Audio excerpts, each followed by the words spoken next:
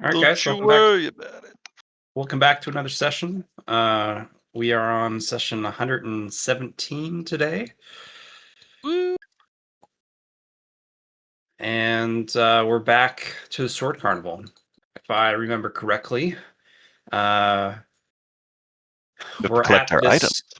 items. Yep. Collect our items as we leave. We have. I don't know if this is correct still, but we're stopping at the checkpoint for a month, I thought, and then we're 6 months to the next checkpoint. It might be a bit different because everyone goes at once, though. Maybe, yeah. Which is why I thought maybe, but I know 6 months for sure. So yeah, let's get our shit and then have a powwow of what people want to do next for you know, their stuff. Doof. Like I have a DAO goal for myself. I will be finishing off my power reinforcements. Not my power reinforcements, my level 2 of my power tree. And I'll probably be spending the whole 6 months to do that. I'm going to be doing pinnacle training. Wonderful. Gonna be. I got a list. Good. Did you check it twice? Well, we're gonna be checking it twice before we start anything. Checked it 300 times, actually. Shit. Yeah.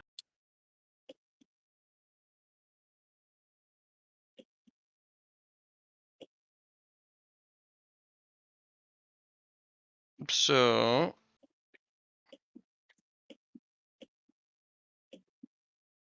Johnny with the click master You over hear there. my clicks? You hear my clicks? Clickety clack down the tracks. You can still hear that. Why isn't that changing?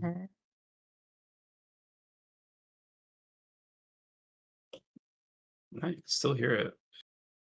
Let's go.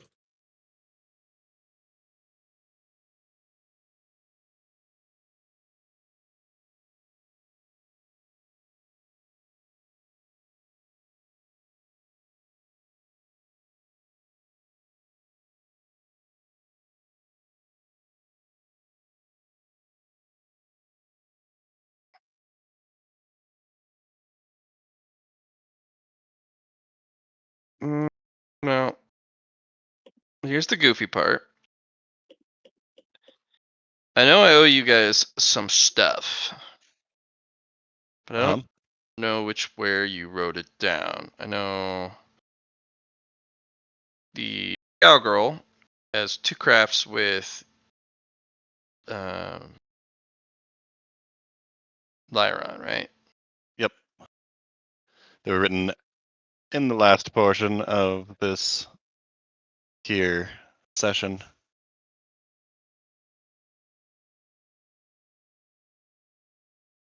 Well, mine was written what it was, the soul vessel for mountain climbing. Cultivator treasure paid with the blossoming luck treasure. And then the pinnacle training. Yeah. Gi. I know I sold everything. You sold everything.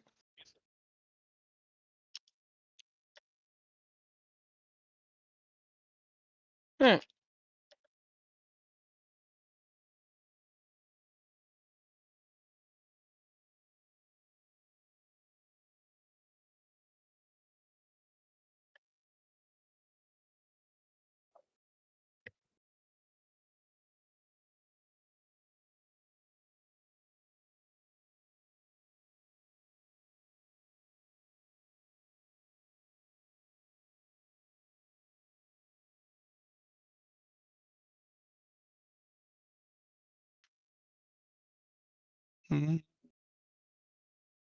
Only 10. Okay.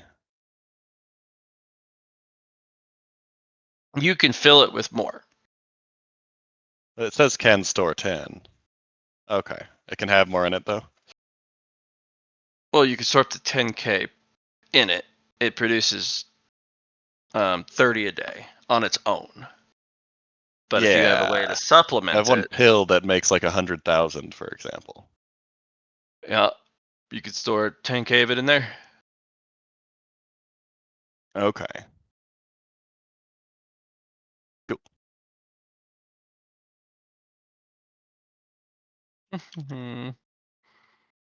I guess the larger quantities of souls will not matter until the higher levels of the mountain climb anyway. True. Blah.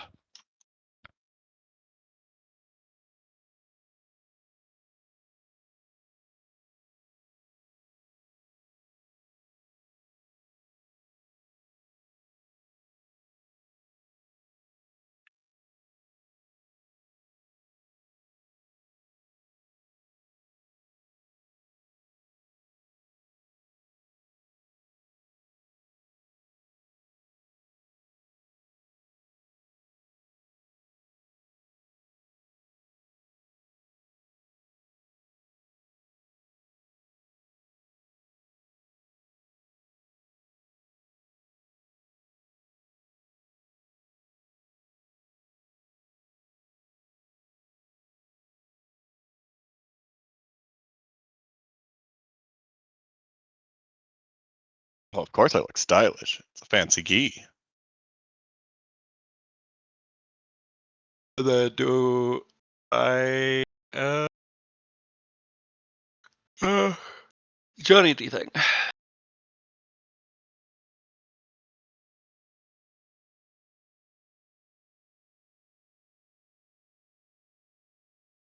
Yay, nay. Johnny bought some stuff. I don't know what exactly it was. One I'll was put like it a in our gift Riveth for. Wake chat. Oh, you put it in the. Okay. Put it in the what? Riveth's Wake chat. Are you sure? Yes. Mess it in, man.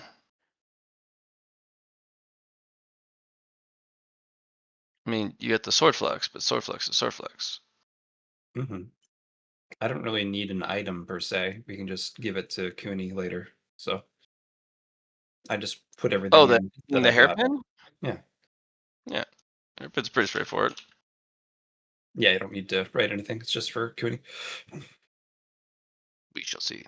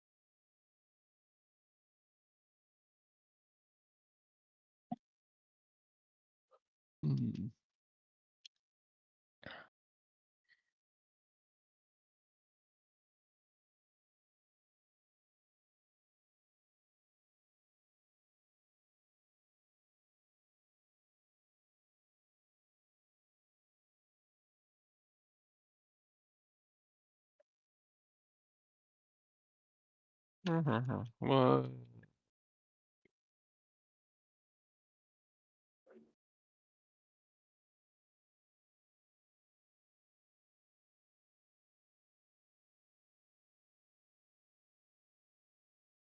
Did not spell that right. Catastrophe. You'll have to correct me.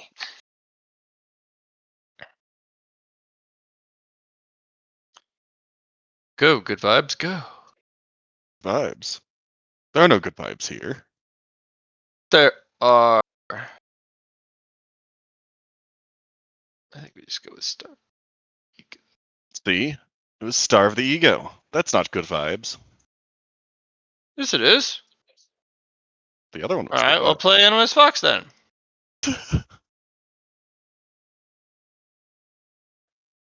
Oh, dare you? Oh, I dare. One might even say that I dare. Oh dear.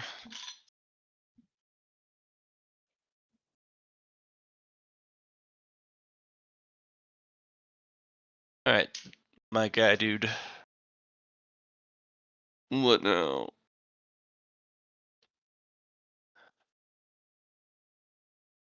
Talking to me? I mean, everybody. Y'all are guy dudes. Well, I'm gonna start.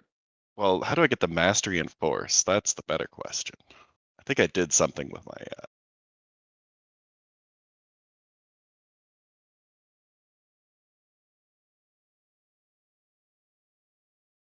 thing.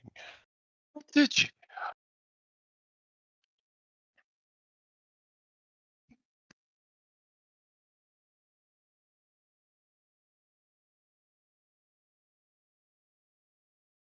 I'm going to request spotlights from both of you this session. Okay. Yeah. So I think that's the only way I'm going to be able to Believe get it. Training. progress done. I believe in you. I will give you a spotlight.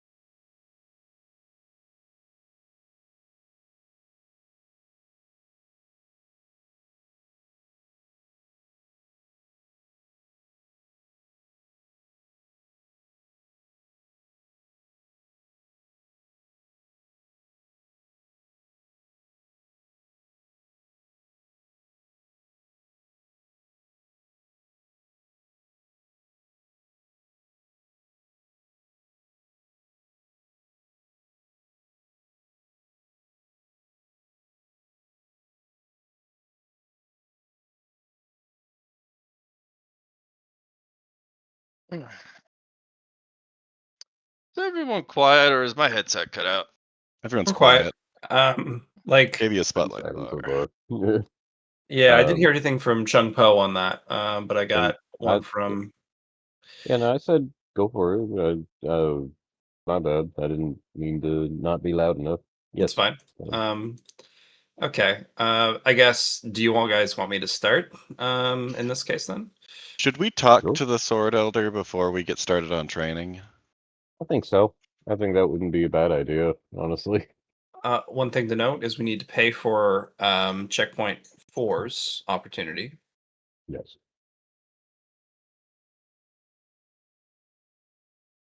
And But yeah, also, we can go talk to the elder if you guys want before we start anything.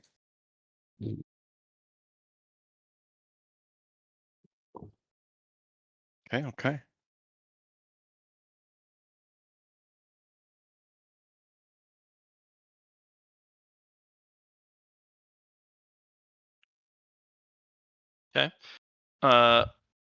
Let's just say instead of starting on the home map, you start in the middle map, and you go immediately to talk to them.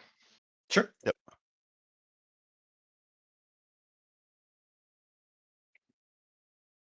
Yeah, as we're going back together, Mhm. when she, gets us ready to go drop off, we.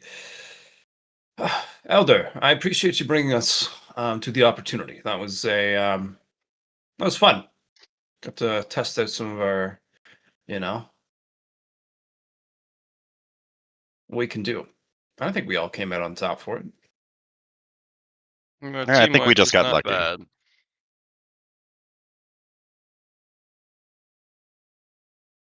Your teamwork is not bad.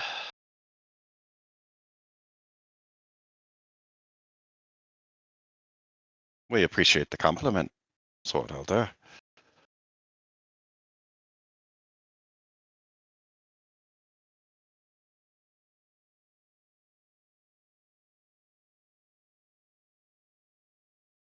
Oh. Oh.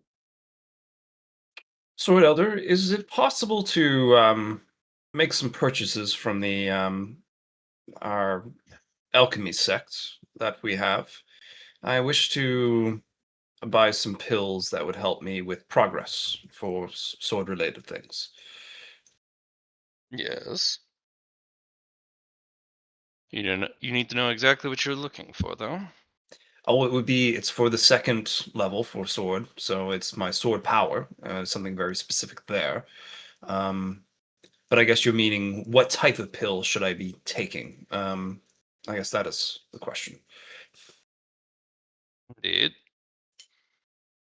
The amount of options that you have available to you is not small. Do take great pride in providing those of the troop, or aspiring to be part of the troop,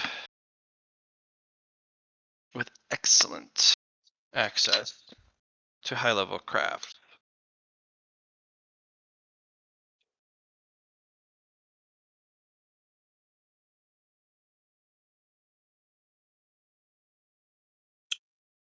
What do you suggest, Sword Elder? They make the money sign gesture at you. Ah, yes. Um, well, here is well, I imagine I'll be getting them from you anyway. So Lara's gonna pass over 1,000 Marshall coins. They look at it. No, keep this for yourself. I mean, in contribution points, just like Ah, we have. We've yes, yes. had previously. It's always contribution. Fair. Well, I guess I'll have to go check out the vault, as it's been 6 months since we've got any more.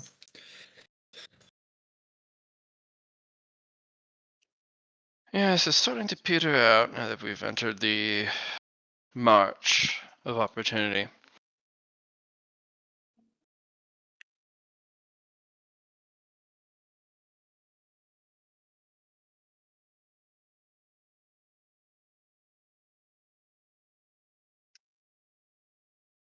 I know Lyron has said we've had lots of contribution points, but I do not know how much we've gotten from contribution points.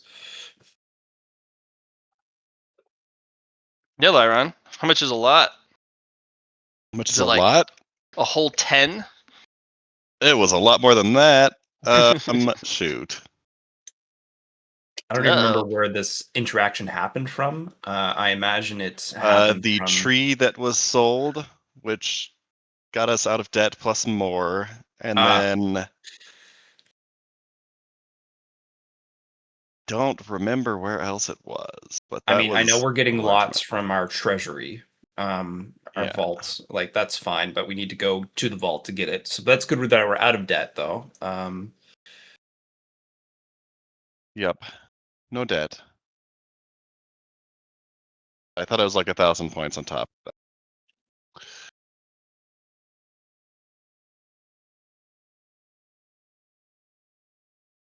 And I guess nobody else was getting contribution points. But we could also invoke a sort of, how you say, audit. We I don't haven't know if done that's going to any get a upgrades. significant. Yeah. Yeah.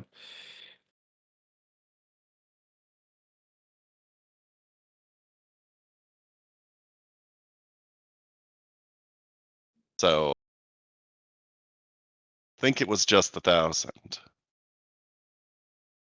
So I'm pretty sure I just went for Marshall coins for the payment of people Yes, you did. Yeah, purchasing you're getting the. it every year or every 6 months. Not sure. Yeah, I'll have to go back and check that.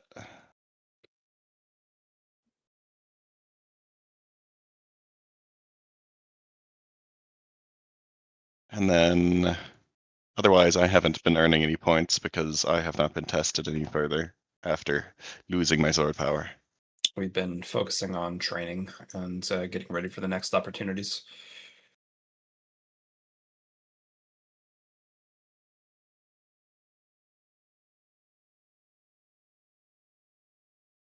Doesn't. I think is it.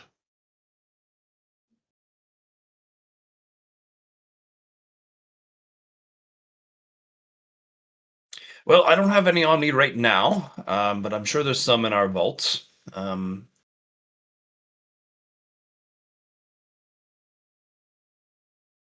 so I can't request this, Sword Elder.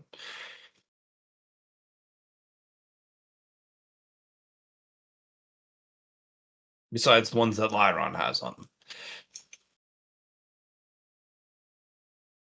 Yes.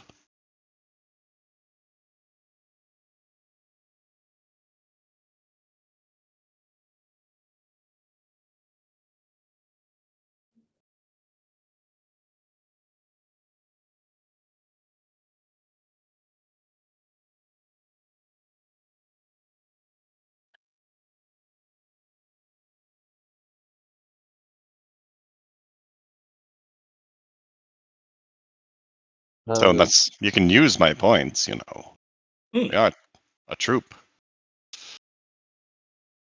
Well, I'm more interested to know how much we have, I guess. Go ahead, Shinbo. well, yeah, how much we have, if we can just straight up buy the next opportunity. Um, do we want to talk about possibly having a cosmic carnival? I realize What do you this would mean? need to go far up the chain rather than just Elder, but I was trying to see if it could be possible for us to at least take our mountain up into the Cosmic Road as a just flat investment of, hypothetically speaking, we could go into the Cosmic Road and come back, but you might be destroyed by that time, so we would be the last remaining uh sword carnival anything in existence, and we would be in space trying to make a cosmic carnival.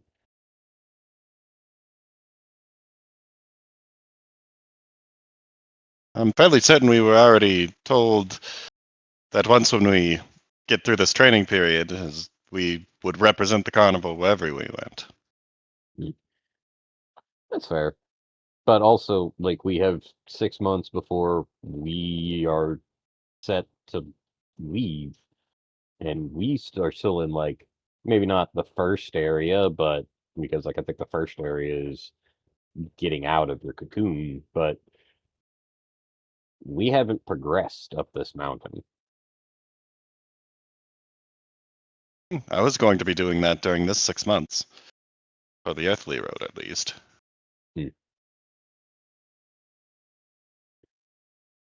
I'm gonna try and build out combat stuff, and then I guess test my metal.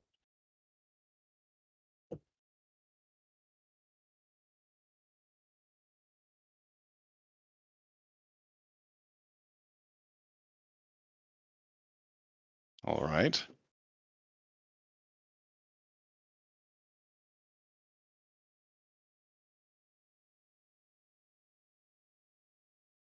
So, I guess what I came here to ask you, Elder, is how long until we make it to the next checkpoint? Is it still 6 months? Yes, Okay. 6 months. Just making sure the timeline didn't change. Do you want it to change? You hoping it changes? No. But we don't want to assume that it is the same as last time and then show up to find that we've passed the zone. That is a Checkpoint. proper way to approach it. We're going to keep to our schedule, but that doesn't mean places you go to or other events that you go to also play by those rules. Fair enough. I have seen quite a few underhanded tactics that involve changing dates, times. Just so a certain sect couldn't make it to an event. along with some other things.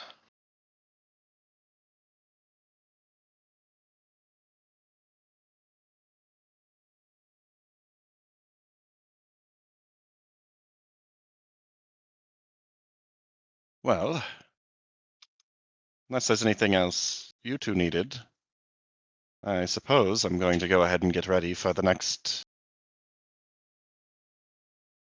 event, opportunity. Uh, yeah, go Go ahead, for it. Trimble. Nah, go for it. It's fine. All right. I was going to say, Sword Elder, from our party fund of contribution points that we have on hand, how much would be required? Is it 100, 200 for the suggestion, and also the 10. suggestion 10? Okay, 10 given. Which you're just wanting the information for you, correct? Correct. Yes. I don't think. I don't know if Chung Po is going to focus on getting up his sword level anytime soon. Good. There's a Well, lot that I need to do.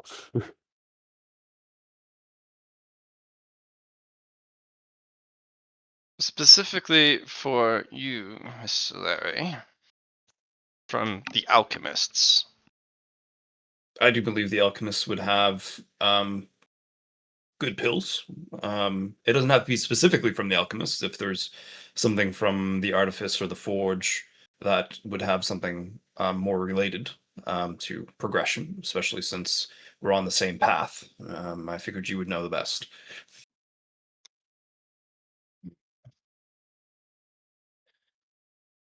Well, a lot of the craft that you'll be running into is very pricey. The Mm. alchemists that we have, they take pride in their work just like our blacksmiths do. Of course. So, are you wanting to buy in large amounts? Are you trying to buy a series of something? Or are you trying to buy something affordable? Are you just inquiring what I think would be good for you, regardless of price, and then you contemplate on what can be afforded and what can't be? The latter, yeah, yes. Let's find what you think would be good for me, and then we'll figure out price after that point. Well, anything involving raising your sword power would be excellent. So, sword power, elixirs, and pills. That's where I would start. Mm. Because sword power is all about numbers. How much you can bring to bear. Because that is your specialty. That's Right. what you would wield against your opponent. And what makes you deadly is a seemingly never exhausting supply of sword power.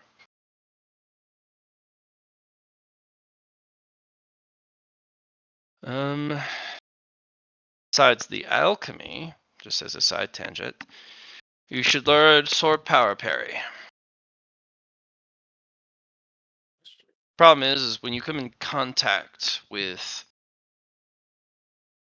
specific sword aura or weapon aura of different types, usually the individual with the stronger aura or the more developed aura wins. Right. It doesn't matter if you think you have enough sword or weapon energy encompassing your weapon. If they have a stronger aura, in this case for swords, sharpness, Right. they'll just cut through your aura. Sword power users have a special technique that you can learn. It's not too hard. It's when you come in contact, blade to blade. For a brief moment, you imbue sword power Mhm. into the blade. It makes what is called an explosive impact. Normally, you would just have the clang of steel and the collision of energies. But what if your energy was volatile? And every time they exchange sword blows with you, those let's call it a micro explosion on impact. Right. Push them back. Yes. And if you can properly project that force, instead of having it explode in all directions and instead have it explode in their direction like a shape charge, Mm. every single time they clash with your sword, well, that becomes a very unattractive opponent to fight.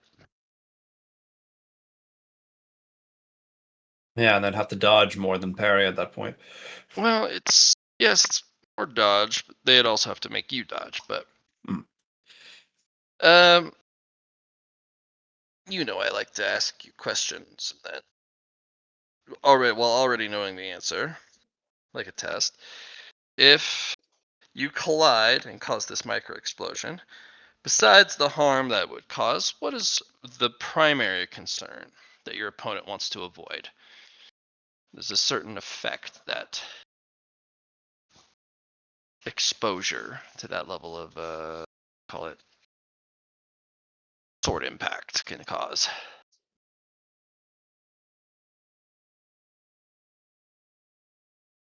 Um, so the question is, what does my opponent want to not deal with when that explosion happens? Yes, besides the harm, Right. because you're exposing them to small, directed, and shaped explosions of energy. Mm. Yes, there's going to be physical harm, but there's also something they need to be even more careful of than physical harm. To me, it's their weapon itself. So the explosion could harm their weapon. Not. That's the first thing that came to mind. With you, absolutely, Mm, because you are practicing failure. The answer would yeah. normally be no, but uniquely for you, it's a yes, because frankly, their weapon's bound to fail eventually. But if that's not the answer in this case, uh, it's losing range, I guess. Being able to continue to fight within range. And if they are backed away, uh, or maybe They're at on a the time back of foot. opportunity. Yeah. That is one of the things. It Hmm. changes and forces them to change the way they engage you in combat. Right. That is not a bad answer or an incorrect answer. You will also run into this as well. Right. However, not quite. Okay. Bow users do this as well. They have puncture aura, which makes it significantly worse, but they do this as well.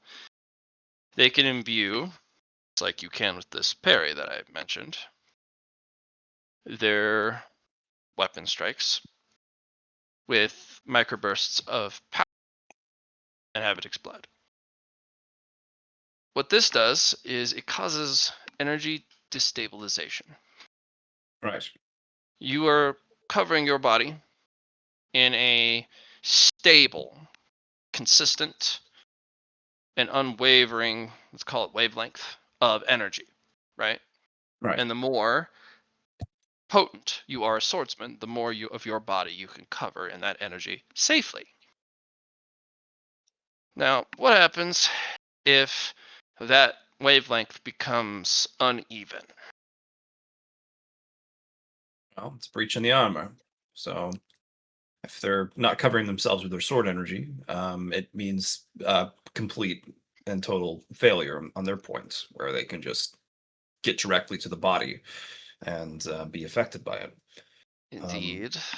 Or they can't use their own powers because it's fluctuated In with their energy. yes. So, for individuals who haven't reached full body coverage, it has the ability to shower the unprotected body parts with, call it, fallout Mhm. from the impact, which is not good. Weapon energy, especially projected weapon energy through power, to unexposed and unprotected parts of the body, catastrophic damage. Right. If it is only hitting parts of the body that are protected, say you reached level 6 and you have the entirety of your body covered, including the weapon,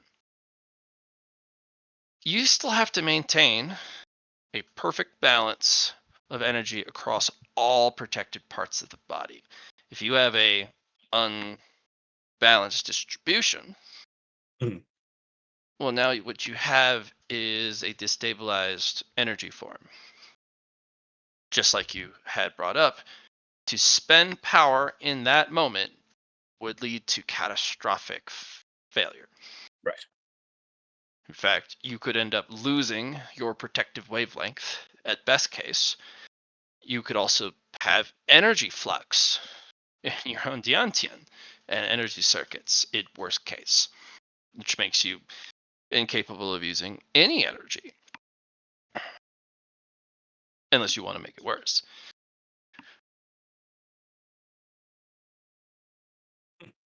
Well, that's definitely something I should pick up.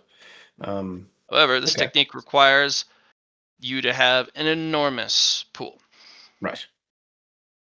because it also requires you to spend power every single time sword clashes sword, no matter how Yes. small. I No, have a pool for that. Oh, of course. Yes, you've told me many things about your pool. I will get there someday, I'm sure. I have no doubt, which is why we're back to the alchemy. Sword power.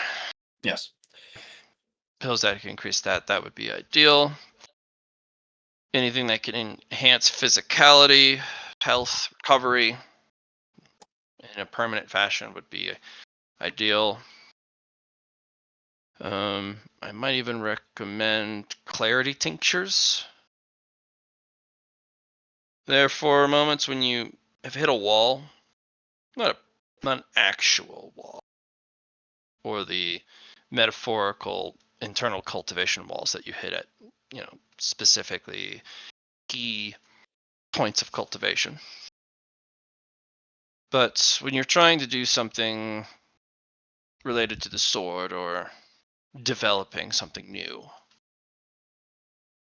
clarity tinctures would be pretty helpful. I take them occasionally. Yes, yes. Hmm. So one of the things I'm trying to do for a DAO goal for myself is finish my level 2 by the time we finish checkpoint 4's opportunity, and also do my tribulation. So I'm on a crunch.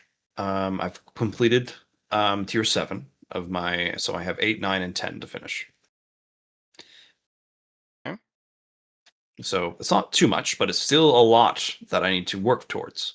And during these next 6 months is going to be crucial on finishing that off. I plan to go to the moon, duality, my master, to make this process easier. But I still feel like I'll be missing if I do not take some sort of sword progress pill or elixir or something in order to um, continue. And then I need to know about the flux. I've bought myself a bag for flux, and she'll show it that I got from the turtle. And the question is, do I need 2, or is 1 still fine for the flux? One should be fine. Okay. Depends with the regularity that you were trying to use it. Have you been sprinkling it on it every folding? So the way we discussed that a character is it happens at the very end when we finish the folds. Yes. We did it. We just put the flux on, finished it off, and then doubled our sword power. Yeah. I imagined it was going to, because I'm not doing folds right now unless you're talking about the level tiers. I thought you said you were still working on the level 2 swordsmanship, trying to get to level 3. Yeah, but there's only tiers there. It's just the progress tiers, unless they Mhm. are also folds. Well, that's the the first stage, you're not Yep. actually folding. That was the original first 10 stages. It Mhm. was like Yeah, and then we did the folds, and then after the folds, we went on to level 2 as the pretty much the Okay. progress pool. So I've finished the folds. Now we're just doing the progress. Is there folds after I do the No, tier 2? I Yeah, didn't. I thought yeah, you were still the yeah. way you're. No, yeah. I just got because if I don't do it on the first tier, I can't do it any other time because it screws up the Mhm. entire process. So that's why I Yeah. got another one for this for this encounter. Mhm. Okay, back in scene. Then at the end, yes, you're fine. Okay. I just didn't know the progression, but I wanted to make sure I had one. I got one from my love Cooney. She provided the one from my first level. But At yes, great cost too. yes.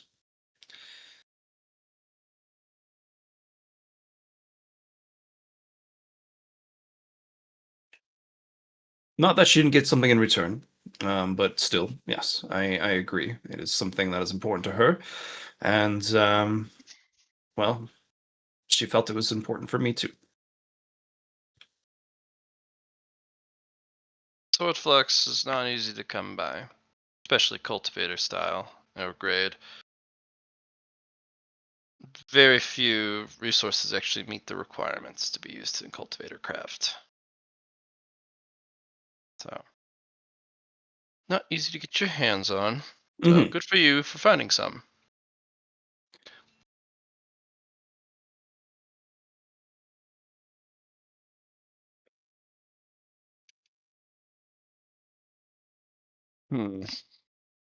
As for other pills, really can't think of any off the top of my head specifically that are best for you, Gotcha. other than the ones I mentioned. I The ones for short guy. suppose Yeah.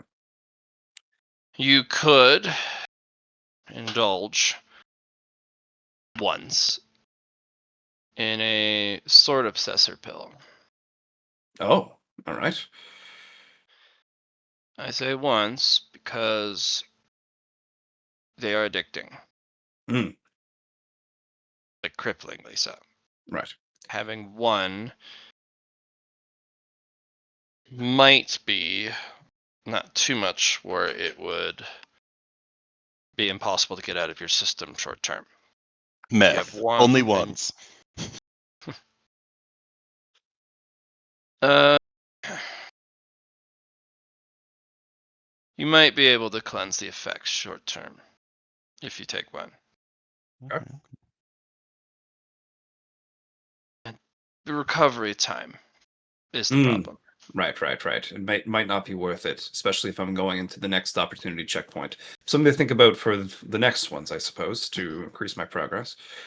Potentially, I also don't recommend taking it and being unsupervised. Oh, right. I've seen many students pick one, go into secluded training, Mm, refusing any assistance from their master and or elders, and they destroy themselves. The obsessor pill takes hyperfocus to the next level. It extends clarity and focus indefinitely, which is what most practitioners of the Tao, regardless of what you practice or what suits you seek, struggle with. right. Keeping focus and keeping clarity. But what if you don't have to worry about it? You have a constant state of hyperfocus combined with euphoria. Everything seems doable. That cloudiness in your mind is gone. And there is just answers everywhere you look instead of questions. Right. However, when the pill eventually wears off, well, certain people don't want to go back to being what they were. That cloud covering their thoughts. Clarity no longer to be found at all times. They're back to having questions instead of answers to everything. It's not pretty. And also that hyper focus. Sometimes these pills last for months. It Right. depends on how it mixes with your physiology. I've seen some of them last for a day, and then the longest I've seen any one of them last for is like 8 months of unrelenting clarity and focus. Okay. So it ranges. You still have to eat and sleep if you still have need for those things Mhm. for up to 8 months. You also need to rest if you can't sleep. And it's easy to wear yourself out Right. quickly.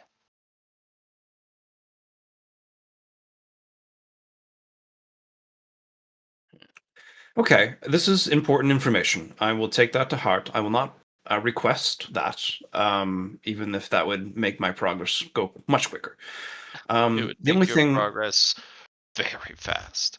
yes, the only thing I will request is the series of sword power um, elixir pill combo that you suggested. Have you taken any so far?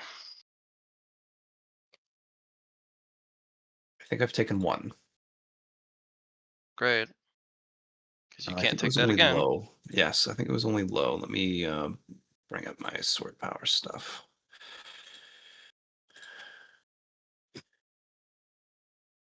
So we have a reasonably priced set of materials, the sword power pills, and then we have the unreasonably priced sword power pills.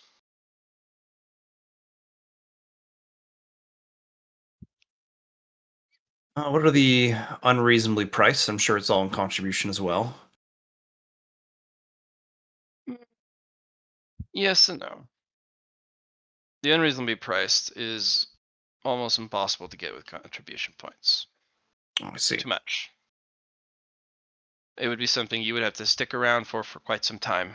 Maybe you even become elder by the time you're able to afford it. Ah, I see. I see. Why is it priced that way? I'm glad you asked. It's because the pill set that you'll be given includes pills ranging from low, middle, high, supreme, and a penultimate grade pill. Oh, and penultimate. I see. That would definitely do it. It's sold as one set. Yes, You don't have to take. I have a key set just like that, but doesn't have the penultimate grade. Yes. Penultimate grades are, at least for earthly practitioners, heavenly treasures. Of course. However, it was expressly intended by the person who ended up making it that it be used Ah, instead of just sit in a vault. right. Yes, yes, yes. However, it was not cheap to acquire, Mhm. and the troop, the carnival, would like to recoup its expenditure Of course. by foisting that cost on its members, or at least the Makes one who sense. wants to buy it. Yeah, yeah. Okay. That's good to know. Um, Do I'll not take spend that. your martial coins on it, although we will take martial coins. Right. But martial coins are important for our cultivation, I understand. If you want to buy it with martial coins, the expensive option would be 250,000 martial coins for 250,000. the call it the unreasonably priced one. Right. I understand. The reasonably priced one is the same thing, except it doesn't have the penultimate pill. Yes, yes, yes.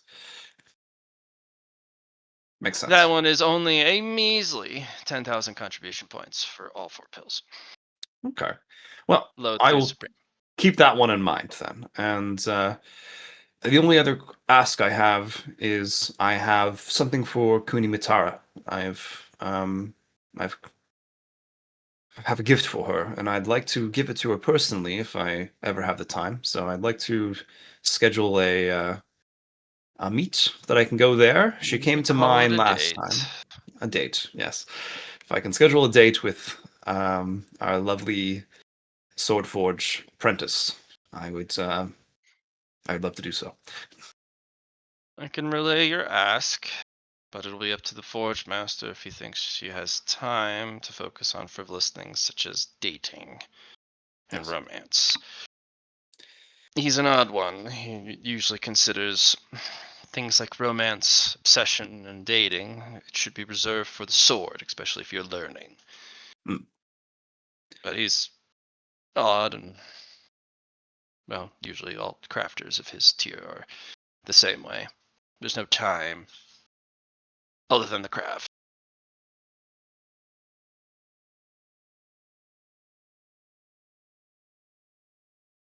Hmm. I have no doubt she'll make time for you somehow. Sounds good.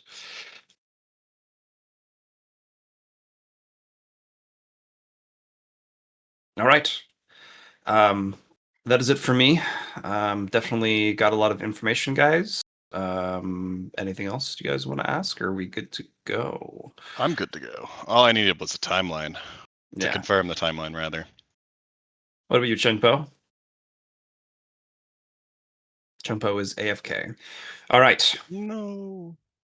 I am not AFK. Sorry. Oh, I was just listening. I muted. was just muted. Um, Chen, on, Chenpo gives a yeah. bow. Perfect. Uh, Elder, well, um, I have a time frame, but I would also like to give you an example of what I'm trying to create. I only have the bare bones. I don't have a full combat style yet, or anything of the sort. But I was interested. There's quite a bit that I want to talk to you about. Firstly, uh, Chunpo will go into Tree Guardian form, or well, no, scratch that. Uh, Chunpo asks Elder Undying Sword if she has 2 spare Buster Blades.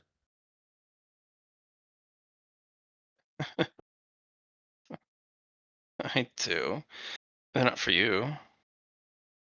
Are Even there even my hand-me-downs are coveted by the troop. in Trash Buster Blades that are still Trash Buster? Buster Blades have my, let's call it Tao essence infused into them. I've swung them so many times and fought so bitterly with them in hand that if they become trashed, then they are worth their weight in martial coins. Or at least that's what I've been told. Okay. They can be studied or scrapped and salvaged into a greater craft, keeping the Tao essence that's contained in the blade into the new craft. I don't Interesting. know. The crafters called it something like imprint something. I don't know. Okay. Imprint. You can just order brand new ones of varying quality through the blacksmith, which is also through me. You could just order them using contribution points. Okay. Chunpo goes into Tree Guardian form and holds his broken poison sword, and he's just like the two hands, Buster Blades, and then does some combination That one looks busted, attacks. all right. Shrinking Buster Blades. What's the point? Big attack, strong, But you're shrinking them. heavy. Why? He goes back to human form so I can carry them normally. Then why have buster swords at all? If they shrink, what's the point? Uh Chunpo just kind of shrugs. He was just like, I was going to I was going to go into heavy sword, and then Buster Sword, and then with this, and Tree Guardian, and make a very fast, very heavy attacking sword combat style. I'm using weight, even though it's not necessarily heavy to me, it is heavy to those that have not trained up to that point, and it's still dangerous to those who are not fortified. The So only just fast and cultivator heavy. type that can wield a Buster Sword or any of the extreme heavy variants of specific weapon types are strength cultivators. When you say you want to wield, as in plural, Buster Swords, in a unrelenting, fast attacks, you would need to have strength so prodigious and so honed to do something like that you would be incomparable. Like you would have to worry about accidentally touching things and breaking them just by sheer touch, grazing an object like a cup or a bowl filled with noodles. Just picking up chopsticks, you'd have to use an incredible amount of concentration so they don't snap just by putting them in your hands. That's how much strength you would need. I mean, the only person I think could get you anywhere near that level of strength is the legendary gym rat, Winona the Girl Who Lifts. There is no better physical, external cultivator on the path who is also willing to teach other people than Winona.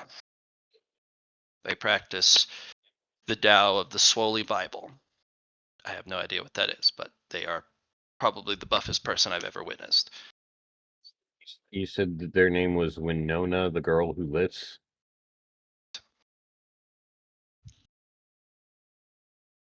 I Tao of the Swoley do Bible. know occasionally that they travel between gyms that they have. Their gyms are usually just large fields and where people work out. And then she occasionally comes by and has direct classes for free, which is way weird and strange. But anyone who is serious about enhancing the physicality of one's body.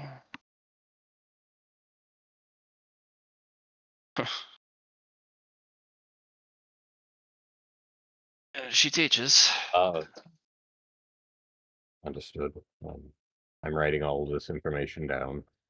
Uh, I was thinking of taking on, well, I was thinking of attempting, rather than Passion of the Four Elements, either Foundation's Orbit, hypothetically Sky-reaching Arc, but I was very interested in Foundation's Orbit with how sturdy I am and with the strength and weight, but I do not know who um I do not know how to even get access to Foundation's Orbit. I know of the Passion of the Four Elements. We can get you a training book for 5 contribution points. I think I have 5 contribution points on hand. If not, I hope the pool would be willing to grant. Golds. Yeah, I have my sword combat stuff. I don't have contribution points just easily accept. And I copied all of that, and I did not. Maybe it's in cultivation materials.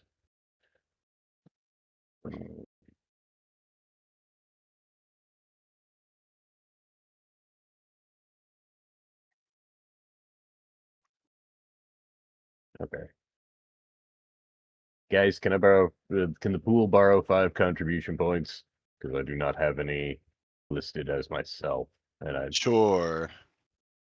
Yay.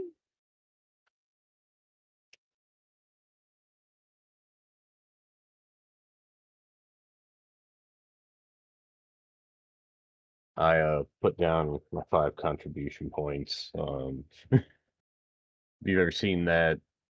Uh, I don't even know what anime it is, but it's like this little girl. And she just like kind of drops some coins and just like, this please.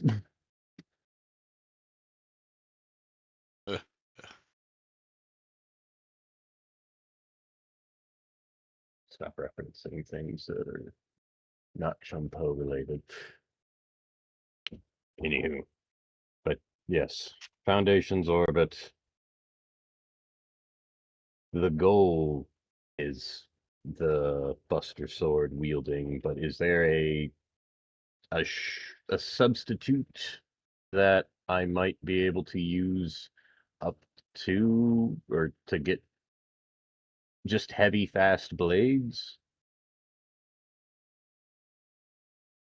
Or is it still a level of, hey, you need to really strength train before you even attempt this? Well, here's the problem. You wanting to use heavy blades in a dual wielding, fast attack fashion. Heavy blades are not meant for that. Proper heavy blade combat actually involves martial arts in between the sword swings, because that's the major flaw of heavy weapons. If you get hit, don't get hit. Don't even think about blocking either, because that's the point of heavy weapons. But when you swing and inevitably miss, because your opponent is not just going to stand there, well, it's not like you can immediately get that weapon ready for a counterattack. That's where your fist and your boot comes in. If they try and close the range, punch them in the face or kick them. So usually heavy blades, especially buster blades, are so large, you can use them as a vault platform. Yeah. So if you can't get out of the way in time and you can't seem to, let's say, smack the fuck out of them with an open hand, you would, instead of repositioning the blade, you would reposition yourself around the blade. Understood. It is a strange way of fighting that most people aren't prepared for, but it requires a talent for it. The best I've seen is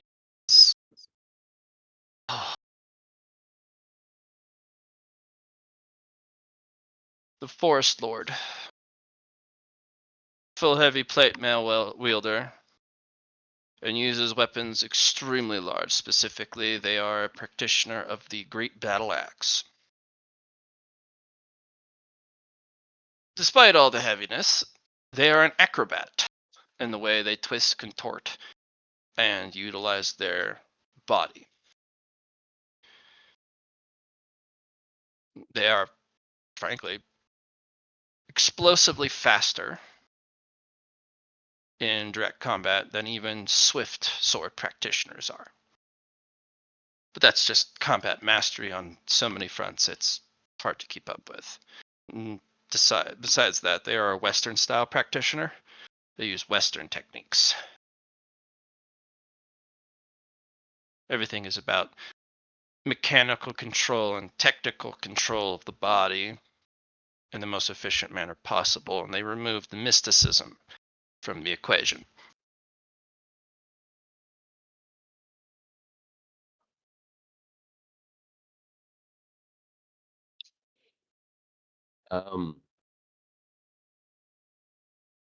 Speaking of mysticisms, so for strength and body cultivators, they removed the mysticism and they are just that fucking strong.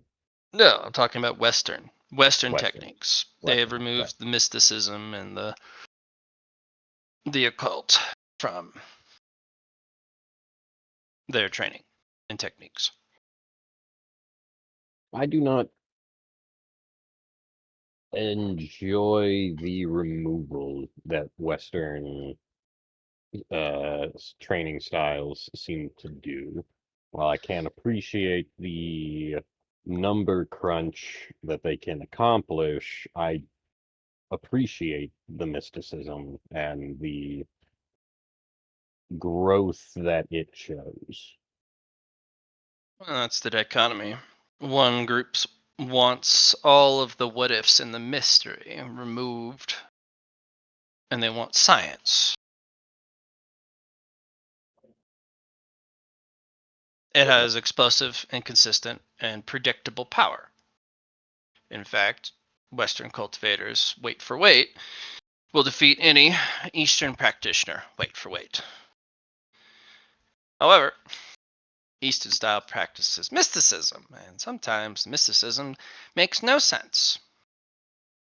We use that mercilessly. Technically, they should beat us in combat every time. They don't. Nothing is more satisfying than watching the face of a Western style cultivator go from, ha, smug, I'm beating the shit out of you in this fight, to, how does that work? That's not real. And then I kill them.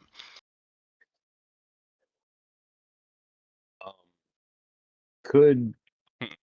could a powerful steroid poison assist in the weight or the strength requirement for the Buster Blades? It absolutely can. Are we going down the doping route? Oh, absolutely. Actually, this is going to look very close to a fast, strong, insane Bane. Well, you didn't mention the involvement of drugs until now, so that changes the equation. Drugs makes anything possible. And I do mean that literally. However, the consequence of taking certain drugs means also anything can happen to you, including horrific death and other crippling circumstances. So keep that in mind. I will say that foundations and baselines will be what you need to observe at all times. Sometimes a drug, especially a steroid, combat steroid, yes, you can get an effect. However, it can, say you take drug A, really creative right now. So just drug A. It gives you huge buffs to your strength. Mm. Baselines can affect it by either reducing the consequences of its use. So when the drug eventually falls off, well, then you're left with not being on the drug. And sometimes all your muscles are destroyed. And you're like, how did this happen? Well, you overtax yourself. But if you had higher baselines, maybe you come out completely sore and you've strained a few muscles and maybe minor damage that you can recover. Okay. The stronger baseline, reducing consequences, better. Or the baseline is what the steroid bases its amplification off of. So burn faster. But you also have greater strength. Okay. So That's reducing how you design it. consequences. Understood. You're a poison practitioner. We accepted you because of your potential. And you have not disappointed, at least in what we originally grabbed you for. We're not really pushing you to learn the sword, other than you have to learn the sword to a, let's call it, a C average by our standards. You're not here because we thought you were going to be a sword baddie. There, I do have. I am trying to respect the mountain for swordsmanship, and I want to. I want to at least. No, at least utilize Please. the mountain for its strong potential for growth with swordsmanship. I do not want to squander the opportunity of swordsmanship while I am here. And I feel like I have been neglecting that, and I have ignored the looming months of time that I should have at least learned more. We brought you in because of your poison. Yes. Yeah. Your development of poison to us is far more important than your development of swordsmanship.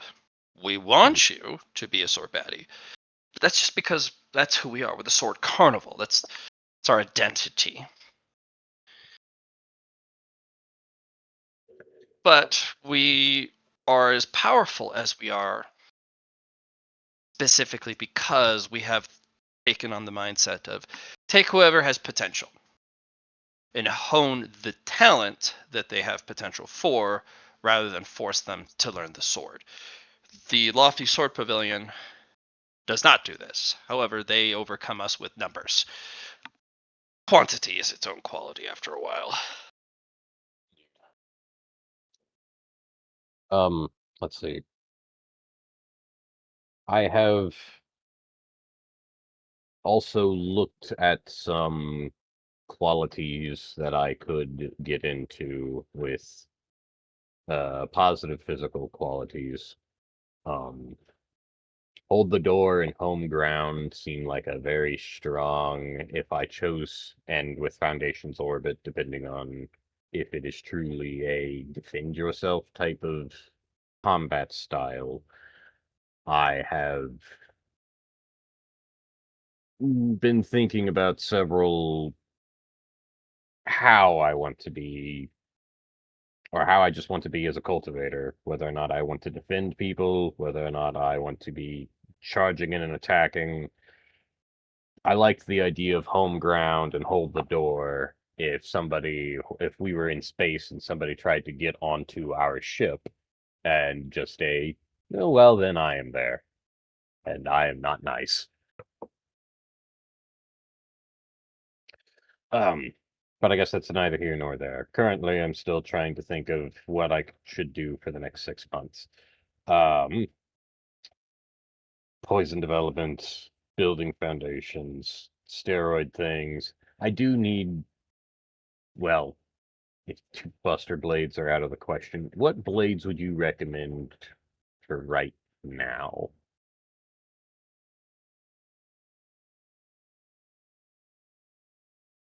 With You the focused idea of right now?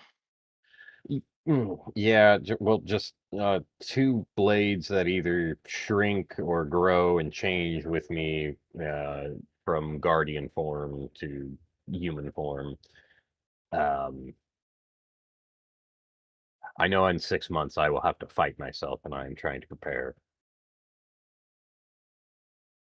And I also am wondering what the hell that means.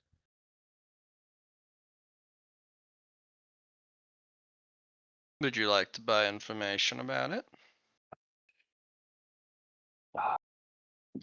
Yes, can to not just pull the resources from the pool, can I trade in poisons for this information? I mean, if they're beneficial. Depends on Okay. what you're wanting to trade. Well, let's see. What is there any type of targeting requests, or even a poison that is only very slightly considered a poison but boosts other things? I don't know. You're the one that's Oh, proficient in these things. oh, fair. Um,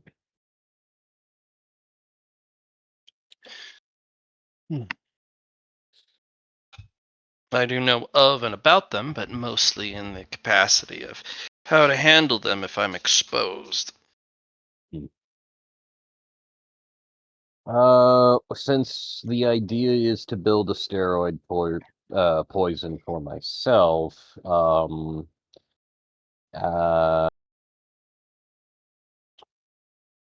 how much information can we get on the next opportunity? And what would all of the information possible that you could grant us be worth?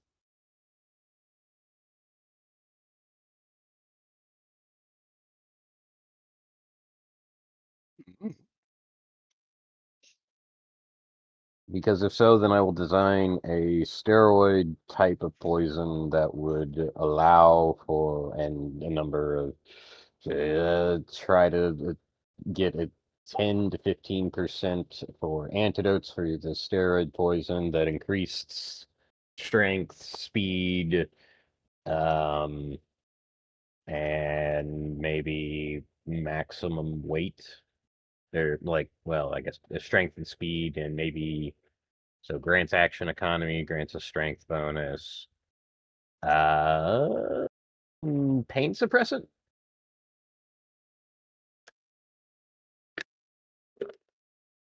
Pain suppressants are opioid and frankly a crutch. I shouldn't use them, but a pain suppressant on an enemy, that is more valuable than using it yourself. Problem is Alright. to a cultivator, pain has two purposes. One, to instill fear. When you feel pain, your body says something's not right. And if you can't identify it, or even stop it, that's pretty terrifying. But pain has a much more important use. Self-analysis. What is causing pain? If it's causing pain, it's not good. You need to find out. There are very few things that we feel pain over. As we grow more and more in our cultivation, our bodies become more and more refined and honed and enhanced, making it more rare to feel pain. When we do feel pain, on the other hand, it is excruciating. It's not just a small pain. It's very rare. I'm not saying it can't happen, but it's very rare for us to feel small bouts of pain, discomfort. It's usually searing or crippling pain. And then you would retrace that pain back. What is happening? What is causing it? Self-analysis.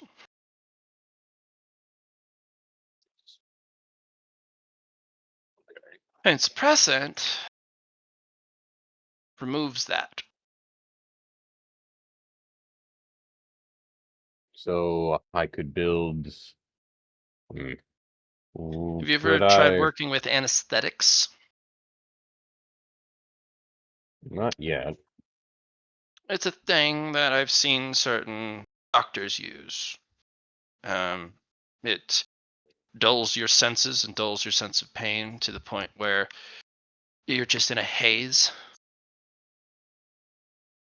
I haven't You come across it recommend myself. I just heard the term. Perhaps you Hmm. could look it up in some of your fancy poison books. Indeed. Okay, anesthetics, opioids. Still need to consider the steroid building for myself. Hmm. Um, Have you ever thought about fighting underhandedly? Like a fighting style that has no honor whatsoever? I don't know what it would look like for me.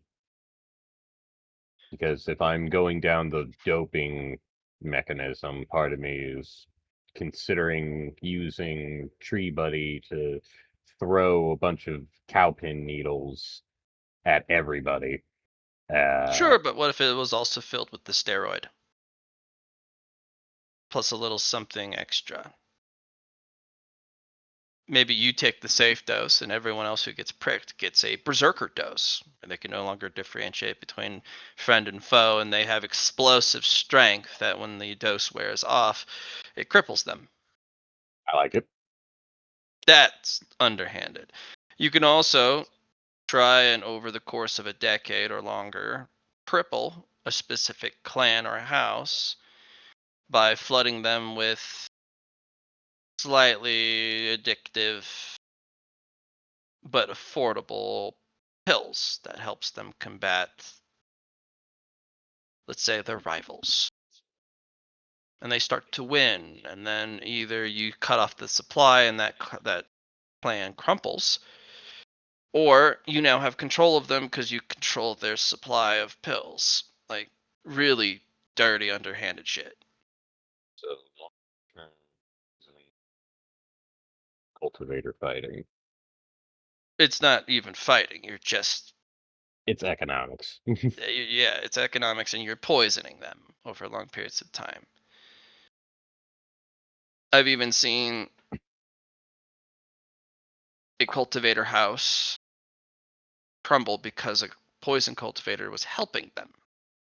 Certain houses practice what are called flawed techniques. They're handed down from people who made a name for themselves using the techniques or or some sort of variant.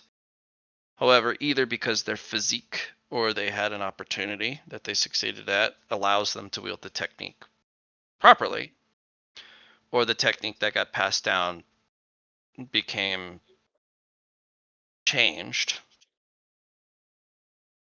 Well, flawed techniques have a cap. You can cultivate up to a specific point, and then that's it. They're flawed. You have to banish what you have learned and start over, which most people won't do, to get out of that rut. I've seen a poison practitioner fix people, modify their physique so that they can practice a flawed technique past the limit. You know what the funny part is? Sometimes practicing a flawed technique also puts brakes on a crashing skyship. The metaphor being you are the crashing skyship. If you take the brakes off, it is full downward tilt. You can destroy somebody by healing them too, especially if they have no idea that they've been healed or that they need to take specific preparations or routes. That is something that I have come to also question in the hopes for my future. I see and feel that I can be something very detrimental to my enemies if I so choose, and I could help people and I want to help people, but there are times to where I think the easiest analogy would be that giving is more dangerous than taking. Yes. Yes, it is. How do I know that if I give something that how do you know what to give to not destroy the person you're trying to give something to? Study, expertise, mastery, um, Knowing for certain. fucking up people who you don't care about so that you have test examples. Okay. The answer is you don't Understood. until you do. Understood. If you're concerned, then don't do it, because that concern stems from somewhere in your psyche telling you, I'm not entirely sure. Do Okay. listen to that instinct, especially with poisons that you're going to be making. If you misdose even slightly, you can destroy your friends. You can also easily destroy your enemies.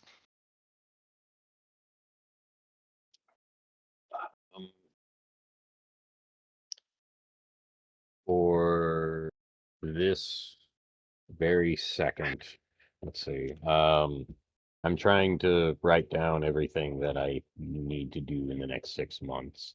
Would you recommend that I tackle my characteristics, getting them to max within this 6 months, or should I stay at my middle, or that's high but not maxed stats?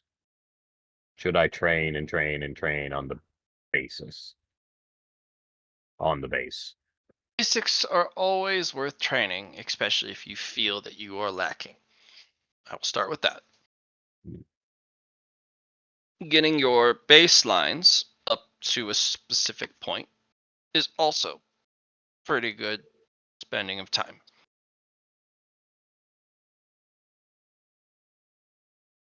Out of character, having 100 across the board on all stats is a solid baseline, at least for your cultivation level. Gotcha. Yeah, because I'm just like, if I need to have that higher within 6 months, then hypothetically that's what I could do for the 10 years, but I feel like I would get that done quickly, and I should use the 10 years for something better. Mm-hmm. Um, I may return within a day or so for more questions, but for now, I think I have all the information I could need, and I will get you a batch of. I'll get you 2 batches, one for Berserker steroid and one for anesthetic opioid. Well, when they're here, we can see if they're worth the trade.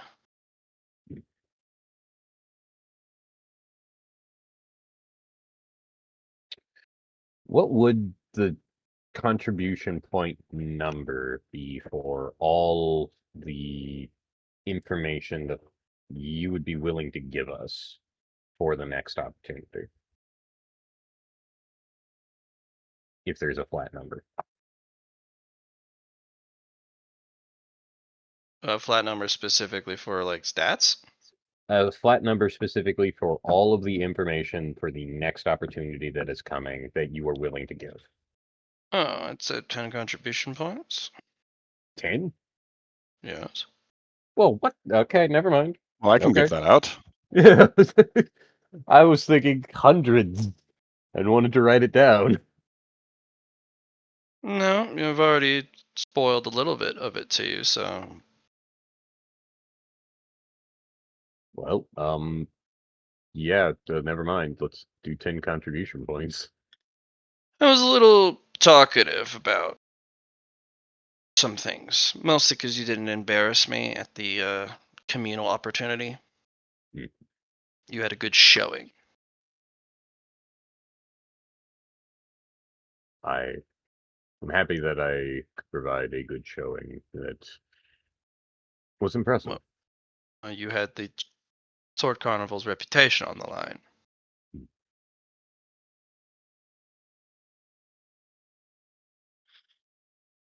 All right. So 10 contribution points. You know what the access point is, right? We're going to take a boat to the center of the lake, with the There will full be a moon out. moon. We're going to Yes. throw you into the reflection of the moon. And you're going to fall And then- into a dark space. There's light, but there's no light. You can see, but there's nothing providing the ability to see. And you will have to fight yourself. From the blackness will emerge a copy of you. And they will fight better than you. Just straight better. They don't have anything different than what you have going in. When you jump through the moon, that icky blackness takes let's call it a copy of you as you go in. They also have the majority of your stuff. There's a few things, very rare, but there are a few things that can't be duplicated. Regardless, they're a copy of you.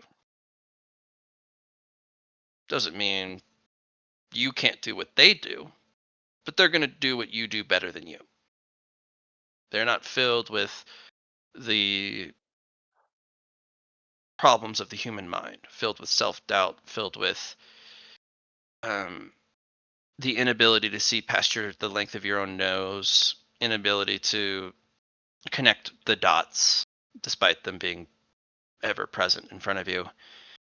They're going to put together the pieces that you have, and they're going to wield what you have going for you in the most efficient and merciless manner possible. So all of that crippling self-doubt and self-confidence issues you have, Mr. Poe, your copy won't have any of that. And they're going to take everything that you're good at and they're going to put it together in one neat little efficient package, and they're going to bludgeon you with it.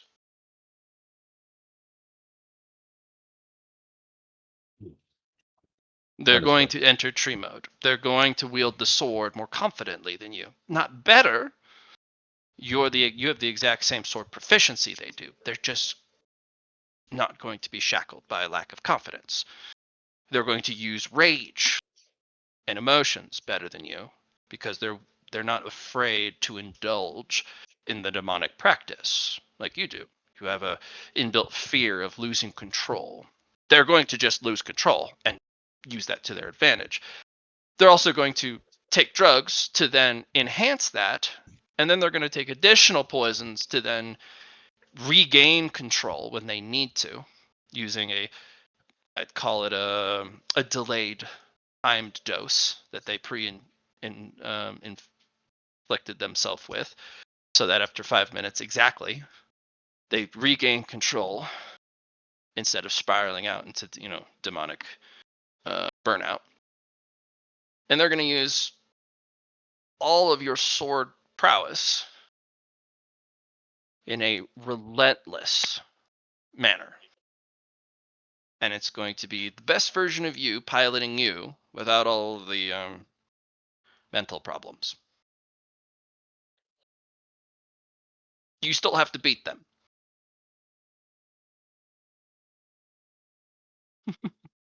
How do you, well, so just a hypothetical question. How does one,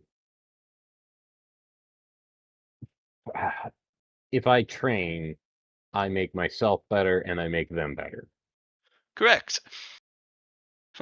The better you get, the better the reflection gets.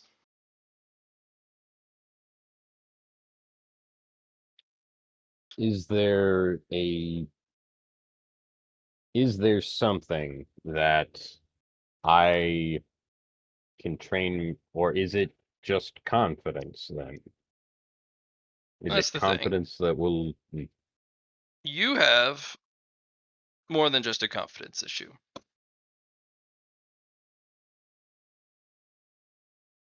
Yeah, It I got a won't. lot. Unfortunately, you have the unfortunate mental constitution of crippling self-doubt. You have a crippling lack of confidence in yourself. And unfortunately, it's not that you lack courage, because you definitely have courage. You just don't trust yourself with anything.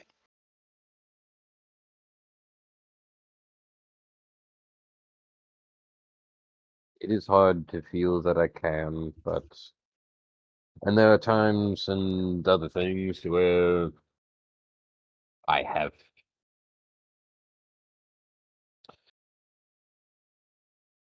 Um, In a video game, I could kill anything and feel very confident, but that's on a screen. It's easy to feel confident on a screen. That's the thing. Your current mindset is a sandcastle on the beach, and the waves are getting closer and closer as the tide comes in. But the sandcastle's made of sand. No matter how well built you have, and no matter how long you think you can build it up for, the tide's coming in. And what little control you have over your sandcastle life, you desperately try and claw back and build back up, but it's made of sand, and the tide's coming. And eventually, you have to learn how to let go. There is no control, not with a sand castle, not with where you built it, not with the tide. And instead of realizing that you need to let go, you continue to grasp onto fleeting sand particles between your fingers, because what little control you have is all that you trust. And even then, you still don't trust what little control you have over your surroundings. It's a never ending loop. And if you can't break out of it, you will not survive. And you will most likely die a cruel death that could have been avoided, all alone, in an opportunity and with no one to help you. And I would like to avoid that. We push you hard here, but I don't want your death. In fact, if we could keep all of you little ones, that would be wonderful, but the maestro says no, and that's the hard reality of cultivation. Not everyone gets to do it. 99% of us die trying to reach apotheosis. 99%. Elder, I can. Well, okay. I let go of the sandcastle. I appreciate what I built. The tide takes it away. I will walk home and reminisce on that. It made me feel happy that I made an interesting and awesome sandcastle. But you also are overlooking something. Underneath the sandcastle, you will have found sandstone. Sandstone created through your efforts of time, blood, sweat, and tears, and the ever compressing power of cultivation you are amassing. You have to build something in this metaphor, right? What I'm trying to Yeah, get at is don't worry about the castle. waves washing away the sand, because you still have the stone that you have made underneath it. And it takes a lot more than the waves to break down your stone. And so who cares if it washes away the ephemeral? You still have what you have built as a foundation. And that's why foundations are so important. Because come what may, no matter what environmental effect, there could be a storm and there could be tidal, tsunami-sized waves in the metaphor, the stone still remains, even if the sand is blasted to eternity and back.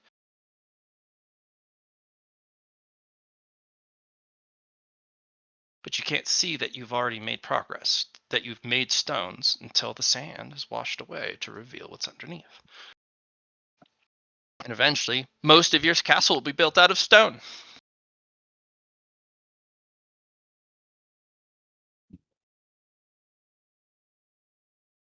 One of the things that I was going to say, I didn't consider sandstone.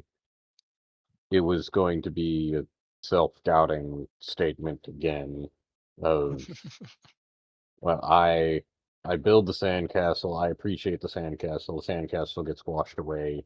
It doesn't change that I feel like I only can work with sand at this time.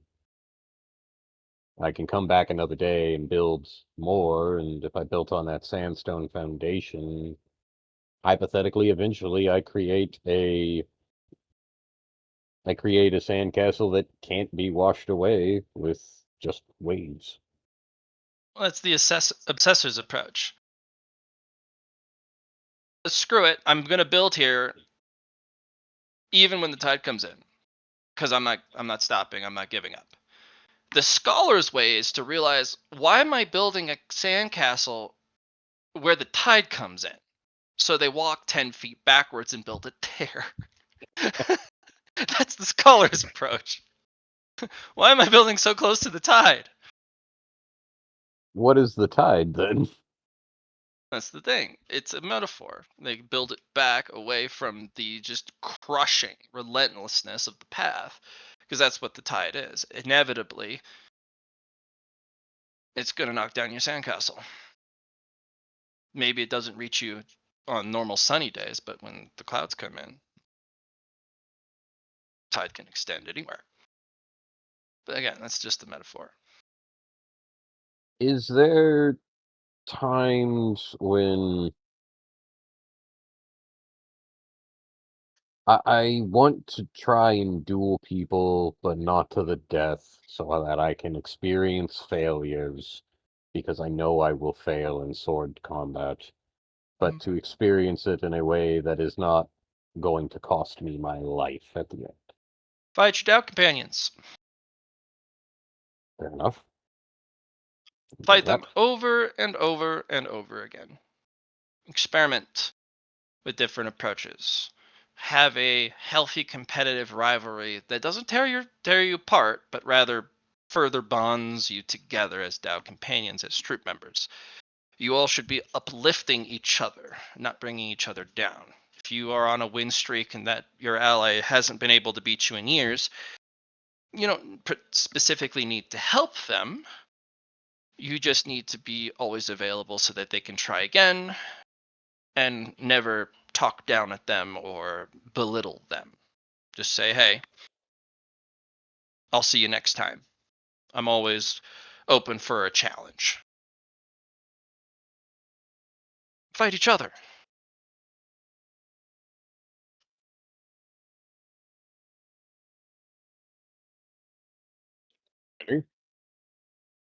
I mean, why not, right? Fair, no. Oh, as of right now, I think I need to stop our conversation and focus on now building.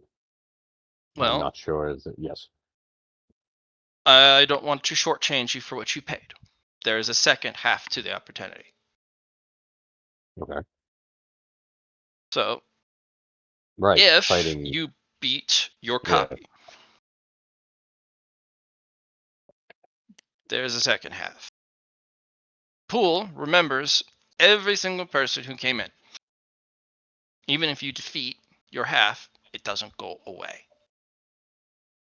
It just is added to the catalog of everyone who's jumped in. The second half is if one of the shadows want to challenge you. Some of the more powerful variants still have an ego.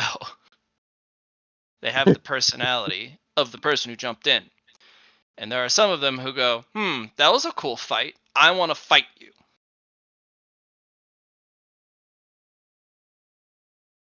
If you accept their challenge, you're probably going to get your ass kicked, if not killed, because some of these entities are not restrained by zone restrictions because they're copies inside a private realm. You could be challenged by a golden core cultivator, and you're like, oh, you're just in zone 1. I'm a combat monster. You're going to be suppressed. No, you're going to be fighting an actual golden core. There is no hope. However, you don't have to fight them directly. If you think they are unbeatable, but you still want to try, lean on the junior senior social etiquette. Ask the venerable senior as a junior that would they have a trial or some sort of test they would like to invoke. That way their mindset changes. That way, instead of actually fighting you, they'll be like, yeah, you are a junior, I suppose. And perhaps they might be willing to teach you something. I have heard rare tales of some obscenely powerful shade copies. Like the actual Forest Lord himself going, I'm going to teach you some stuff. I see promise in you.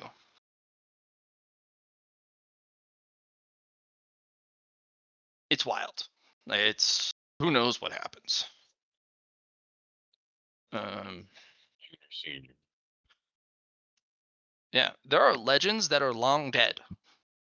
Died thousands of years ago, if not longer. Their copies still remain inside the pool. And it's one of the only places you can still go to either have a conversation or learn lost techniques. Okay.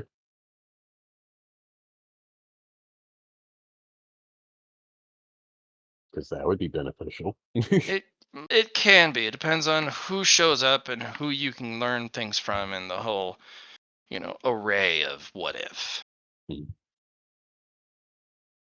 I do know that even if you don't learn something from them, for each one that you do fight, or at least engage with and survive, there's a chance that you can improve your talent.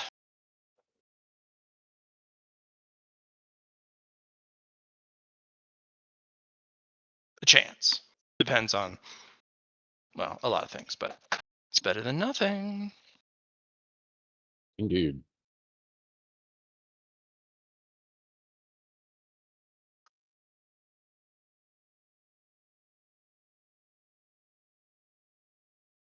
I feel like it's impossible to truly ask this question. Bye.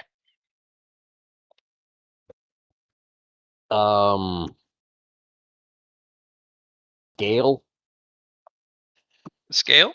What do you mean? to meet the peak.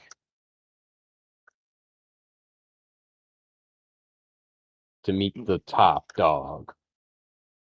In the Be opportunity interesting or enough, just I in general? suppose.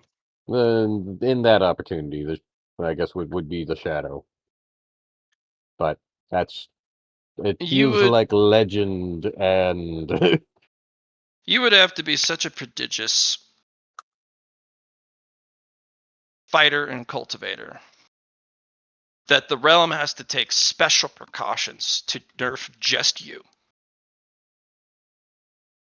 Usually, being able to fight the top dog means you're a regressor or a reincarnator or a once in an era genius sponsored by the heavens themselves. I mean, it is always they're curious to think of what it takes. sure, but look at it from a different lens. What would you do?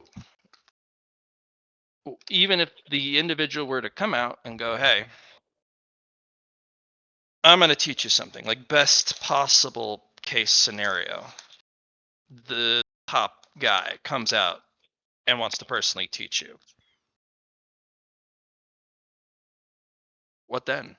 And it's not going to be as simple as then as I just learned. Mhm. Best case scenario, I somehow live, but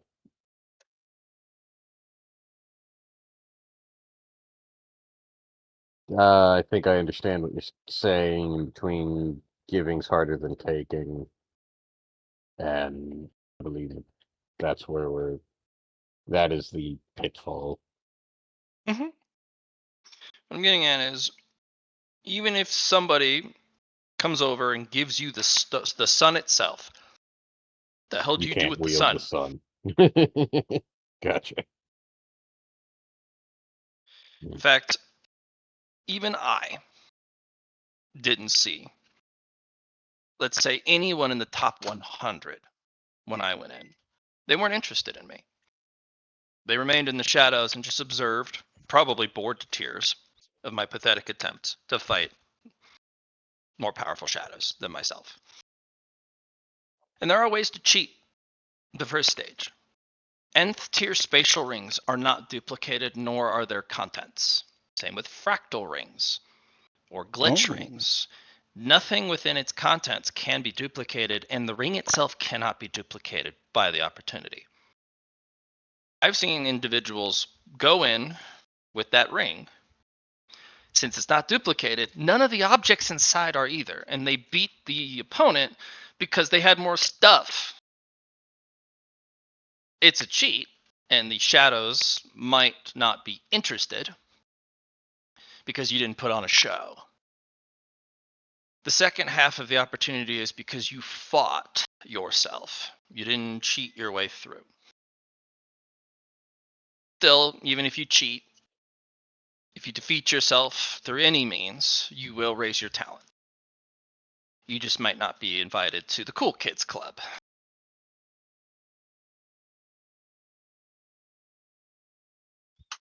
Gotcha. The most gains and the most risk obviously live in that particular stratosphere, but it really comes down to what you're looking for. If you're looking to just beat yourself and not really want to learn, who cares? Go in there, increase your talent, come back. If you want to milk the opportunity for every ounce that it can provide you benefit wise, then you have a lot of preparation to do. It's always the goal. So, to help you with your current mental dilemma, realize what you're trying to do with the opportunity, what you want from it. If you're trying to go the distance, then you need 3 things. You need to beat yourself in combat without using scummy means. You don't have to be honorable. Just know that they're going to beat the snot out of you, and you still have to claw back a win. That means adapt in the fight, change what you do. Learn from the guy who's kicking your ass and going, wait, I can do that? And you go, wait, that is me. I can do that. Why haven't I figured out how to do that? Well, you have the best teacher doing everything that you can do because they're a copy of you. Learn from them. If you beat them bad enough, you can actually take things from them. I didn't get to because I didn't overcome my shadow thoroughly enough. I beat the snot out of it, but it wasn't a thorough defeat. Here, if you thoroughly defeat your copy, you can extract something from it. Whatever that means. The second half is you need to be able to fight above your weight class. You need to be able to overcome the improbable and potentially the impossible. Because if any of the seniors show interest in you, that can be ranging anywhere from, I want to beat up a junior because I have no honor, and who cares about social taboo, to, I want to put this junior through an impossible series of tests so that I can pass on some techniques if he survives, to, I just want to fight you. So how do you compete? How do you know which senior you accept the attentions of?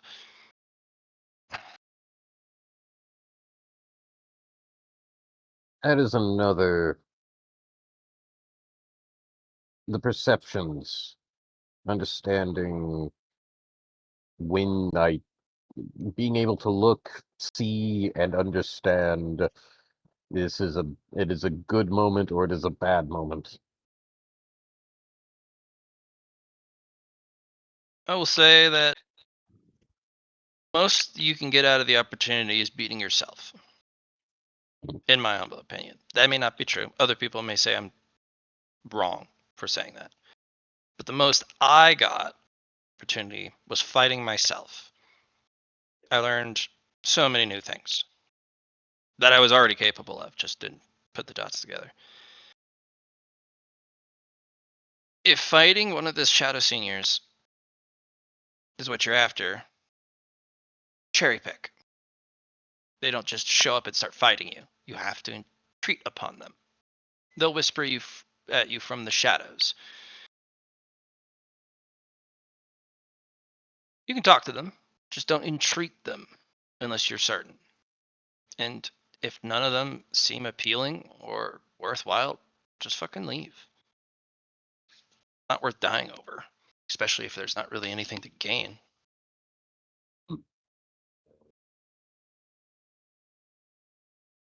Thank you, Elder. I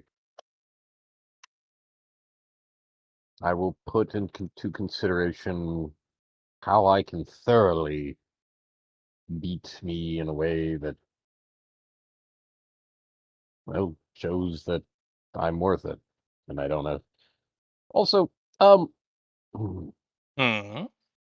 well, I thought of a way. I have thought of poisons mixing together in ways that destroy cells. I'm not sure if my physique can just be a-okay and handle things anyway, but the immediate answer to what felt like cheating would be that I myself boost myself up with my shadow boosts itself up with a poison and then I counter or give a poison to it that just hurts because the combination becomes a chemical destruction. It's yours, so I don't really know anything about poisons. If you have something Understood. that destroys cells, just know that it is capable of using poisons too, and it will have your poison knowledge as you go in. So it'll know how to counteract it, and it will also have the devouring poison body that you have. I have never So tested something quite like that on myself yet. then you don't have to. You will have a copy of you that you can ruthlessly and unapologetically do some experimentation on. It might even do the same to you. Understood.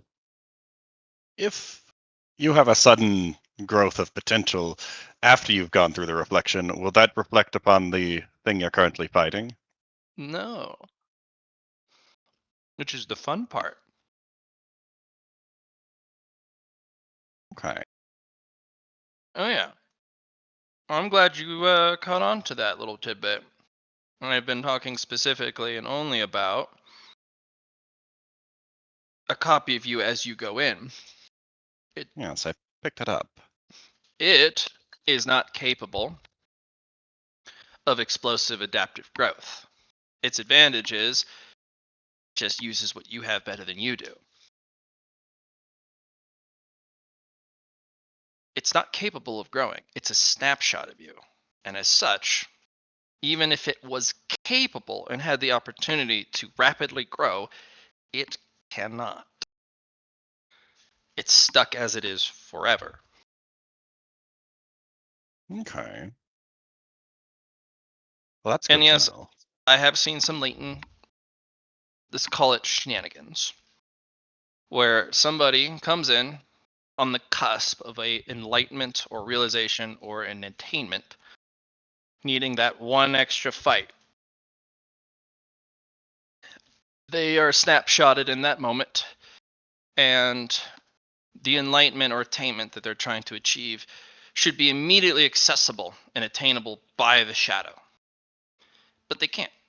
The shadow will be forever short. And you fight your shadow for a little bit and you achieve that attainment mid combat, and it's forever unable to do that. And then you overcome it because you evolved mid fight. A lot of cultivators specifically plan that. It's a cheat code, Well, kind of. a learning Ish. opportunity as well, though. Mm-hmm.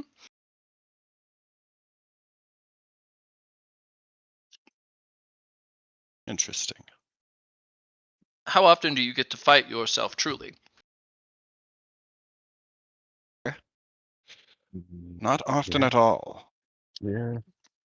Indeed.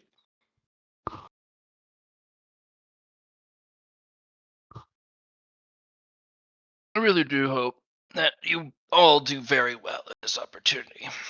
You've done excellently so far.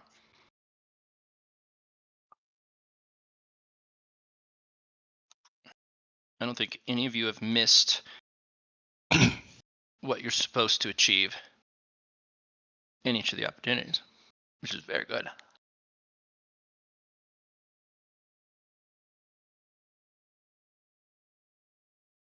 Out of character, I think I'm good for speaking to Elder at this time. Same.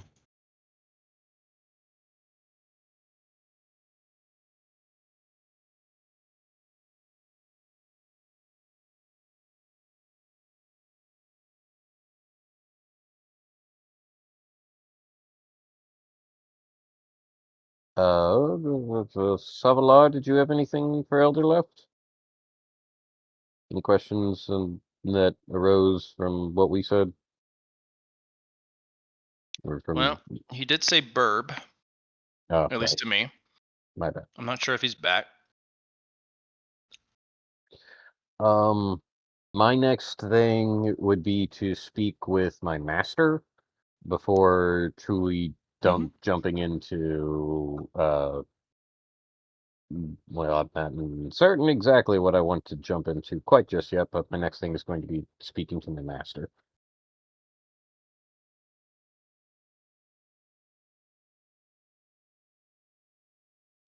Casey or Lyron, Yeah, you got anything? I need to speak to my master as well. I got what I needed from the Elder. Gotcha. I will pass the baton. Go for it. Okay. Well, I guess I will entreat upon thee, master. Yes. First of all, I want to thank you for this mighty fine stick. It is awesome. And secondly, I had a question about the upcoming opportunity. Will the reflection of myself be able to utilize nothing? No. You have a problem. It might just show up and perish. Oh dear. Sorry, didn't talk. That is fair. That is also quite unhelpful. So, we have a conundrum. I'm going to have to entreat my clan to,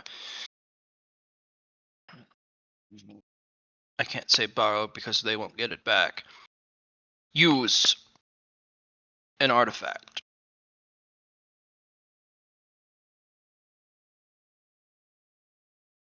Okay. If you're going to have this be anything meaningful. Because if it can't produce a copy going in, then you can't gain from the opportunity. Yes. So, what we need to do is prime your arrival. The artifact in question would reset the clock back a bit. It would align it with a version of you before the physique change to nothingness. But So you would would that be not be Hmm. a whole lot easier to fight? No, because we will put a time accelerant in there. It will develop where you left off. So it'll be a swordsman proper then. You will be fighting a proper swordsman, yes.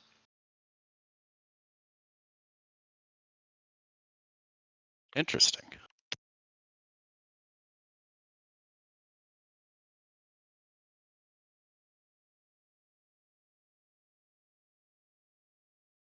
Well, that's Clam. certainly.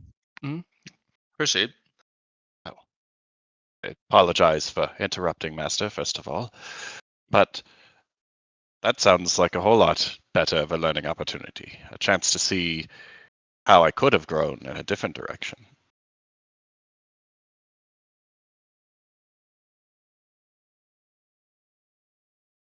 I would like this opportunity if possible.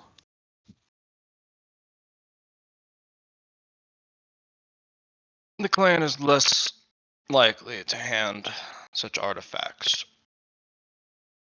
over. They would need a strong reason. Can you think of one?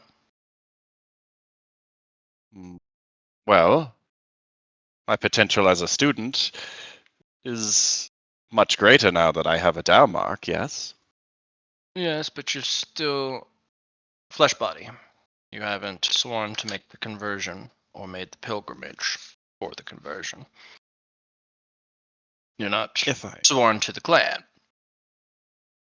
True. Hmm. I'm merely pointing out the politics and Yes. viewpoints.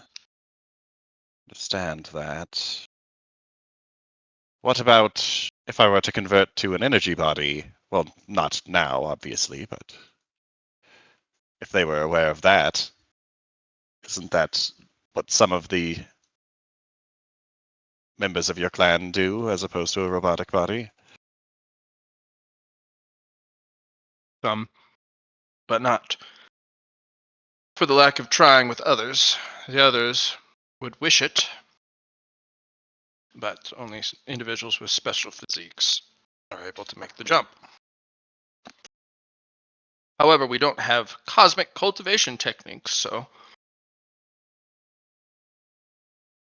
True. perhaps if you buy the book, if you haven't already, I have it right here. perhaps you hand it over temporarily on loan. That would be a very strong reason to hand over some measly artifacts to study something truly splendid. True. Dealing with the And clan, always try and feed the machine. They're looking for answers and information that they can study and research. oh, right. And I also have those volumes that were requested, or Mhm. rather, that I requested from you for titles. So here you go.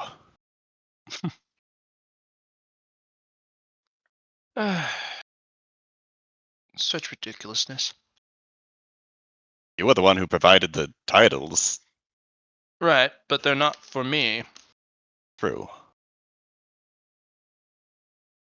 They're for a bunch of truth seekers and alkalites and archivists and That will help sway them as well. scholars and all that. Yeah.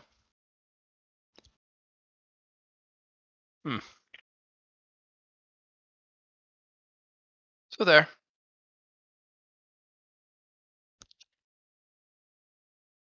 Hand over the books and let them study on loan the energy manual.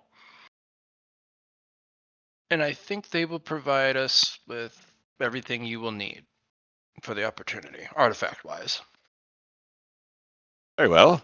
That seems like an easy solution, as I'm not going to be using the manual at the moment anyway. So here you are.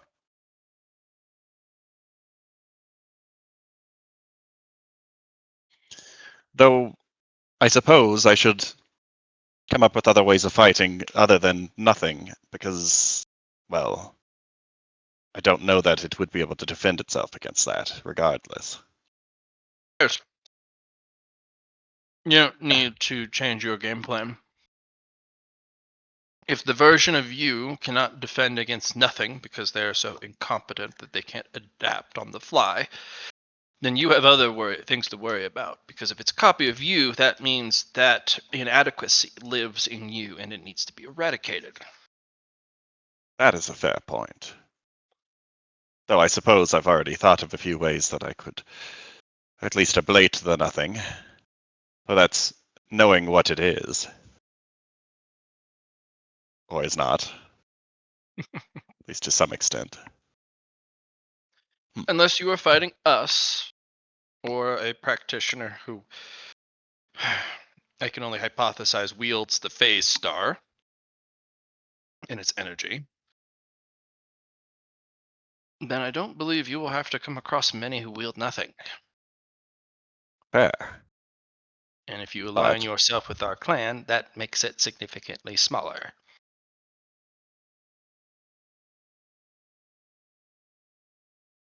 true. I suppose it would be good to know how to fight against it, though, in the first place. Though I don't, as you said, don't really need to focus on that right now. Well, that's not too difficult. I can teach you.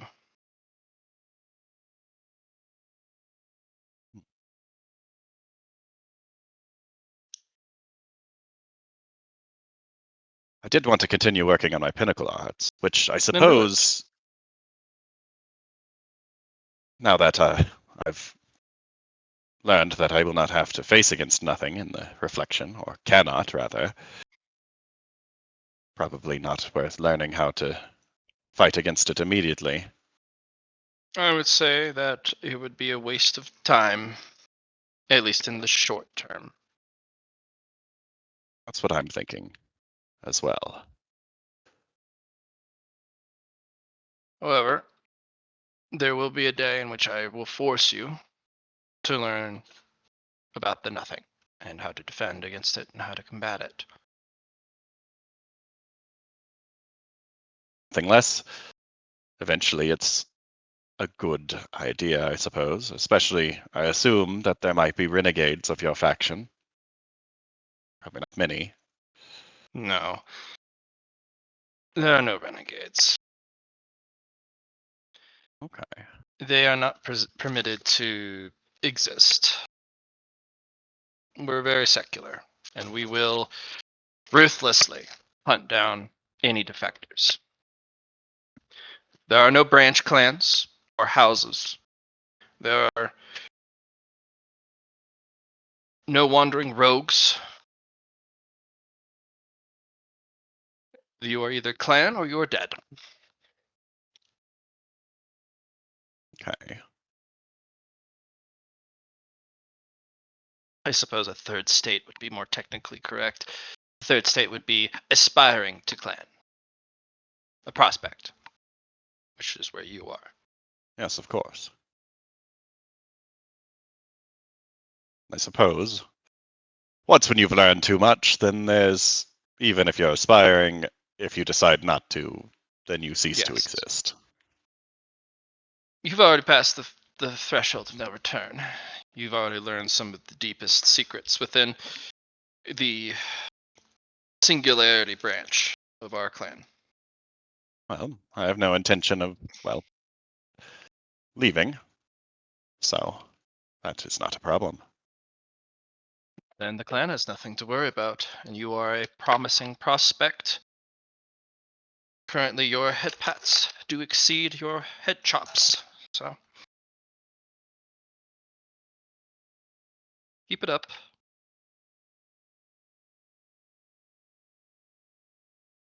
Thank you again, Master. And let me know if you need anything further from me while I delve into my personal studies. Your swordsmanship could use some work. Don't dive too deep into the practices, pinnacles. I was at least going to finish Force. I'm merely remarking, do not discount or lack in your studies of the sword. Yes, of course. Be on your So, way. thank you again. All right. You wanted to talk to your master, yes? Indeed. Just quick, just to double check. Savalar, you returned? Okay. Um, I would like to interact with the lore keeper. Not many lore keeper because lore keeper actually, lore keeper said that she had some stuff for me, and many lore keeper wouldn't have it. Yeah. You pop in. Lorekeeper looks up from their they're huddling over a bag filled with mysterious goodies. Hello. I give a bow, master. Hmm. Well, I have been thinking on some different things, but I wanted to see. You said you had stuff. I kind of wanted to see what stuff you got.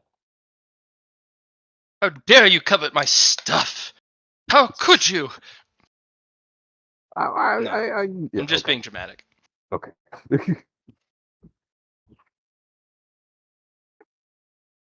I Oh, have all sorts of stuff. A lot of it needs repair, but check out this stuff. As they open the bag for you, it looks like it's filled with junk, like dumpster level junk. oh my. That's a No, that's a no, lot of like stuff. actual garbage, such as like Hmm. food waste or anything like Yeah. that. But if you went magnet fishing off of a bridge where everyone dumps their stuff, it would be filled Oh, with yeah. yeah. And look very proud of their bag of junk. Behold, My In fact, stuff. you're pretty sure they don't have any remarkable or unremarkable treasures or anything involving luck. That just looks like junk. Huh. Yeah, I don't know if you witnessed what I did, Master. Did you I win? I think I did. Well, I grabbed the moon. Um, and I challenged misfortune and got a lot of really, really bad treasure. A really dangerous treasure. Then I sold it. Did you sell it for a lot of money? 1 million Marshall coins. That's my boy. That's Yeah. making it off like a bandit. So long as you got access to luck and overdrafting, who cares? Get rid of what you can get rid of and profit. I'm guessing you sold it to the West. I did. Yeah, they're so fucking flush with money. It is wild. It's I am probably because very, of. very nervous of what they will define misfortune as, but Well, here's the thing. They're first a plague unto themselves before they spread that plague to other lands. Hmm. So, if what you have given them is so deadly and so game changing, well, first they have to weather that storm themselves. Somebody is going to take advantage of it. Somebody is going to take it for themselves or wield it in a weaponized manner. Maybe they even start a new clan or something around it.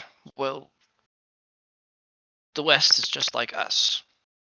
We don't tolerate new things unless you have the strength to survive us.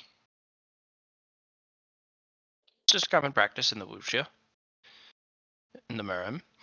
So they're more likely to destroy themselves first in your lifetime than they are to have the consequence of that action come back to you. understood. Now, if you were karmically fucked, that's a different story. And I don't really have the ability to look at your karma without a tool. Understood.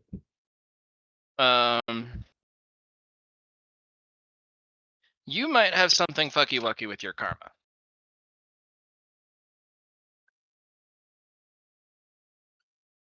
Okay. So I'm not 100% sure about the flow of karma into the cycle of reincarnation. Because here in the Murim, reincarnation is its own weird fucky wucky thing. And I'm not sure how that thing, the reincarnation, the what's the other one? Regress. Also, yeah, regression. Works with karma and how number go up or go down. However, usually karma go up if you did something meaningful with your life. You don't have to live a good life, but you did something meaningful, I think, for the greater collective good of all things. Not sure. And that could be doing a bunch of really bad things. But yeah, your karma goes up because it's in the best interests of everybody and the fabric of all things. But karma is like the fabric of reality shifting things for or out of favor for you. It's kind of like luck, but it's more than just luck. It's also the alignment of events. It's also timing. Maybe if you were born a year earlier or a year later, better things would have happened to you. Why were you born then? And why were you born into that specific family? Well, karma would shift it. They would make it sure, depending on how much karma positively you have, that all of these little nuanced things align. Negative karma does the same thing in the opposite direction. It goes out of its way to fuck you. Born at the wrong time with a terrible physique, you only got a couple years to live. whole bunch of endlessly misfortunate things happen to you that you can't stop or have the means of even comprehending why this is all happening, and your life just sucks. That's what happens when you're in negative karma, and the deeper you are in negative karma, the worse it gets. You look like you're suffering from negative karma, Yeah, but you're also here. and that has been plaguing me for a hot minute, and also in the feel that I feel like there are things that are just stacked against me, and the Mm-hmm. desire to unstack those things or to just say, no, this isn't right, and wishing that somebody had someone that just gave a shit enough to be there, but I'm also wondering if there is a being out there that gives a shit enough to grant me what I have been granted, and I have worked for things as well, but I have been able to even take the steps here. I don't know.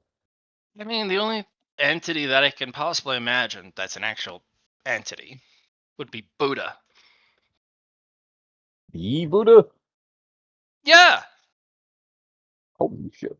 because I mean, what they, along with several other important individuals among that pantheon, managed the wheel of reincarnation, Dharma. But at the same time, I don't even think they control it, rather than maintain it and observe its mysteries. That's the funny part. I don't know. I'd like to know. Hmm. Which is That's what I. exciting. So, But looking at anyways, it, sorry. I was wondering if we wanted to get back to stuff. stuff. Behold my stuff, disciple. He's got who's it's galore And whatnots. and whatnots. And whatchamacallits. I'm just imagining the just trove of garbage that what's her name? Maribel? The little Use mermaid? you. It's junk, not garbage. Garbage includes food waste. Oh yes, yes. What was it? That's a Out different of room. character. The salesman from Aladdin at the very beginning who eventually sells like somebody Jafar's lamp. But it's just like yes, I got some random things here, and it's like a mixture of broken objects and a box of nothing. It looks like they went to a junkyard, like an automotive junkyard, and took a box and filled it with things that look cool. Nice. Or strange. You mentioned chopsticks and things that you thought would be good for me. I was just curious what you had. So, this is one of my prize pieces that I found. They pull out a set of chopsticks that has a string that connects the butt ends, Okay, so you don't lose them. Basically, an old person's chopsticks, so that you don't constantly lose the other chopstick. gotcha. You always have 2 six. Yeah. However, they do look rough for wear. They've been underwater for a while. They were made of wood. And they're like, behold, the chopsticks I promised you. Huh. You Oh, might have to fix them a little bit, but they're still usable. Kind okay. of.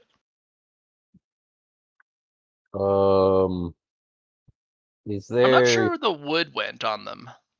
I'm pretty sure they were a lacquered or a lacquered wood at one point, but I don't know. As they tap it, it makes more of a stone noise. Oh, I don't know. okay. I take the chopsticks.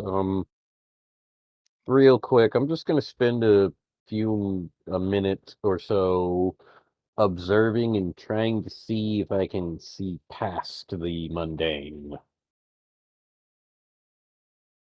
What is these chopsticks? Uh, Best I got is like science for a skill roll to try and see if I can sense anything about these chopsticks. I mean, what do you want to roll for it? I mean, the only thing I could think of for past the mundane is rolling sides. Sure.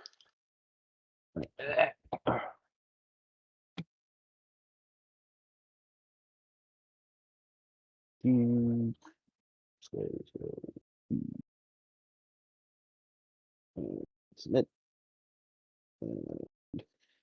Success plus 4.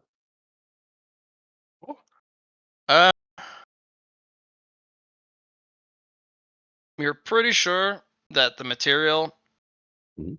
is hardened and dense enough and altered by the river in such a way that it makes them extremely resilient to, let's say, hazardous substances and maybe even corrosive materials. Okay. So eventually you might have Oh. run into the problem of you make yourself a banquet of poison, Yeah. but every time you try and use a utensil, it melts. And you're like, That- this can't be. I'm a proper human being. I need eating utensils. I'm not going to eat this with my hands. Well, this yeah. might survive. Gotcha. I got some lovely little tongs. Chopstick tongs. Okay. Nice. Um, I think I have a perfect place for these. Uh, Master, I have come across a intense desire to better myself before this next opportunity in the form of creating a combat or a martial art. And I have bought, I've paid for the Foundation's Orbit earthly martial arts style, as I feel that it might do a little bit better for what I'm thinking rather than Passion of the Four Elements. Not sure what it is about Passion of the Four Elements, and it can't say that I've dived so deep that I know what I'm talking about, but I feel like Foundation's Orbit, in as it was described, could be more beneficial to what I'm trying to attempt. I mean, it's a thing. Mm, any more description rather than just the description that it gives before I read? I mean, I've already bought it, so man, I'm Um, still curious if I've made a wise decision in this. I can't really tell you that. The problem really stems down to how much time and effort do you want to learn something from the basics? It's nothing wrong with it. It's just Foundation's Orbit is all about steadiness. It's about an inevitable transition from form to form to deny and overwhelm your opponent gradually. You might be desiring for the sky reaching art, which is all about humongous, explosive uh, expressions of combat in a single moment, and then a cooldown between those moments. Mm. It would be a very intense barrage, is what I was trying to accomplish with speed and strength. Oh, this would make it so much strengthier and so much speedier. It was in between, or well, the mindset was in between being something or being something so sturdy that nothing could break me, and using something so strong and fast to just beat everything down before it could attempt. Because I do Mm, already have a decent amount of stuff in my defense, or well, not even. I have a lot of big numbers. Hard to say, honestly.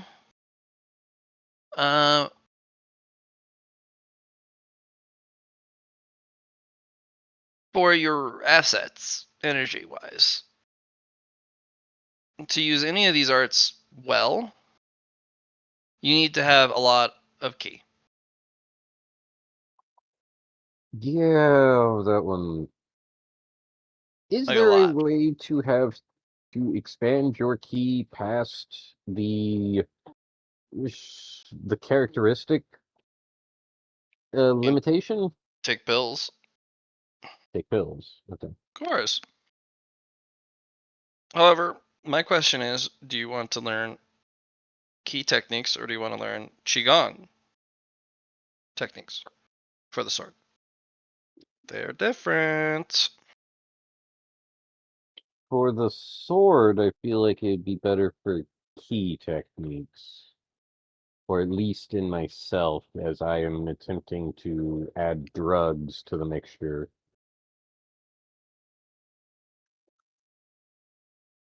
And I feel like key would be more internally based stuff. Um, and if I use key and I just boost, yeah, if I go strength and speed is my combo, and I just boost, if I use key to boost my strength and speed, then it feels synergistic, if not single-minded. The other way that I could think of using poison qigong is a way to, but like last time I was thinking of that was to just coat my blades, and I don't know if that's. I could be doing something different, I feel.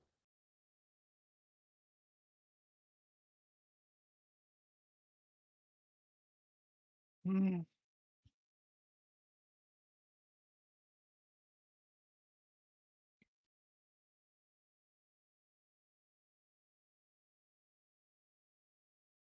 You know, staring it in the face,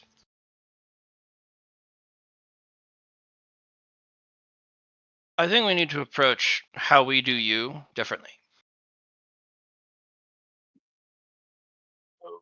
Okay. The issue that we're running into is Hmm. pretty simple.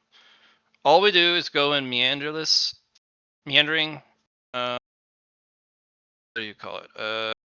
Wandering in the Wandering direction. circles, and we never Yeah. really do anything. But we talk about a lot of stuff, doing stuff.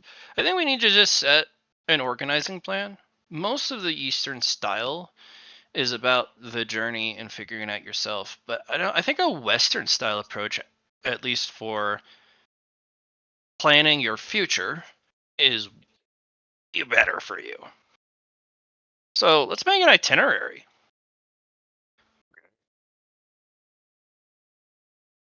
Now, the question is, do you want me to dictate to you what you need to work on in what order?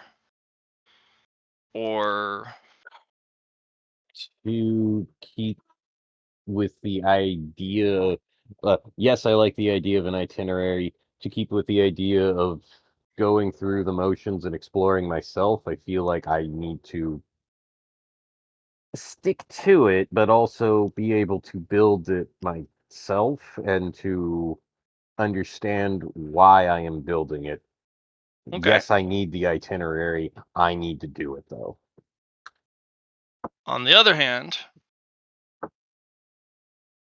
if I left you to make the itinerary to yourself, would you just stare at the page endlessly?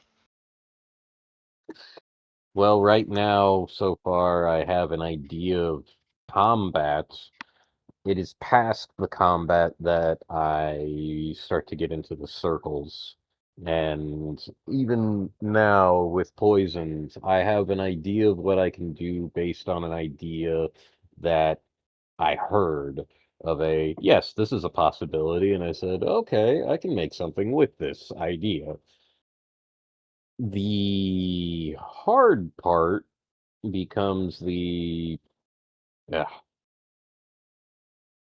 there's so much I could do with poisons. There's so much I could do with demonic swordsmanship. There's so much that I can do with, and the everything aspect of everything that I could do becomes very staring at the page doing nothing. I don't know Let's do this what. then. Oh, okay. I will dictate to you then. First thing you will need to do is raise your stats, all of them, to 100. Do nothing else until that is done. Next, work on your steroidal poisons. Get a bunch of working concepts, then dilute them and take them in progressively concentrated doses over a controlled environment. Once you're out of that stage, go to work on swordsmanship. But also, dope. Absolutely use that stuff while you practice swordsmanship, but only after you've done safe testing, because you don't want to work on swordsmanship with it on, before you test it. If you need to poison other people, great, we'll go do that. I'm gonna AFK and letting the puppies out real quick. Ota. Stats 100. Dilute and develop steroid poison. Swordsmanship. Then work on swordsmanship while under the influence. Swordsmanship. I was trying to use a DUI. I was just like swordsmanship DUI, but I'm just like training under influence. Training under influence. Okay. Okay. Stats, poison, training. Anything else is so future that we don't need to worry about it yet? Correct. Don't put it on the end. Okay. I'm not even going to put that on you. Don't even worry about it. Don't consider it. Don't look at it. Don't look at it. As for what you will learn swords-wise, when you have reached the sword stage, we can come back and talk. Okay. Because what you train your swordsmanship in is pretty critical. However, if we don't have that conversation, the default that I want you to work on is just being a better swordsman. Practice, not sword technique, but increasing your swordsmanship. Do you understand what I'm saying? Not quite as You've reached the first okay. level of swordsmanship, Sword. right? Yes. Right. So Yes. are you still folding?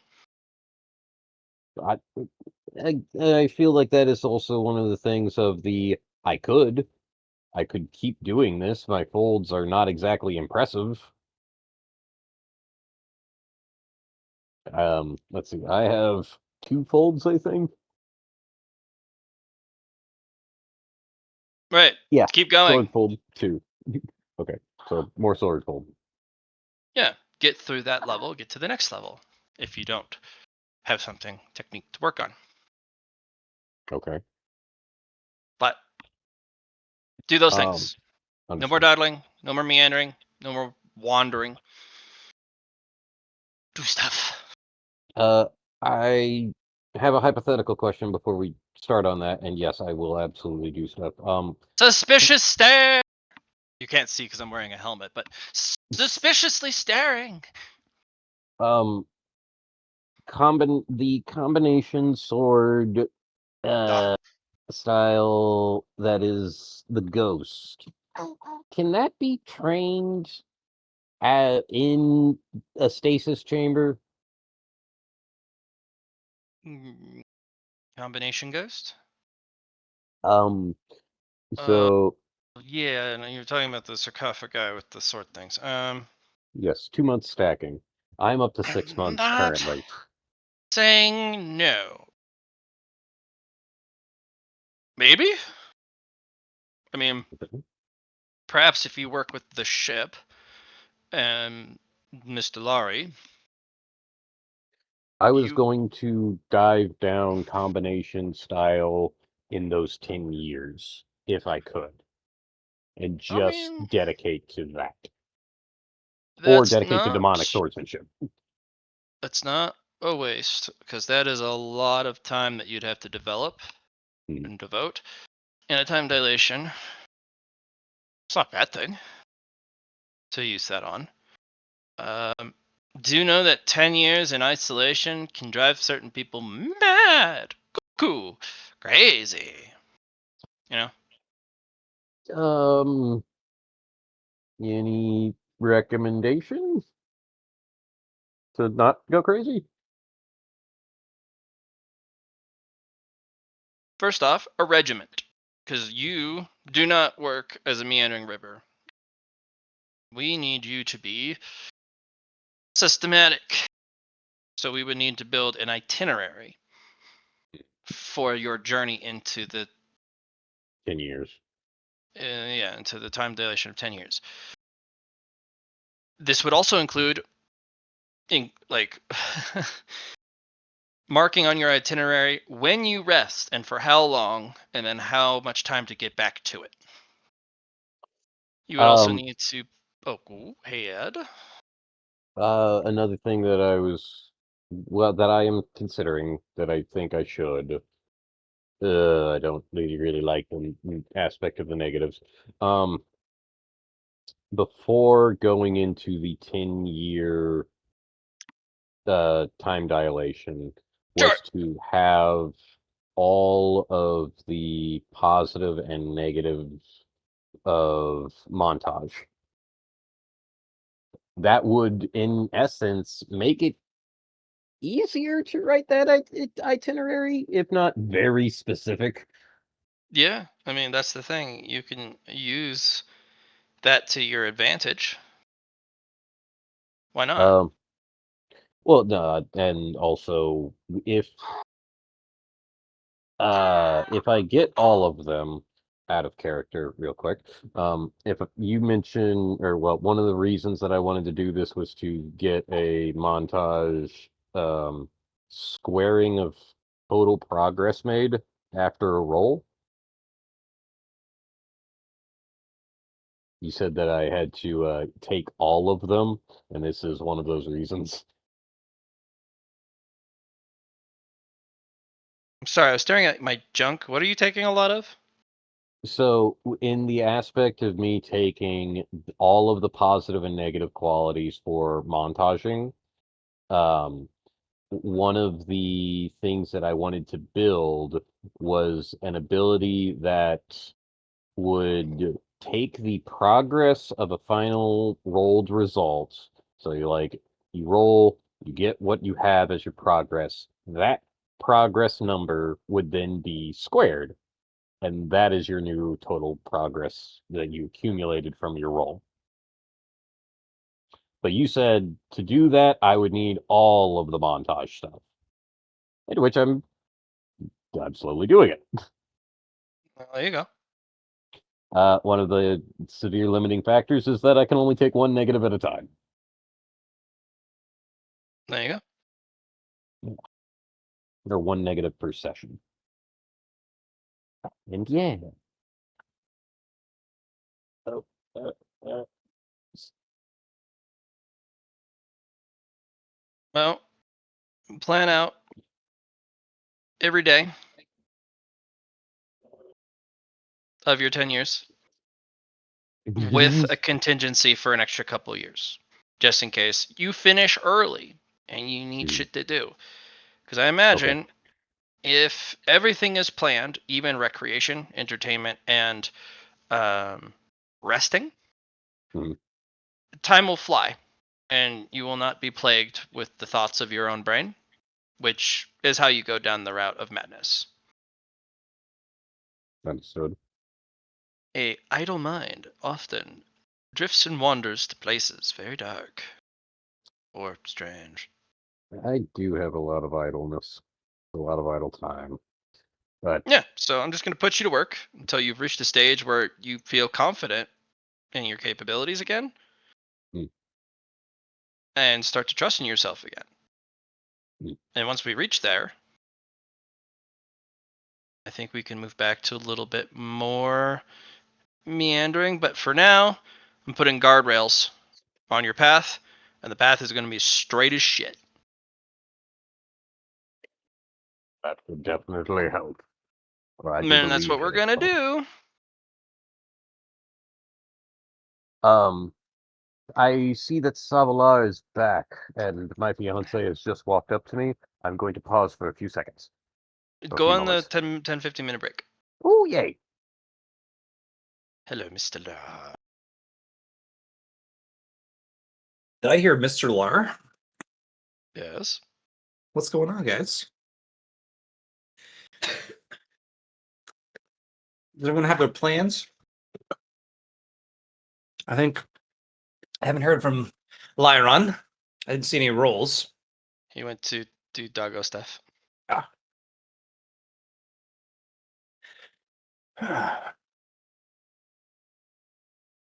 Well, Matt, do you want to take that 10-minute break now, or do you want to? Meh. Okay, You're here. I'm here. All right. So, I have some plans. They all involve lots of progress. I have a +10 from int reinforcement. I have a +10 from sword. I am going to go to the dark side of the moon for this for sure. Mostly because I can get negatives, which give a progress bonus depending on how far down I am. So, it's weapon skill. I have 210 in weapon skill. Therefore, I could theoretically put a -20 on that and have a 10% chance to pass my roll progress. I also have Montage Zealot. My progress downtime here. But I also need to include in Montage as I'm getting a -20. So I can't just go big reduction on there. So I need to include that one. So really, I could go down to. I'll still think about it.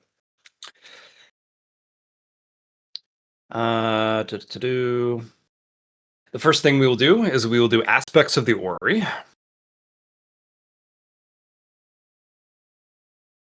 I'm going to do aspects of the orrery 1 narrative points in mind to have stationed for my suit as I do this. So 1 narrative point. And then I am going to do aspects of the orrery, spending on spirit. But this time it's going to be one of our special narrative points.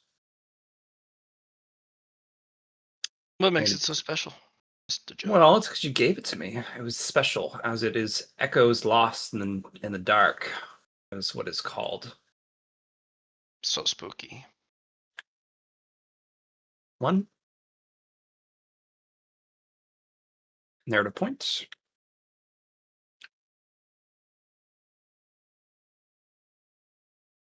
For a cosmic blessing from duality, as I am going to have the environment help me out with my training montage I'm about to do. I have my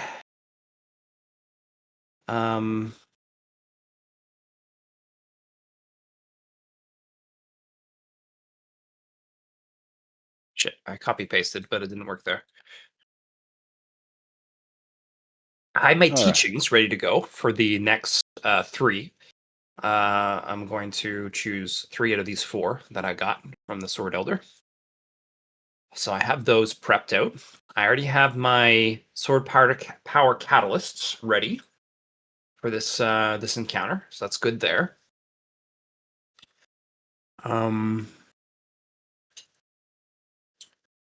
So what else did I want to do here?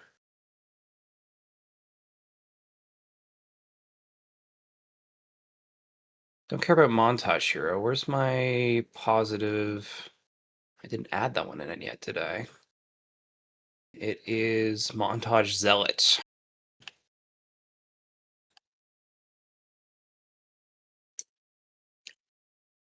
Get 1+ progress for each negative, -10 the training provides. This is a 2-factor, as it is doubled up. The difference is that it's incremental for Montage Zealot compared to a full 1 bar, depending on how deep I am into the dark side of the moon.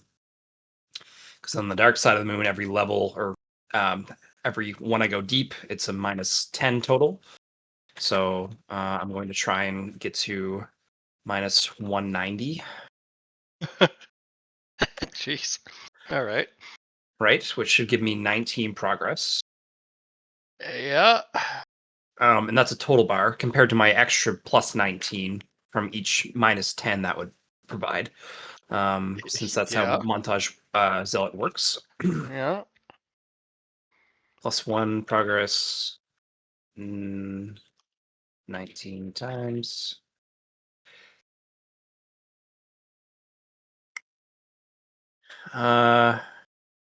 Base 1. I think I have.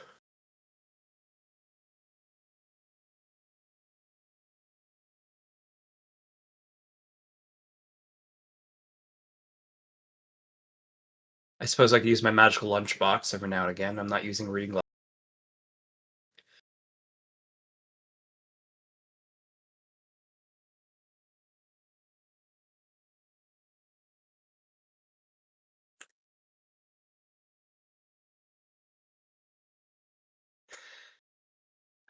Okay. Well, I have a first thing before we start. As I go into a downtime action or a downtime scene, and I meditate using the intelligence reinforcements. Um, Once per session, you can spend a downtime scene to gain enlightenment.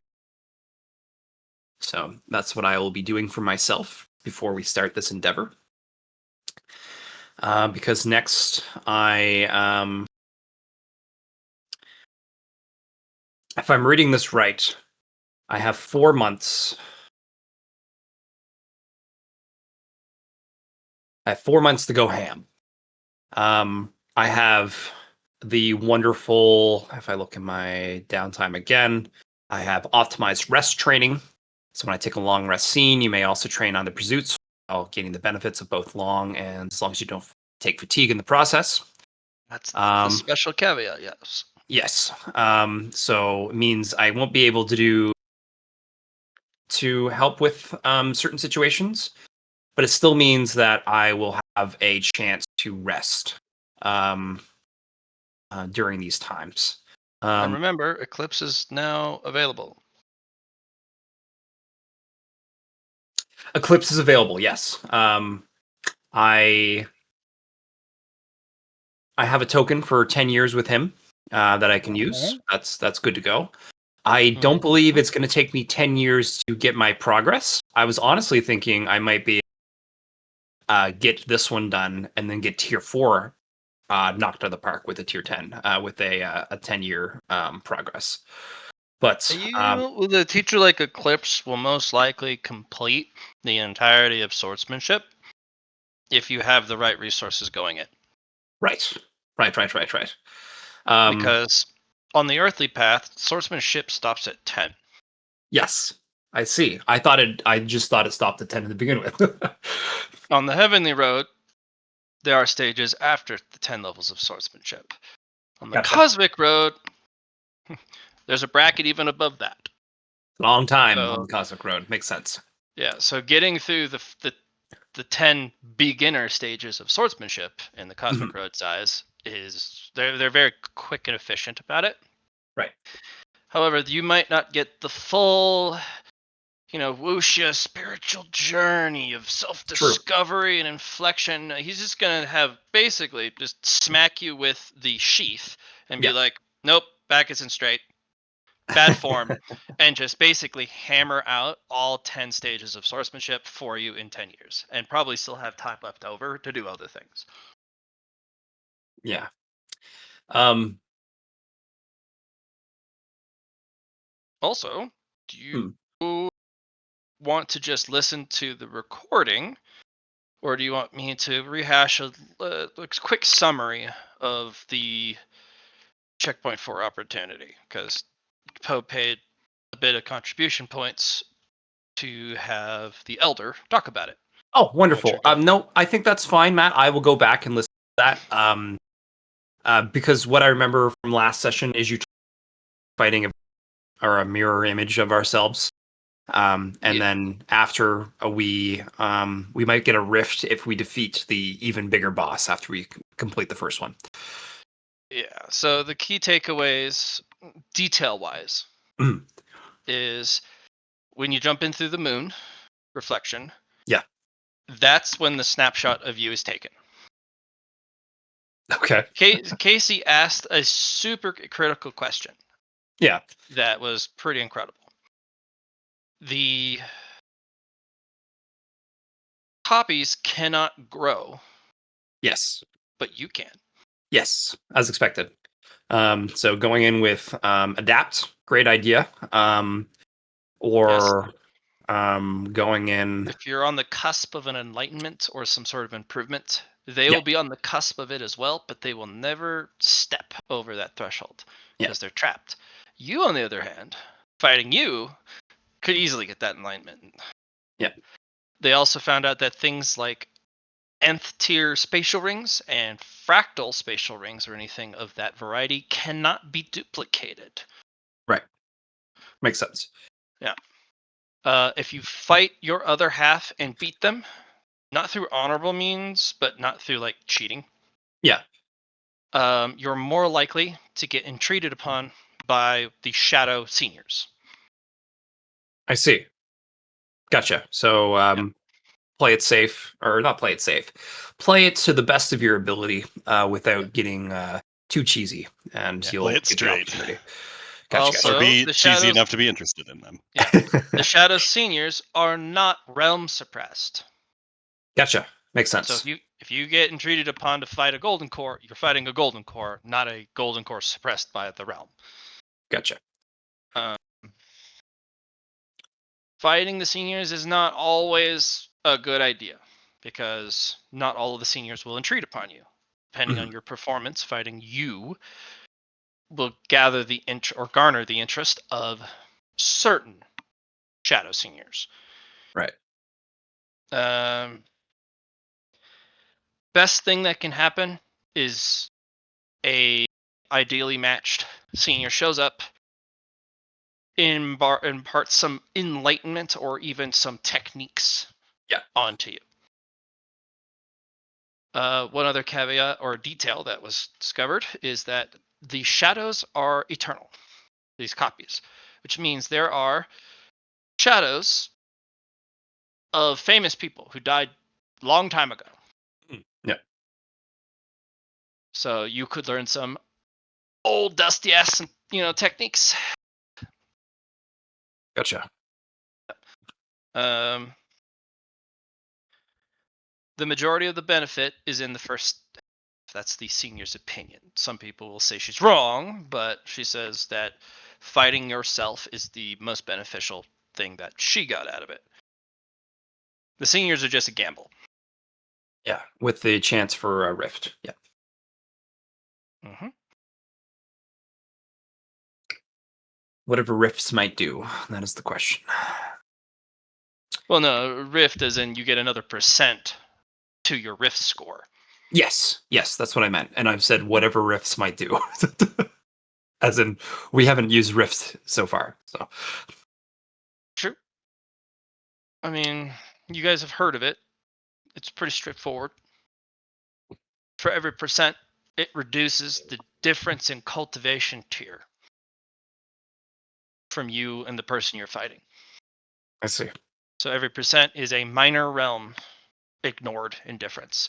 They'll still have the stat difference, but they don't get the magnitude against you. Yeah. Okay. So it's a pretty big deal.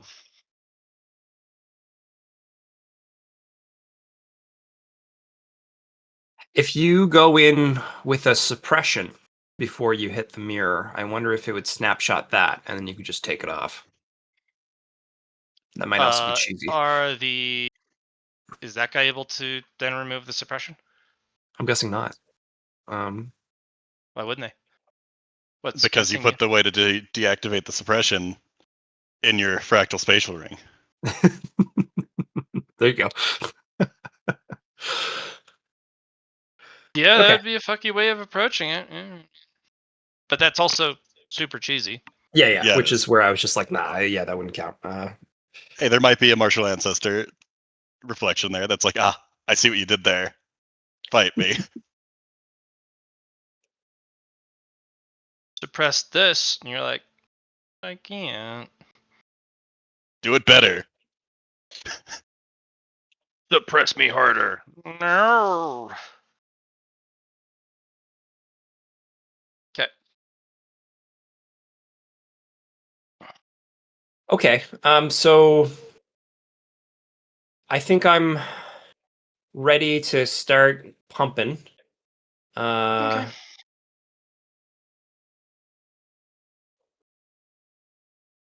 So the only thing I'm going to do and make sure I start with is a short form pinnacle. Weapon skill is what it's going to be. As I'm on the dark side of the moon, I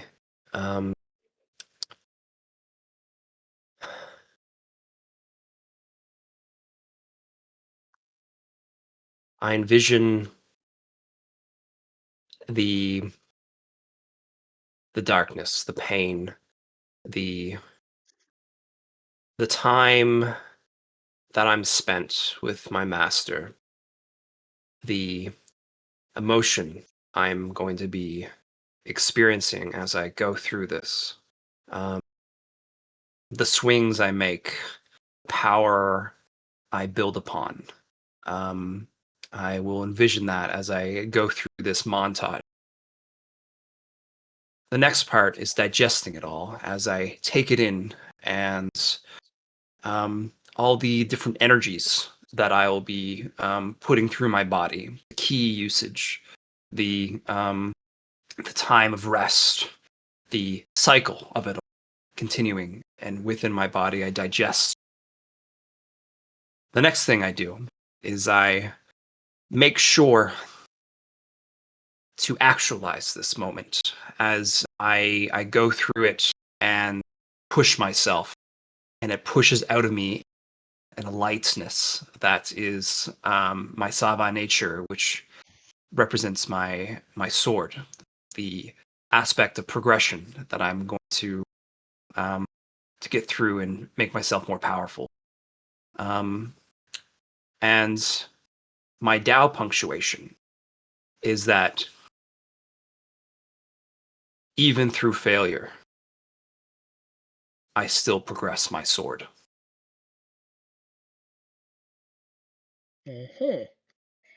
So what I was thinking there is that I'm going to be losing a lot. I'm going to be failing a lot. And I was like, well, you know what? Even through that failure, I'm still going to gain progression. And that's kind of what I wanted to put that into existence using my Tao. And since I've been working on my sword here. Okay, so that's what that short form was. First question I have for you. Echoes lost in the dark. What cosmic blessing has duality given me? This montage that I'm going on. Echo's lost in the dark. It's actually very similar to the opportunity you're about to run into. An echo of a moonwalker shuffles its way out of the dark. A crude sword-like weapon in hand.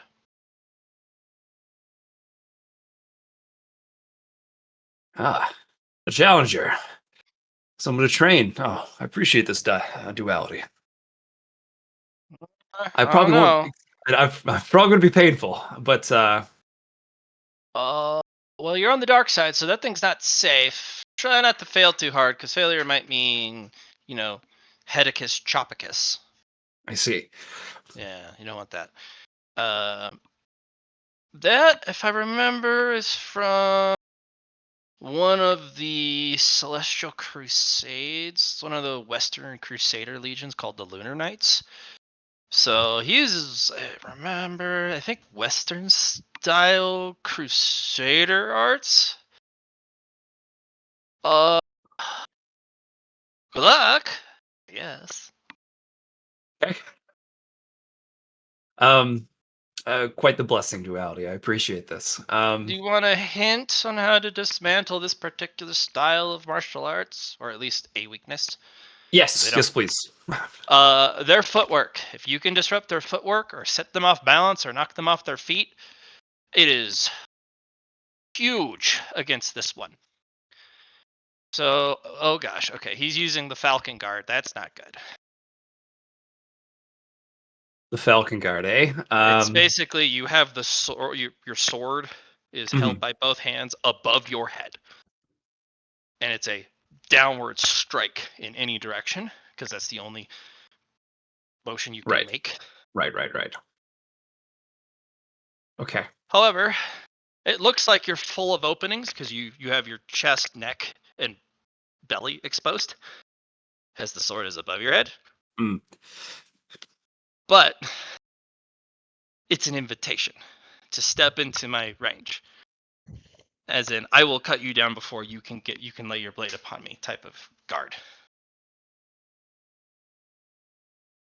All right. Yeah, so if you can disrupt their feet, it all comes apart. Because Western style is the embodiment of efficiency and proper technique, like emphasis on proper. Right. Whereas you can mess around in the mystical Eastern arts. It's not that bad.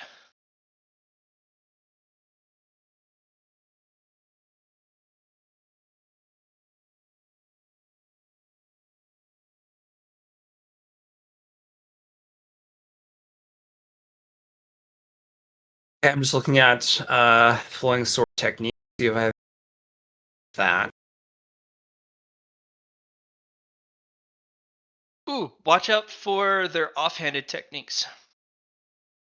Western practitioners are not. They're not abstinent practitioners of the sword. Because a lot of Eastern style sword practitioners only use the sword. They don't use kicks, they don't use punches or headbutts or body checks. It's all I will defeat you with the sword and my sword technique and use nothing else. If you get backhanded, not my fault because I warned you. Okay. He also is in armor, so do be extremely precise in where you use your sword. Don't just swing for swinging's sake, because they have what is called armor techniques, such as they can shoulder check your blade and have it bounce off their armor if you're not careful. Aim for joints if you can, if you're fast enough and precise enough. Otherwise, aim for the wrists and their footwork. Because even if you don't do any damage, you can still destabilize their footwork if you hit their legs. Okay. If it comes down to parries, I have awkward riposte, so I can get that going.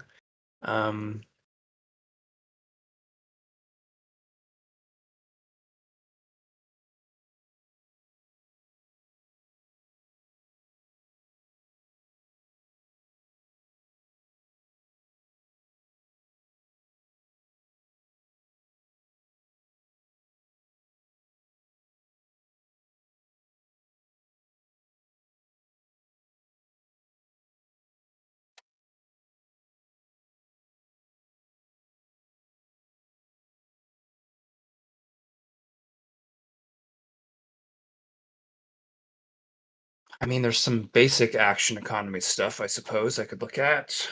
Um,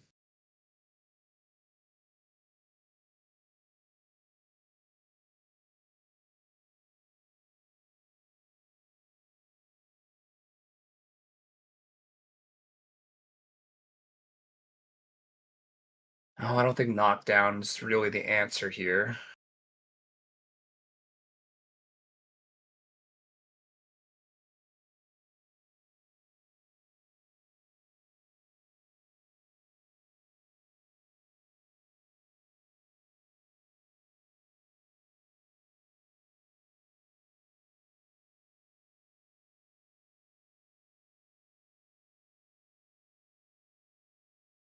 I don't have knockdown on any of my martial arts.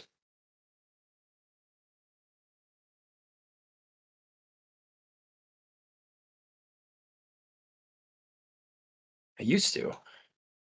Took it off because I didn't think I needed it. It was a lot of extra action economy. Or just rolling, I guess. It wasn't really action economy.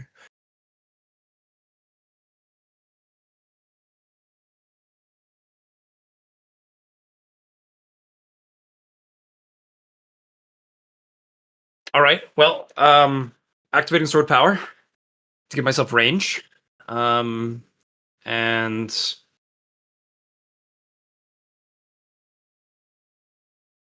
making them parry is going to be important. I can go in. Oh, how long do I have this echo up for, though, is the question.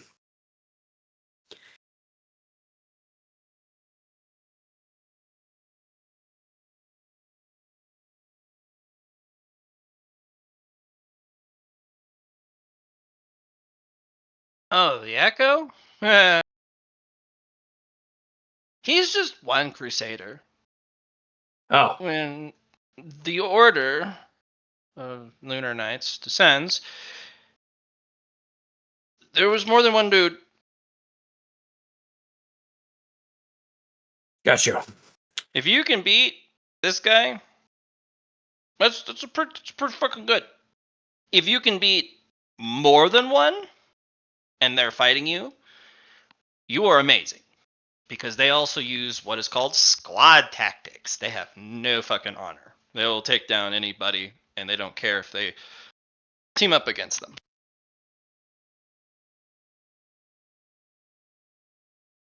I think only the Knight Commanders are the ones who go, you want to fight me? I will solo you. Or something stupid like that. I don't know. Gotcha. Yippee!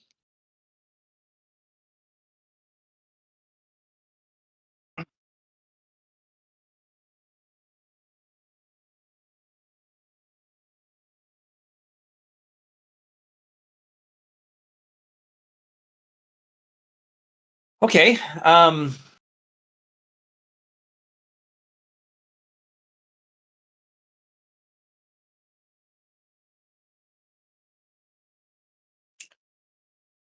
The first thing I do then is a scrutiny on this individual. I then apply Weaver's Eye to get information about this individual. I then use Eye of the Saba for my once per day, increase the quality of this Weaver's Eye, and I will do that now as I. Chua.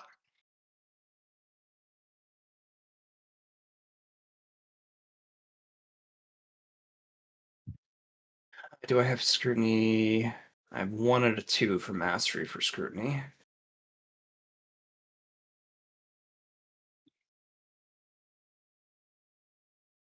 So Matt, I guess the question is this currently in montage mode? Still in You've used the narrative point to introduce something new to the scene, and since you used the potent one and you went deep enough, you got an actual opponent right.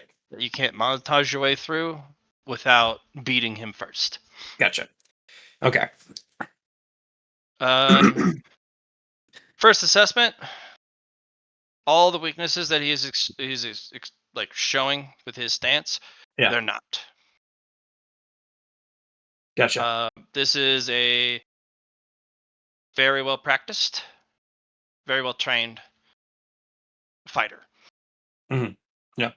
He does have a jetpack, so I don't think flying will help.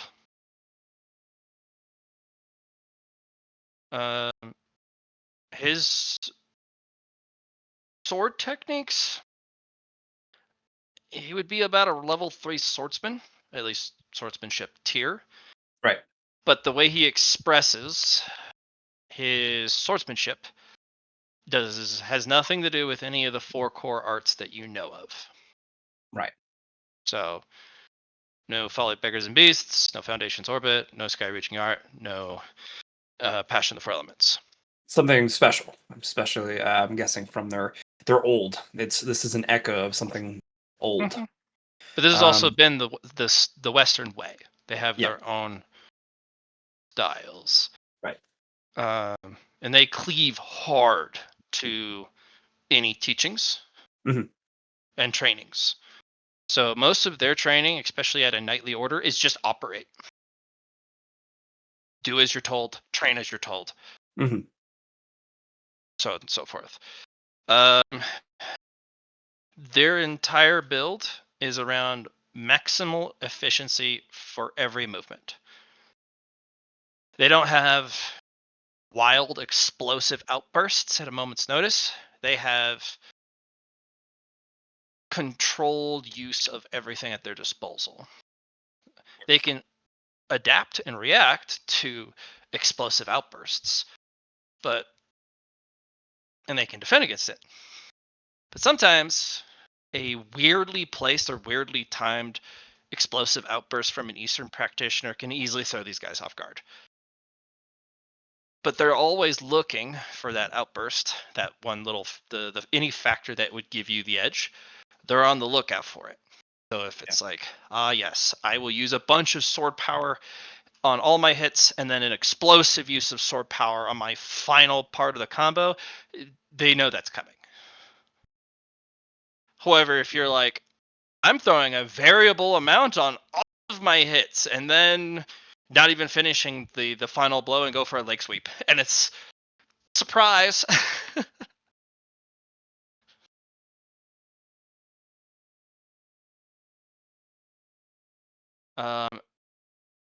They can also be somewhat easily tricked, from what you can tell. Yes. They have discerning eye. However, they know that Eastern practitioners are weird. They follow no convention, and each individual practitioner is considered unique because you have people who are actually good at swordsmanship. You have people who are like, I could be an amazing swordsman if I used more than just the sword itself. And maybe use like kicks or special footwork, or maybe throw a punch in occasionally. Maybe try and trip somebody. Nah. Because you can trick them into having them believe you're a certain type of eccentric and then swap it up. Doable. But a lot of it is variability, surprise, and unexpectedness. Irregularity is your greatest assets as an Eastern practitioner. As for what he's got, you know how most of your abilities read like a paragraph? His read 1 to 2 sentence max per ability. Right. They don't use ki. Or at least this order doesn't. They don't use qigong, they don't use shi. They have what is called units of strength or power. Oh, cool. So basically they use a superhero system where they have an internal reservoir of energy, often referred to as essence. And if it becomes condensed, one of the branches can be strength essence, power essence. Right. It actually functions foundationally different than Eastern style energy. But it still follows the mechanic of pay to get ability to do this thing. Yeah. That hard to replace that.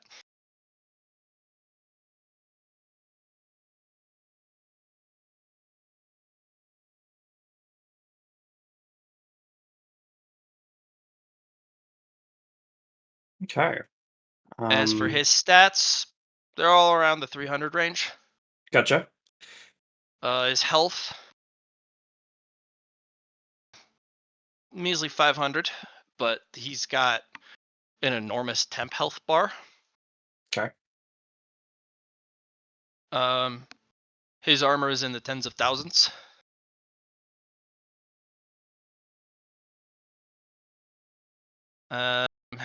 His movement speed. The moon makes it fucking hard. But he's still pretty quick. He'll probably beat you in initiative. But he may not go first. He may wait you out. And force you to make the first move.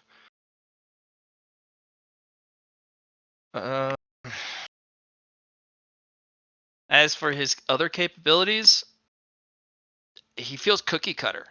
Despite all his strength, there is nothing special that stands out.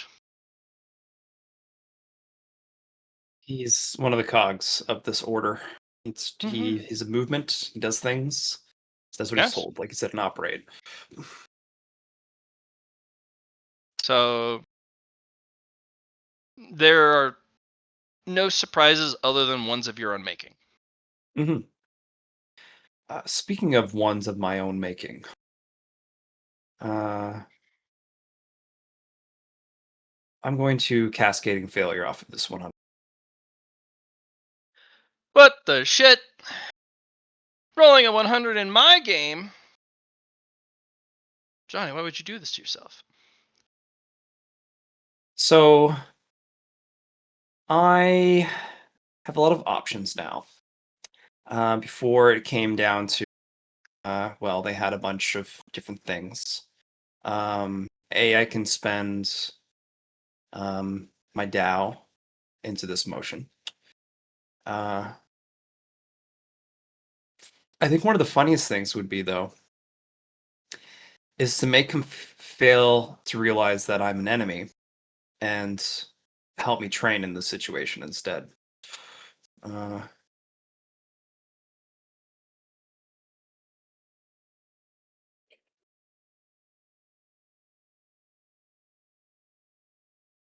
Huh. Could also use my Marshall Dow points here to reduce energy. um,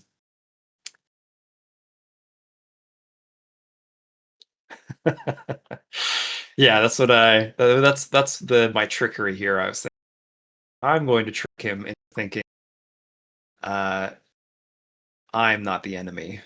I'm a friend. He is here to help me.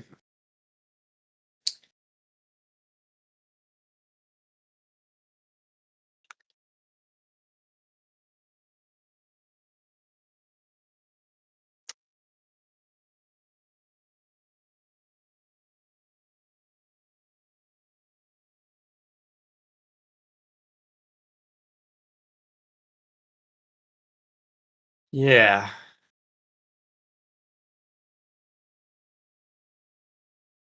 I'm 19 levels deep. So I'm going to use 19 Marshall Dow points of failure. To cascade upon this, Matt. I mean, it's over to you how far you want to take it on me. Yeah, I feel like 19 is a good number, especially for how deep I am. And instead of making this a fight about who wins and who dies, it is now turning into a training match for myself. Is that something I can do? Can I deceive him into believing that I'm with him instead of against him? If you were to be able to practice Western style techniques, sure. Okay, so it's a Western issue. It's not Yeah. it's not more of just a helping me You progress. Gotcha. could have it be what is called a honor match, Right. where you put your honor against his to show which style, Eastern or Western, is superior. Gotcha. and you would do a bunch of bouts, kind of like 5 out of 7 or something, and 2 out of 3, whatever odd number, Hmm. and then whoever wins the most has the honor of saying, "And I'm not only better than you, but your Eastern style's ass," or vice versa. You beat the piss out of him, but your Western style sucks. Uh, if you guys were going to stay on the path, the Eastern, or is there the earthly path, Yeah, you yeah. guys would probably run into the Eastern Western Conference tournament. Right.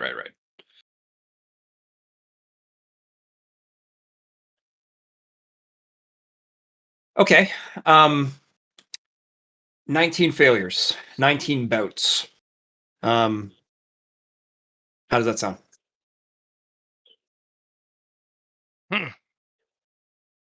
You get a terse nod. He drops his stance, uh, starts marching, and just kind of drags the sword through the moon dust, making Right. a box. It's a big box. It's a 10 meter by 10 meter. Right. And he steps into one part and he gestures aggressively to the other side. Nod shakes his head. Yes, of course. Yeah. He has made a small cairn of rocks. When you win, you take a rock and you put it on your half. Right. Whoever has most rocks wins. Okay.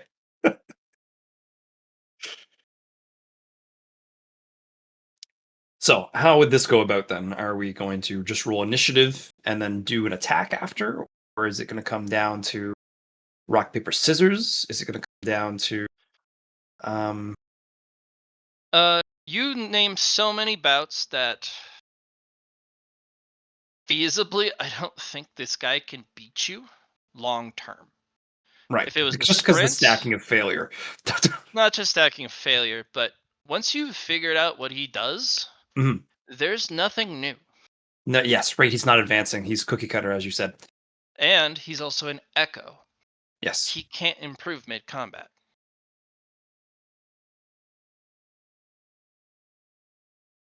So I'd probably say after like the 5th fight, you'll have him fully figured out with the exception of like maybe 1 or 2 cards he's holding to the chest. Right. But at the same time, those might not even work because you have so much failure stacking. And failure is random on trigger. So it's not like he can stack up a bunch of failure and then Like, oh, I win, kind of deal. It's like, oh, yeah, you're still or failing. or at least he can't predict when the Yeah. failure will trigger. So he Yes. can't just be like, I throw this, I knowing I'm going to fail. He doesn't know at all when something's going to give out. Right.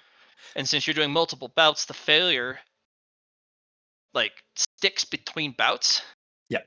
So if you got a bunch like on him already, but that didn't trigger, Still there. counts for the next one. Yeah. Because we're Right. still going. Yeah. So overall, because it's not like 2 out of 3 or 3 out of 5, you're like, no, I want 19 whole heckin' rounds. After like 5 to 7, you know his entire character sheet front and back. The only overwhelming part is he's got better stats. He's a higher Yes. tier swordsman, Yes. and his techniques are ruthless. However, your unpredictability eventually wins. So I'm gonna have you roll for the first 5 Right. a 1d4. You only beat him on a 4. All right. First 5. None of them. Yeah. He wins the first 5. On the 6 and 7, you roll a d3. You only win on a 3. Okay. So that is 7 out of 19. Yep. And now the rest are a d3. However, you only lose on 1s. You win Gotcha. on 2s and 3s. So that is 3 for 10 and then 9. So 12. So So you win 1, 1, 2, 2. 3, 4, 5, 6. 8. 8.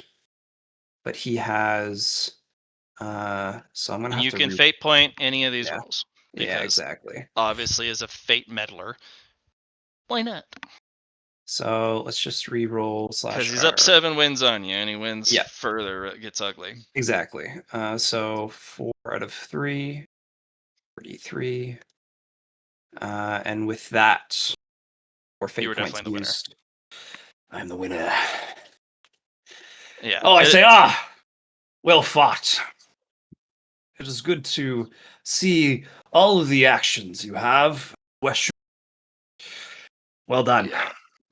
Near the end, it was a dismantlement. Like, you knew exactly which move he was going to do, because it's not just about the having it on the sheet. They have katas, basically. Yeah. You must use this here. You must use this in this situation. And it was super predictable. The one time you ended up losing again was he just got you in his cadence, and you Mhm. couldn't get out of his cadence. Then you saw it, he tried to do it again, and then he failed mid-part way, and he's like, what is happening? And you're like, failure, bitch. So go get yourself a point of failure, not a moat, for each loss. Gotcha. And you can continue to fight this particular opponent.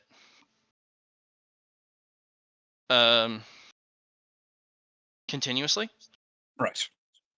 The downside is, if you beat him too many times, another might show up, and now you have to fight 2v1. And they are way deadlier. in a Squad 2v1. tactics. Yeah. Yeah, they have special squad katas that they do. And yes, they do have things like, we hit you at the same time. We share turns. So when it's my turn, we both act, and when it's his turn, we both act. Like, Yeah. silly stuff like that. Yeah, double the action economy in a sense. That's gorgeous. Yeah. And it's worse the more people are in the squad. Yeah. Hey, Allie, Okay. squad! I would love to continue fighting this guy. Sure. But This guy, he crumples to dust, and another has to appear because you yeah. destroyed his honor. Now the question is, how can I stack this for progress? I don't think I can per se. I can get more not motes, but points of failure to work. This Which is is a perfect place to hone catalysts yeah, and glimpse at new things. yeah, Because they have a better parry. It's called block. yeah.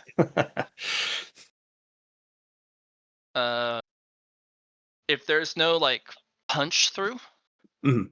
like Felling has, block is just better parry. Right.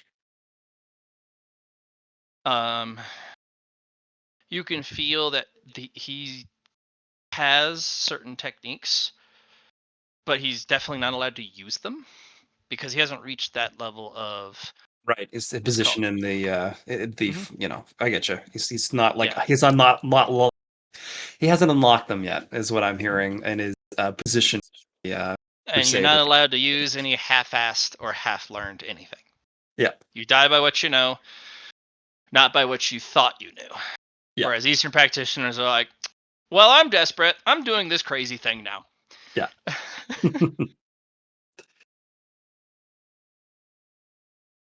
Okay.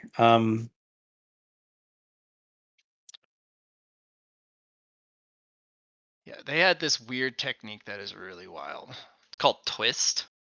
Oh. Okay. On any defense or attack, they can use twist to remove one weapon feature or status effect that would apply to them as they twist out of the way. Gotcha. So you're like, I'm gonna light you on fire. I twist out of the way. And you're like, and they can do that forever without cost. Right. However, if you load your weapon up with like 7 weapon qualities, they have to go, oh shit, what do I twist out of the way of? Yeah. It's Oh, I only get numbers one. game. Yeah. Yeah, numbers game.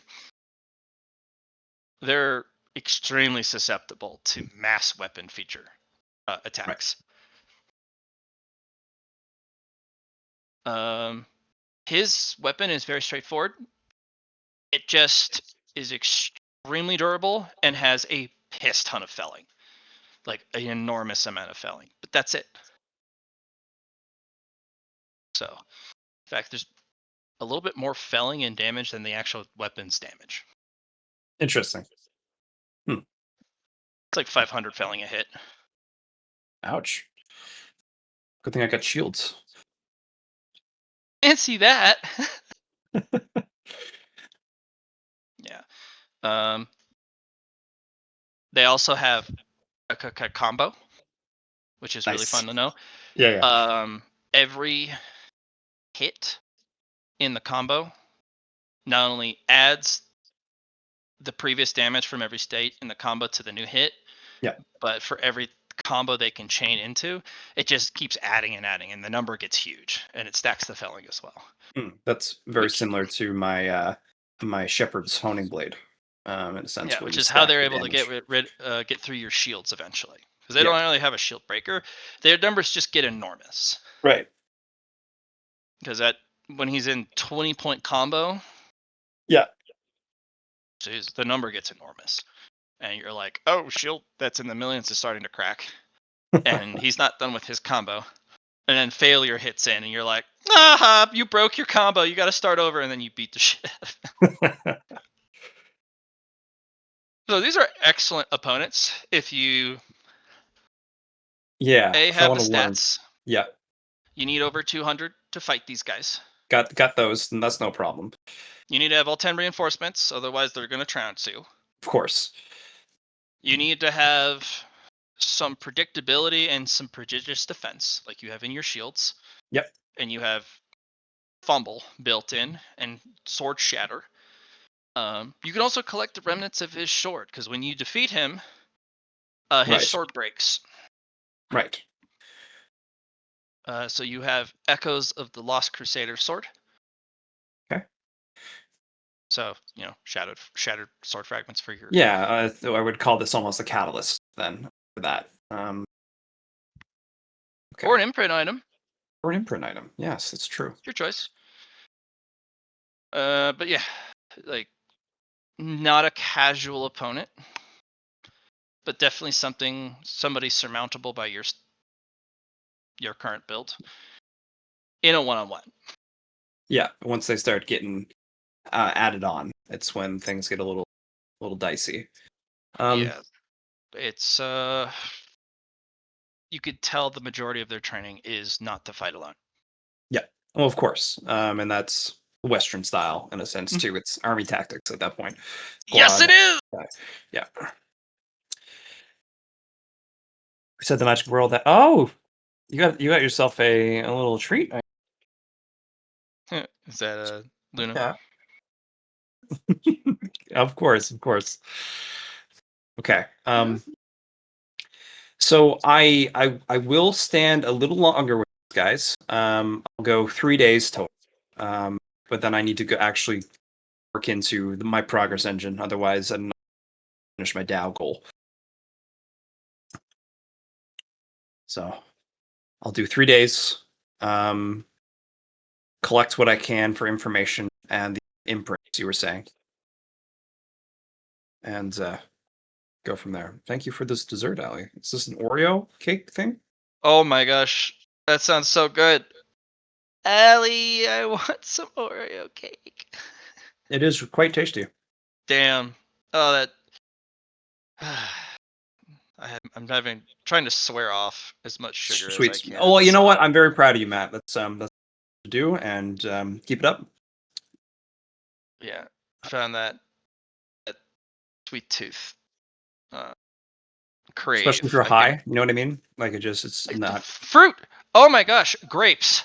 Yeah. I have found that is a easy replacement, and my body goes, I want more grapes, and I'm like, hey, this is not bad for me. I mean, it's not like I'm eating Oreo after Oreo. Yeah. I'm eating grape after grape, and then healthy. It also gives me that sugary, craving. So a tin of grapes is only a couple more dollars than a pack of double stuffed Oreos. So I'm like, damn. Important question for you, Um, Matt. Oh, go Mhm. ahead, Chunbo. You haven't said anything in a while. well, more of out of character. Also, some dark chocolate is totally cool to indulge in every now and then because it's just good for your body and helps with blood flow and shit. Yeah, though, like the really dark cocoa, like the high percentage. Yes, like 80 to 90% of dark chocolate every now and then.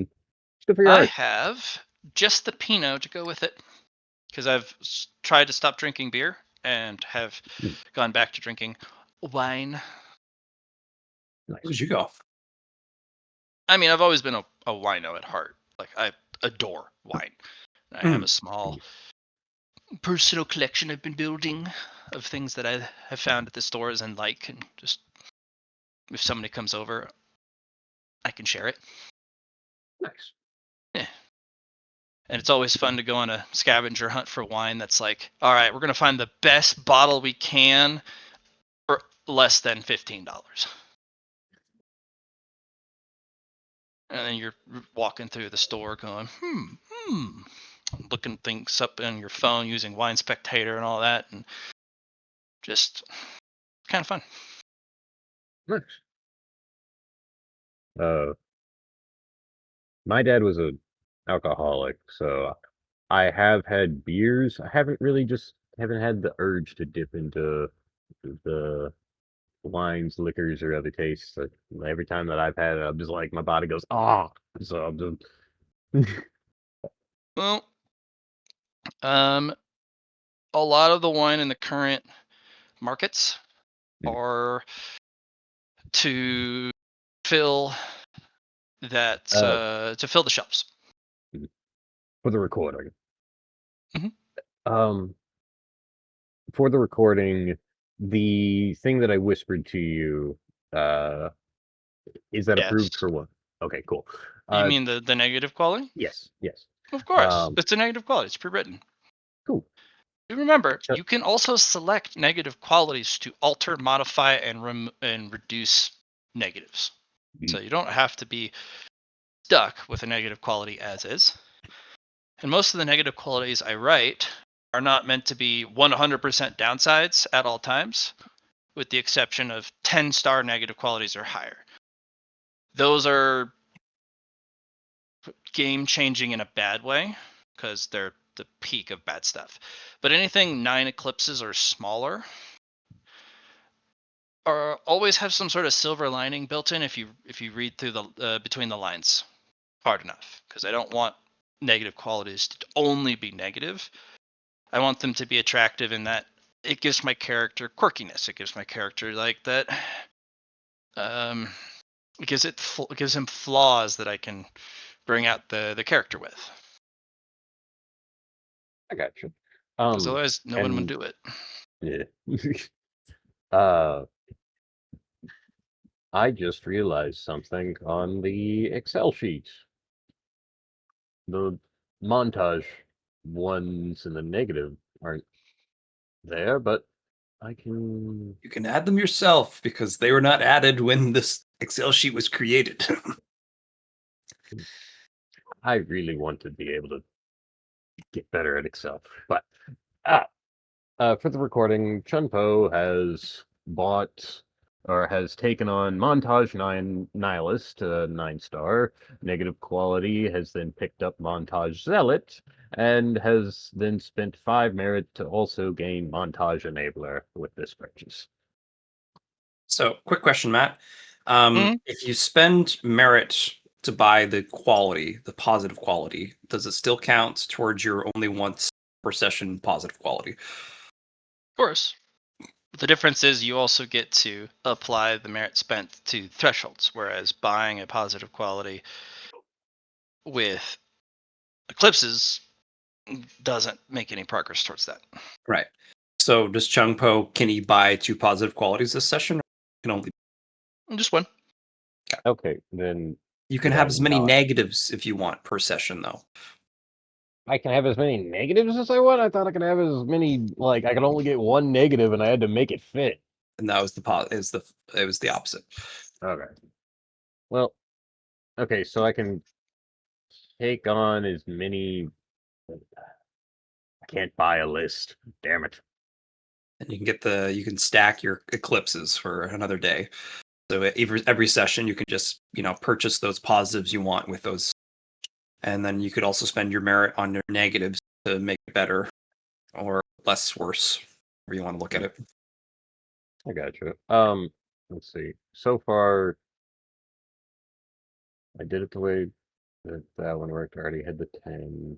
9 got 8. So 7 will get 6.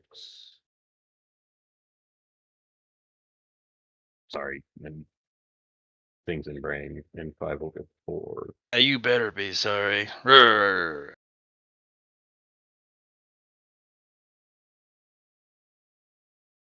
Okay. Uh,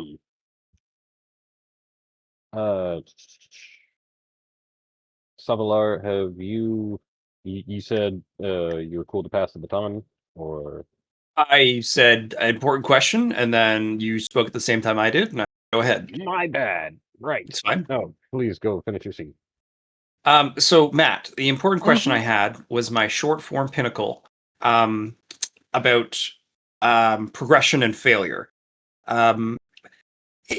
Do I still not gain progression when I fail, or is there a caveat here where I get like a bit or a little bit? What are we going to do with that? What's the mechanic of that short form I just did? At least in the current bout, each of your losses can add progress. Sure. Okay. But what about for the rest of my am I just going to bout this guy the entire time, or am I going? I don't know. Yeah, that was what has appeared when you used. My Echoes of the Lost Ark. Yeah. Yeah. Yeah. Okay. And the Echoes of the Lost Ark continue to plague you because you used it. Okay. So as long as I stay here, I'll continue to fight this guy. My Well, losses You will. might fight more, and in this particular stage 19, unless you go Yeah, deeper or you go one shallower, less. Yeah. you will continue to fight the Lunar Knights in greater and greater numbers to the point where it is untenable. Yeah. And you might even have Knight Captains start showing up.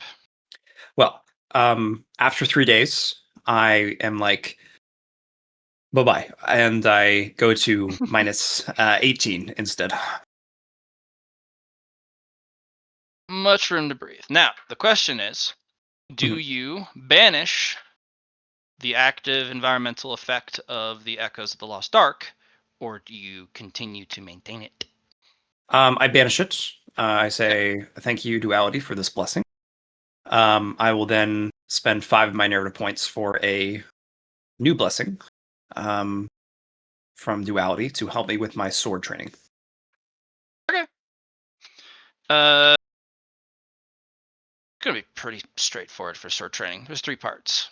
Mhm. One is, see this big crystal? It's really durable and hard. Cut it. Okay. If you can leave a scratch on it, not bad. If you can put a gouge in it, pretty good. If you can cut this thing in half in a single strike, saucy. Gotcha. Okay. If you can do it consistently in a single strike, ultra saucy. And they'll produce as many of these dark crystals as you want. Okay. Second Question, one Matt. is. Oh, Go ahead. go ahead. No, go ahead. Go ahead. Continue. I'll Now ask after. you ask your question before you forget. Okay. What is the limit to have the amount of narrative points I can apply for aspects of the order? 6. 6. Okay.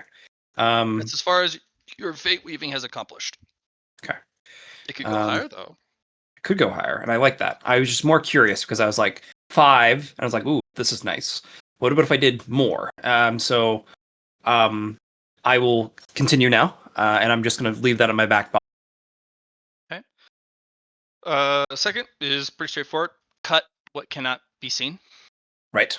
because you're in the dark. Ooh, there's a thing you need to cut out there. So basically, they have a silently moving crystal that you need to Gotcha. cut, Gotcha. and you have to do it in the dark. Ah, It's a lot harder now that I don't have my pyramidion eyes. So, yeah, significantly harder, yeah. Yep. And it was kind of a cheat code. yep. Good. And the third one is cut before you are cut. So they're gonna do the traditional. I'm gonna throw a shard Yep. of crystal at you, and you gotta smack it out of the way or cut it into pieces before it hits you. Okay. They won't be doing all three at the same time. At least yet. Gotcha. But you tell which of the three training sides you want. Like Okay. you say 1, 2, or 3. Right. And I'll pretty much go from there. I think I'll start with 1, work my way to 2, and then go to 3, and then continue that rotation. Yeah. And am I getting any fatigue from this training? For 3, you'll probably gain a bit of fatigue each DTA you spend doing this. Gotcha. Okay. But the other 2, they're not really physically fatiguing per se. Okay. Because you're a pretty hardy character. Yes. And since you're only striking at inanimate objects, one of them, albeit, does move around. And I suppose you could tire yourself out by just swinging endlessly at nothing. Yeah. Or I decide to use even further beyond. That would give me fatigue, but I'm not going to do that here. Yeah. Other than that, not really. Not at least for Okay. 1 and 2. 3, absolutely, because Okay. there is grievous harm that can happen, and you're going to be firing on all cylinders to make sure that you Doesn't cut happen. these things. Yeah. Gotcha. Okay. I will plan that out with my spreadsheet. So pretty much I'll be spending the 3 DTS. Mhm. First DTS, stage 1, second DTS, stage 2, third DTS, stage 3. I will not be getting my my advanced or my rest during this time, but 1 and 2 I will be. So I think that should be good. You can use whatever rest bonuses you have. You just cannot take the rest action in the dark. I can't take the rest action in the dark. Okay. You have to go back to the Ori because in the dark you're not safe. Gotcha. Even with Gotcha. duality, because duality is duality. They are both good and bad. Yeah. And if you're in the dark, the longer you stay there, especially if you're like, oh, my master will protect me. Your master is also evil on the dark side. Yeah. And they will be like, no, you're not allowed to rest. You're training. Get ambushed. Okay. I will include that. How much fatigue then am I getting for stage? 1 for every DTA you spend. 1 for every DTA. Okay. So I'll stack that. How much progress bonus am I getting for stage 1, 2? What's the difference? So stage 1, very simple.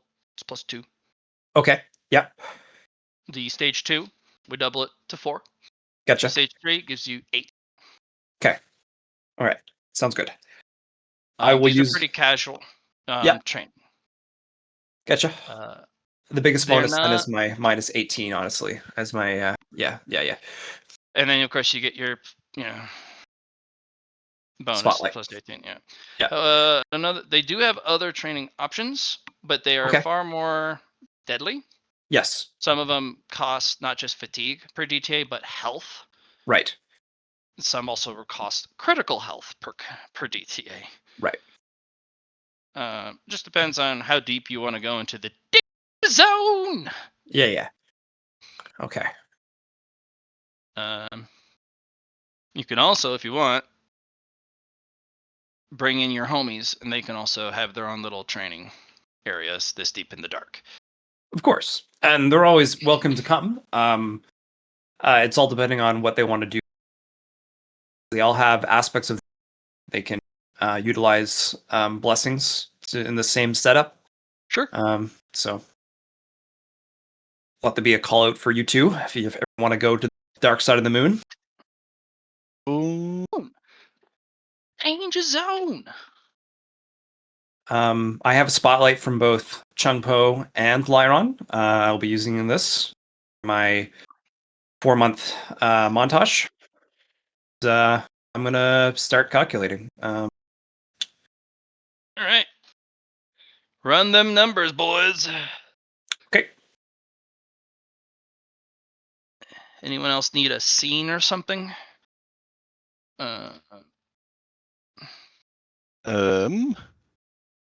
I would like to start working on force. And with my conflux, I can purchase mastery in a skill required for a pinnacle art with insights. So how many insights would it cost to purchase mastery in force? 100. 100. Enlightenments cut that down to 10. So it's 10 enlightenments, or it's 1 enlightenment and 10 insights.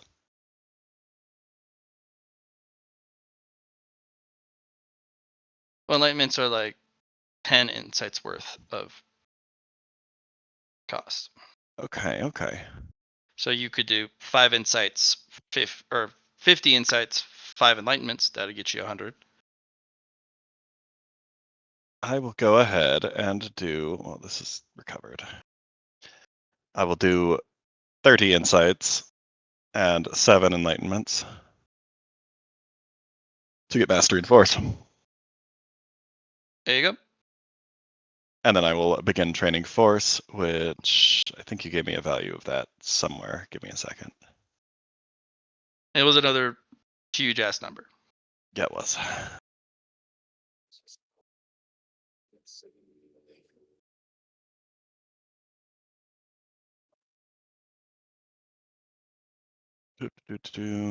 And mastery.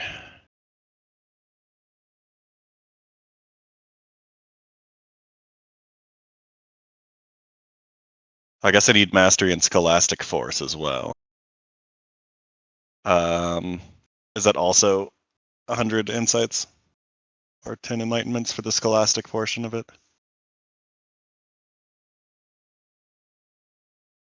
Say that again.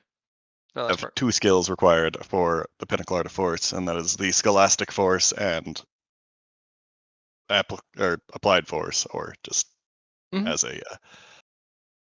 So is it 100 insights for that one as well? Only since they team up, one feeds the other. The application of force is the only thing you need mastery for. Oh, okay. Because the scholastic, if you have the Just to learn scholastic, it. is an accessory to the actual non-scholastic expression. Okay. So I only need they're to basically spend the it same for that. tree. Got it. Okay. So Then in I will other begin words, no. training force. Rock on. Rock on. I think that was 500,000, which is 1 million. I thought it was less than contact, but still ridiculous. It is, but also it's the second one. It's doubled. Yeah, which is 1 million at that point. Yeah, the third So, one is yeah. tripled, and the fourth one is quadrupled, and then Okay. the fifth one is pentupled. It's like it's a nuisance to put pinnaclars together, especially if you're going for ridiculous concepts like yours. Fortunately, you're a little geared towards it, so I don't think I'm too worried. Okay, so that's plus 70 progress from the conflux.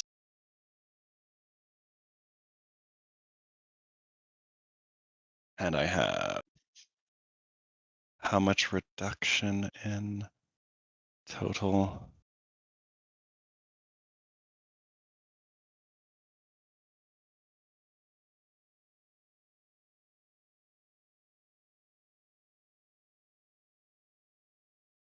It's a clarity of mind that has 25. So I've got 60% reduced total needed. So I need 400,000 progress. Unless there's a further down here in the mind thing. Scroll to the very bottom. Du-du-du.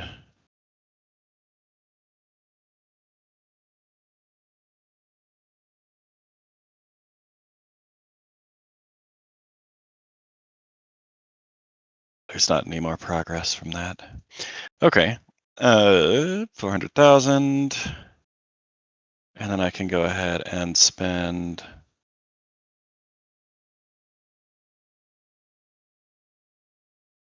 Yeah, you guess I'll spend get- all right. 9,000 more progress from 9 more insights.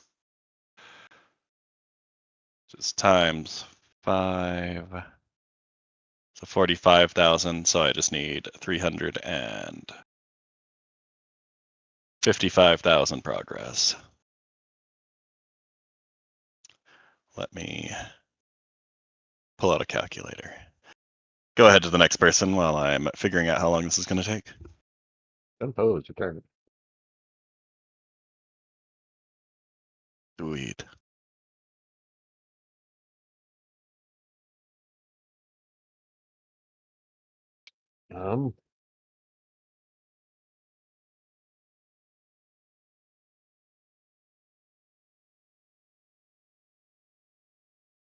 Well, get all stats to 100. Did you already have all stats to 100? I have my perception was capped, but it was capped at 90 instead of 110. Now I've gotten, besides the 10 bonuses, so I have at least 190 now as a cap. I also believe that I should have like a few things above that cap. I have no idea where my true top is anymore. Because, let's see, 210. I have summary.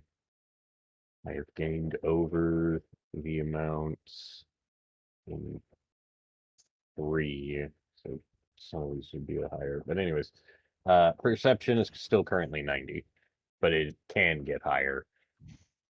Yeah, the only reason I brought that up is because, like, I think Lyra and I are already at, like, our max characteristics.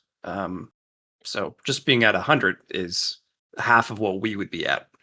Yes, I know. But as Matt said, it was 100 for you. I just figured it would. I thought that was too low. But that's just me. That was how high I got the last time that I got to my cap. And then we did a bunch of reinforcement trainings, and now my cap is much higher. But yeah, I need to level that up a little bit. But getting perception to 100, that'll be, it's only 10, so shouldn't be too hard. Oh, my mouse is dying on me. I would also like to use the kinetic fruit that I got from the kaleidoscope tree to help with force. Oh, I thought you already ate that. Have not. Okay. That was will going to use greatly it. help in your studies, yes. Okay. What will that do for me? It'll give you a plus 100 progress bonus. Nice. Okay.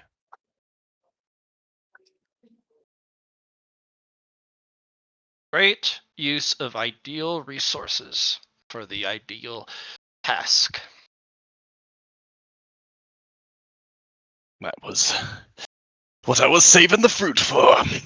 You could also do let a that short form pinnacle while you're doing this pinnacle training, couldn't you? To better do your I research. think short form pinnacle does not help with pinnacle, as that is shortcutting what I'm trying to do. I just figured it always made things better when you did them. I think It in this can. specific scenario, it's probably a bad idea. But that's up to the DM and what my character would think about that, knowing more about pinnacles than I do. Very niche cases, it can be more beneficial than harmful. But you nailed it on the head. Well, studying pinnacles in its true form. The short forms are exactly that. They're a shortcut, and if you use a short form pinnacle while practicing real pinnacles, they can, if you lose focus for a single moment, they can get mixed. Gotcha. In certain cases, yeah. If you could find a niche case where it's like, do this, results in this, absolutely they can assist.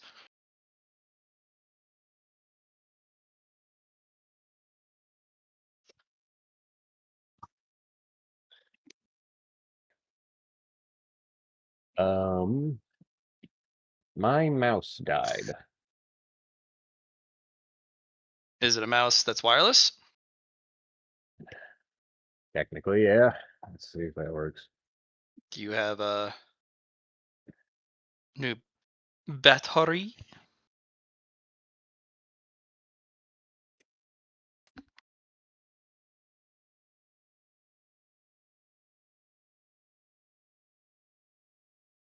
There we go.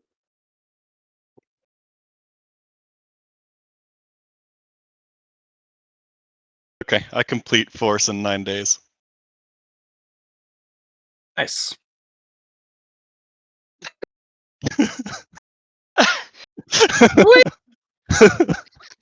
I get 636 progress per day and effective 62 DTA per day.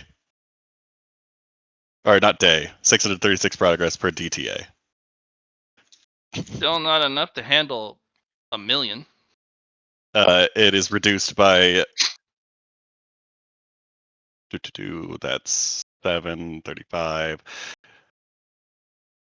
It is reduced by 60% for the total progress that I need with my tier 10 mind and my pinnacle. Oh, sure, but you take the Conflux. original amount, which was a million, you double that to 2, and then you Oh, reduce sorry, that by 18 60. days then. Yeah, because then you reduce that by 60%. Yeah, so But 18 you're still days. looking at hundreds of thousands of progress. Yep. So even 18 if days. although let me do some math on my end by using this fancy tool that I have on my computer. Okay. So I get 31 effective. So I get 31 DTAs a day with my suit plus the extra 3 from Montage Hero. And That's where it then is. Yeah. I double that with my time clock or my timepiece, So which is 62 DTA per day. that's where it was. I Oh, was wait. like, I can there's also use no my time chamber. I can get 124 DTA per day, actually. So down to 9 days. that is 9 days. Yep. Okay, now it's got working again. Well, shit. I mean, and you don't need So I the built it up.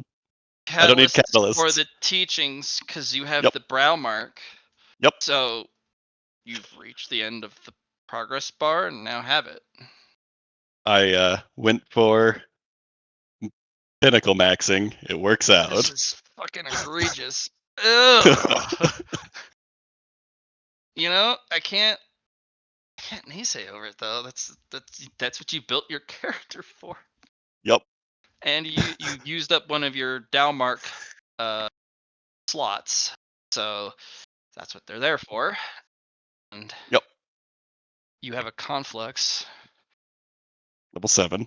Yeah, you're a progress beast. What can I say? That was the whole idea. Yeah. You know, it took John 2.5 months to get his like in-game character play. Not like Yep. 2.5 months of like playing, but his character 2.5 months just to get to 10,000 progress for his first pinnacle called Cut. Yep. And you're sitting there going, one called Force. It's got 2 million It's like- progress in 9 days. Got there. Did I go too fast? Gotta go fast. Well done, dude. Shit. All right. It's what progress maxing does for you. That's why we spent 2 years in game or in person working on our progress engines. Well, your qigong machine is off to the races. I guess your character just sits there going, that was much faster than last time. Yeah. Oh wow, I've learned. Well, These you're there, brow my friend. markings are cool. Cool. You have the full pinnacle art of force. Huh. Yeah, I'll do it. All right, Poe. What were you doing? Sorry for the interruption. You're good. Poe needs to. Well, now I have my thing. So Poe needs to roll for some perception training to get this to 100. That's the last thing, and it's only needing 10. Oh, it's been a while. The characteristic training. What do you mean it's been a while? Don't you have every single thing already tediously and meticulously marked out on a separate Word document just for progress maxing? So that you Well, can. technically, here's what here's what I have for my characteristic training. And this was because I went to deep escrow the last time that I did training. So technically, I believe I already have it. Yeah, you just gotta watch out for your limits.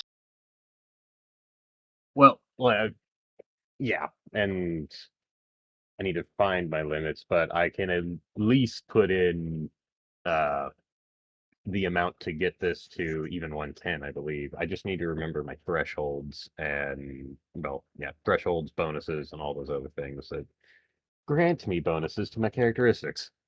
Sure. Go ahead and take a sneaky peek at those and do some math and, the usual. Yeah. But let's see. So 10 times, so 100. I will take that from the fellowship branch because I believe that's what it would be. So 2547. Perception is now 0 out of 11 with 100 in its stats. First step out of Lorekeeper's itinerary. Check. Steroid practice and development. Sure, but remember you got to get all them stats above To 100. max. Well, it said 100. Did you want max? No, they just said 100 as a starting point. If you want to continue to send them to the max, do so. You do need to do a little bit of footwork on it though, because if you remember, that caps started the game at 60. However, every tier of cultivation you have successfully gone up grants limit breaks to all stats, which means your stats can go higher by 10. Okay. Yeah. Yes. Starts at 60. Every cap is plus 10. I remember getting up to 90 that way for 3 caps or threshold boosts, and then Yep, plus 10 100. for each threshold that you've reached, and you just gotta, keep that in mind. Thresholds are really strong in that manner. Yeah, your reinforcements, your color ranks, your thresholds. Yeah, all of your reinforcements give you each 10 limit breaks to each stat. Yep. That one I have written down. I remember that one. So automatically, by completing all 10 of your reinforcements in every stat, your stat cap without any other consideration is 160. Since you've gone through bronze, silver, gold, black, gold, that's 4 ranks. So now you have a stat cap of 200 in all stats, and then whatever else your thresholds Yes, and have yielded. So threshold-wise, technically, you could have easily 200 in all stats if you wanted to put the effort into it. And frankly, that's not a bad thing. Oh yeah, no, and let's see. So Do some stat maxing up in. I guess that's the theme of the latter half of the When thresholds is the last one. The session. It's all about the max gains, bro. Listen, if numbers go Gains. big, you don't lose. That's what I was thinking. Quick question for you two. Which is each of your progress engines number multiplier at for your montage hero? 5. 5 for me. I thought it was both 5. I just wanted to double check. One is 4, one is 5. Which I one's believe training? training for me is 5, and research rate is 4. Because I needed the training 5 at one point, and I hadn't done. But yeah. Sounds good. I thought that they were not separate. Rather, that if you upgraded it, upgraded for both sides. I My took it crap as separately. too. Yeah. As a note, Poe, I don't know if you saw this handout, but Yes, I did. Forever spotter. Oh boy.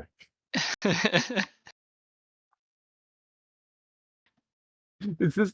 Oh dear. Is there a cosmic Tinder app or Yes. something of the sort? Of course Okay. there is.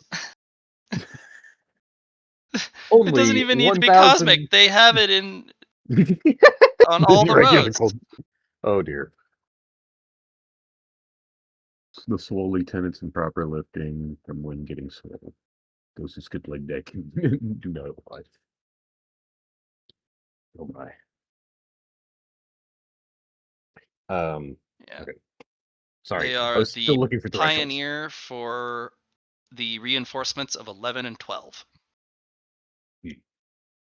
Oh wow. The pioneer of 11 and 12. Yeah, because reinforcements Damn. Yeah. Cap at 10 or supposed to cap at 10.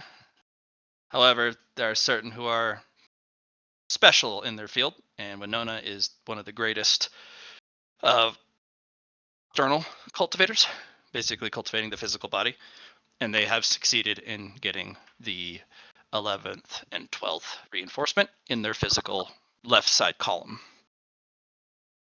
Hmm.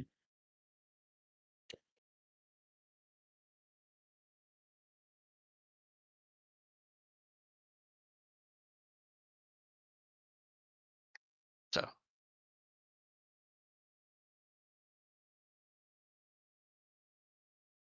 Sorry.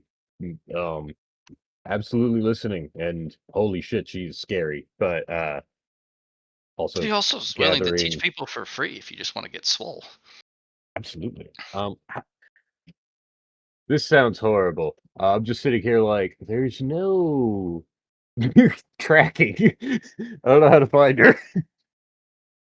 Yeah, that's the unfortunate part. Fair enough. Okay, so 2, 3, 2, 3. Spirit, might, swiftness, and mind. I have at least 2 in every single one of those. And then the thresholds grant. Okay, so that goes to. Okay, so just figure out that's a minimum 200. So just pick 200, 200, 200. Sorry, I'm going to pen and paper because things just seem easier. Might 3 plus 30 to weapon skill, strength, toughness, and willpower. 30 plus.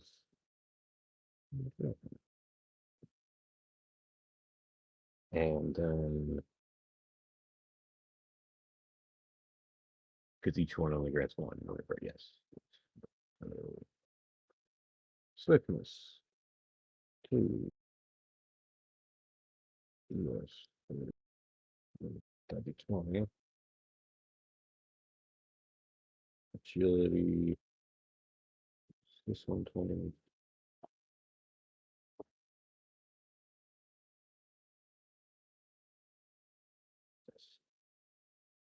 Is there anybody else while I'm doing math and trying to get it all the way in my head? I mean, Lyron is probably the only one that doesn't need to do another math. He needs to make another decision, I'm guessing. Yours seems like the easiest, though. to get Understood. under wraps because it's just your characteristics. They're pretty predictable math-wise, like even above 100. Yeah, it's just 10, 10, 10, right? It's not really. Yeah. I'm just like One sec. writing it You guys down. solved the math. Somebody rang the doorbell. Oh dear. Hmm. Oh, that was me. I needed to use your washing machine. Sure, which is perception, 220, and intelligence, 220. 9 days, though, Johnny. Yeah, it's good. It's excellent. Yep. 3 in mind. Intelligence. Don't worry, guys. We've got this. I did the math. 30, agility, 50, ballistic skill, 50. Wow, interesting. And then spirit, perception, fellowship, toughness, and willpower. Perception, 20, 40, fellowship,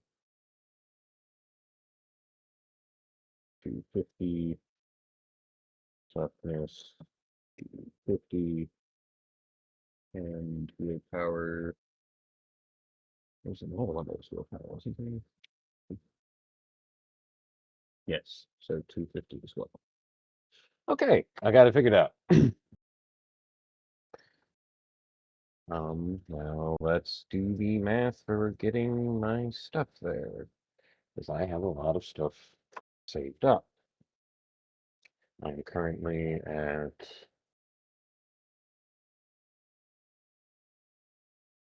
that's so 6, 4, 8 divided by 12. That changes at the 10th one.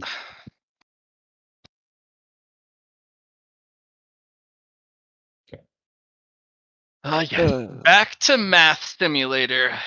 I got my Perfect. thresholds. I know what they are now. And now I'm taking all of my escrow that I had and dividing it up properly. 2, 5, 4, 7. I wonder what John is going to say about the 9 days to 1,000,000 progress for a pinnacle. He might say either took you long enough, or that's goofy as shit, or why? You know, the usual John responses. Yep. He might even throw in a, that's pretty good. I'd say it is pretty good. I Yeah. think you'd throw that in then.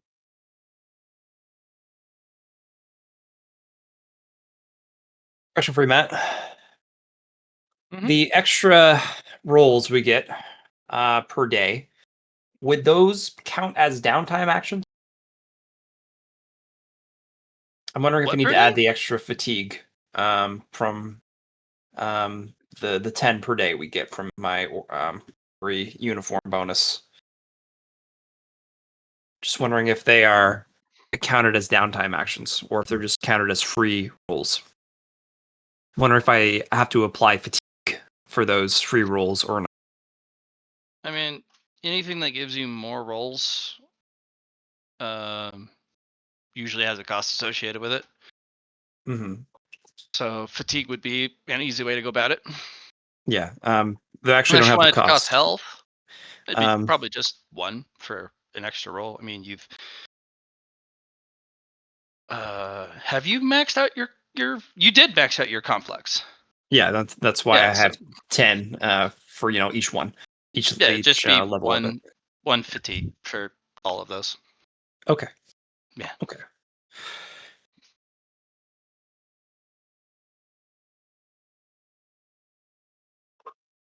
Because anything that gives you additional DTA or rolls for progress or anything that accelerates it usually comes from some sort of tax system where you get this cool bonus. However, there's a small drawback or tax applied to it, like a fatigue or health or Gotcha. some other thing. Gotcha. All right, Laron, keep that into account for going forward yourself. He also has an enormous friggin' fatigue fuel. Oh, Oh, yeah. yeah, I gained. I did not rest the entire time I was. So Doing this is just that. important because that incorporates 90 of your fatigue, I suppose, for that time. I've But there's got 9 days. 1700. Yeah, I figured it's fine. I just 90 out of percentage is like 1% for you. Mm-hmm. Okay.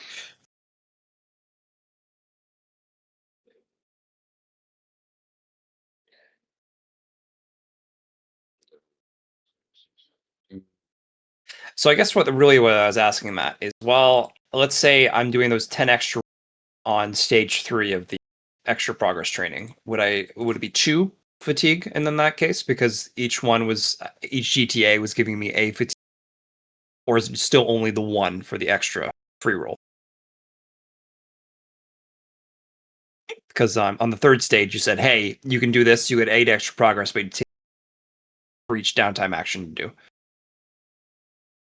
I mean, if you have double dipping and extra progress per roll, that's 2 separate taxes. Okay. I'll So- keep that as 2 then for each of those. Yeah. So if you want to double dip, then yeah, it'll cost you 2 whole stonking fatigue.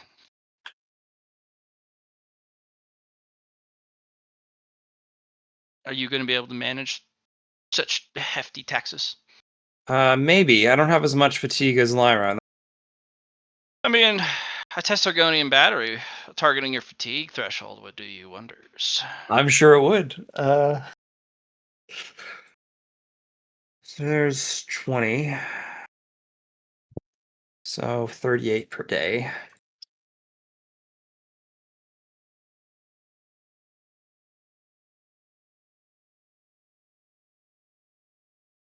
I have 211 for my fatigue threshold.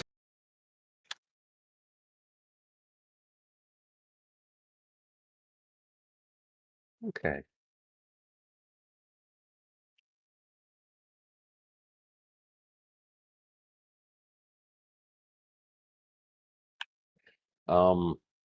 I have jumped up 30, well, yeah, 30 characteristics points in all things.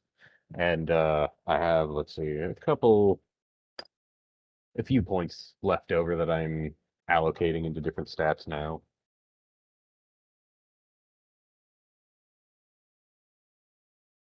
Let's see. I couldn't do all of them, but actually, should do that.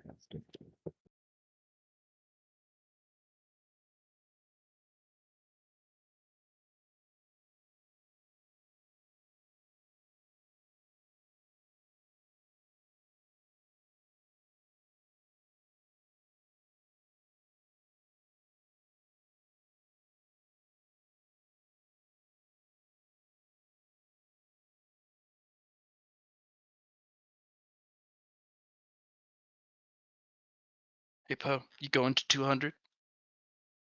I'm not up to 200. I'm I'm up saying, to are you going for the stars? Getting them 200 stats? trying to. You ramping up the qigong machine? Just getting, well, it's interesting because I'm just like getting swole, but also just in all things. So balanced swole? Does it look different or do you just get bigger? Oh, you don't physically get bigger unless you have some sort of physique. You buy strength in all things or get do you even lift? Positive quality, that'll make you bigger. But then again, you can also buy off the gain the size category. Like there's a lot of things you can do to make yourself a larger character, but upping your stats in the cultivator game at least doesn't make you physically larger. You just compress all of that power into your current frame. You are chasing away mortality. So do you just start to glow because so much energy is being compressed into you? I mean, into your Diantian, yeah. Mhm. If that's ever exposed, it does glow a little bit. Fair. But as for, do you just glow? No. No, not really.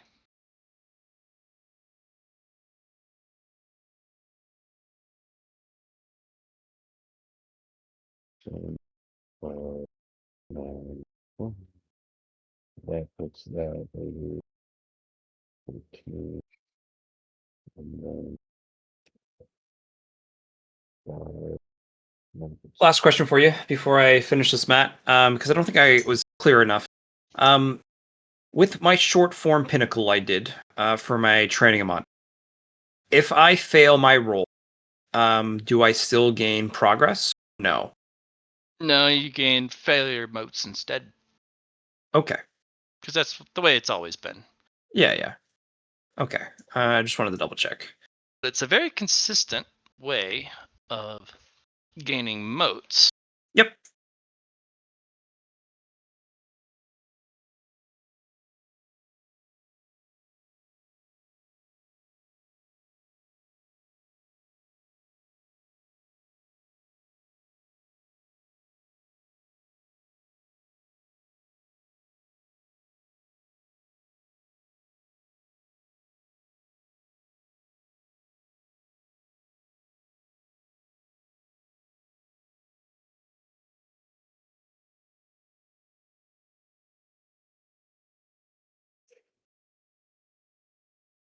Sorry, I got messed up on my math because I got messed up on my math and now I'm redoing it to make sure I'm getting it accurate.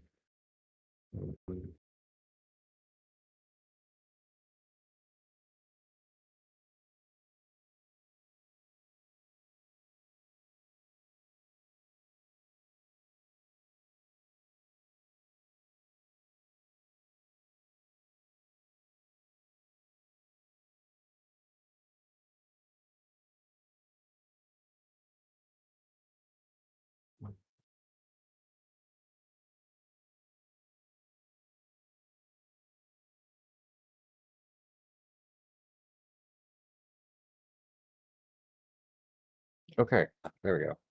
And so all of those can reach that much, and 140 all there, but that one can actually reach to 150. That column can reach 150. And then 270 and 698. I can do 750, but I can do 698, 460, 98, 275, 98, 7,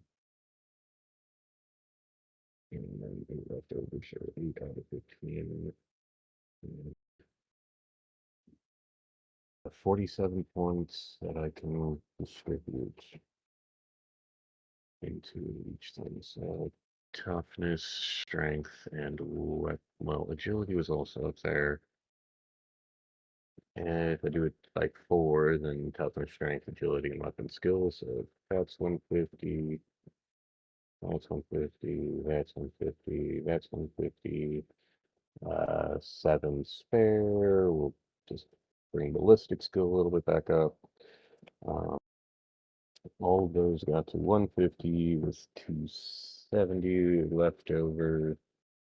Which 70, 16. And shit. Okay, so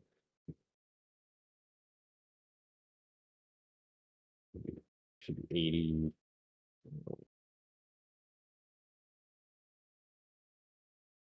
Do this at least. Do my front. 0. 5 would be 80, 96. Well, that's yeah.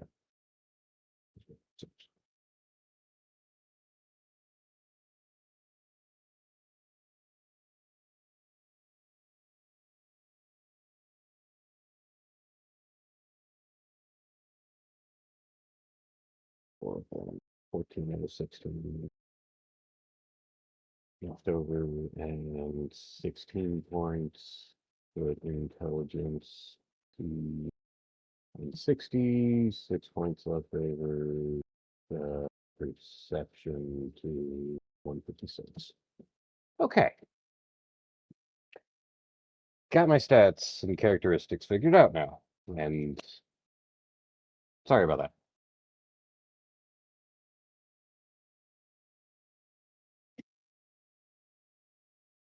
Matt, I have a merit purchase I'd like to run by you. What?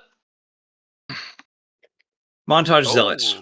Oh, So I already have alright. it. I already have it. Mhm. That's no worries. It's about what I want to do with it. First thing, I was Mm. thinking of the +1 progress. Can I spend a might select on +2 Yeah. progress? Okay. +2 progress for a -10, sure. Yeah. Second thing, um, could I have it so I don't know if this is spirit or mind select. So it only attaches itself to the negative. So if there was a positive to counteract, it wouldn't take away from the progress.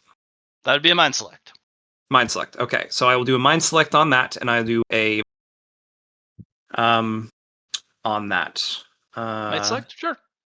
Yeah, so a mind and a might to kind of make that a little easier for myself.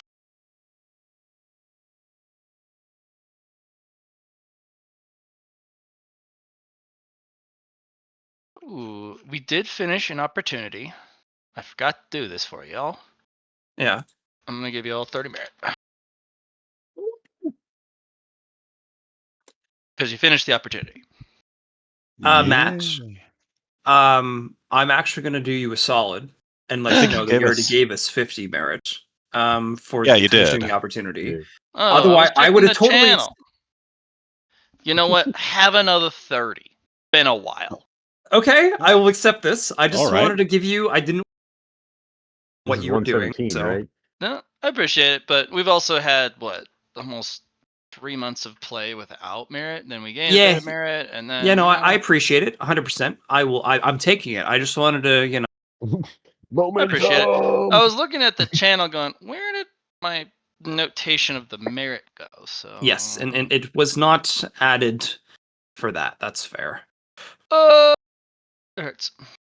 Bad. No, you did add it in 1+1 Gestalt and +50 merit. You just had to look up. How far up? Dad. It was on 0502, which was almost a month ago. Yeah. Fuck. It's okay. I got you. Even if it's not the best of things, but I still like Matt. You're good. You're doing a good job. Keep it up. Proud of you. Yep, yep.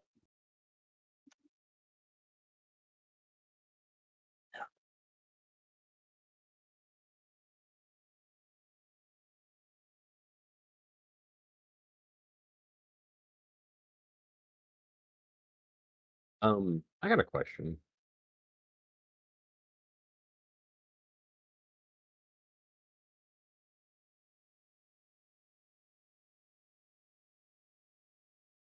This stuff for what is it? This is just characteristic, or like I'm trying to think of the proper name for calculating characteristic maximum. Okay. Or well, I guess yeah, because never mind. I got it all down and I haven't written, and now I'm just like, all right, now where do I put this on the character sheet so I know like I don't lose this and it's the It's up to calculated. you. You can also put there's a little itty bitty small circle to the bottom right of every characteristic. Yeah, but doesn't that like affect rolls? Sometimes. It's Yeah. just strength is the only one it affects. I do believe. I don't think it affects the. If you have a custom, it doesn't affect that for sure. I think it would affect the initiative for agility. Those are the only two I think. You could put it under traits, or you could put it in a cultivation handout or a one Yeah, of okay, so your journal entries. There's not really an elegant solution. yeah. I'm gonna put it under special abilities and list it out under how I normally do some things, and put it as calculated Cool. characteristic maximum. And I'll have the formula and have what I got. 'Cause, yeah.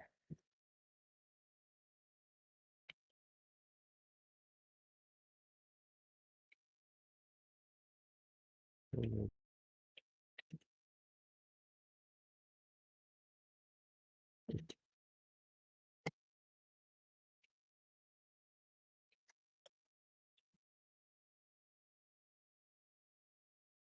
But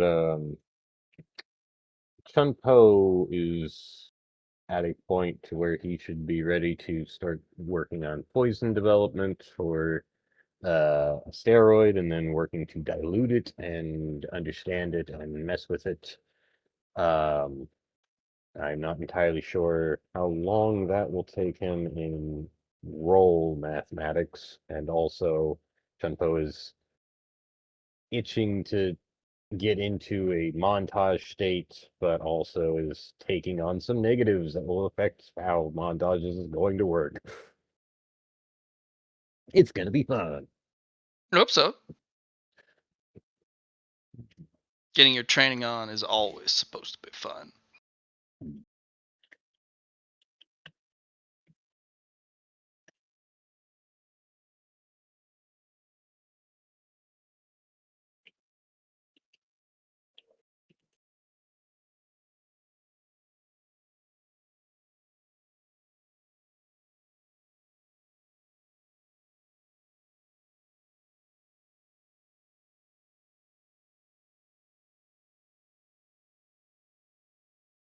See, did you want to do that now, or do we want to kind of call session a few minutes early? We have 20 minutes remaining of session, so 20? Okay, gotcha. Well, let's see. Does anybody know exactly what they want to do right now? I have the thing that I was going to do, but I am not entirely sure how to work with steroids or to how they're made or anything like that. Or what I am curious on the true crafting of poisons and the amount of things I can, how much I can fuck in with the power that I currently have. Okay. Well, I would like to go back to my master. 9 days after I said I was going to go train force. Yeah. Master, Hmm. I need some ideas for what I'm doing for my next pinnacle. You see, I've completed my next one. Yes, and they look at you, and you can see the whirring of the ocular sensors. Adequate.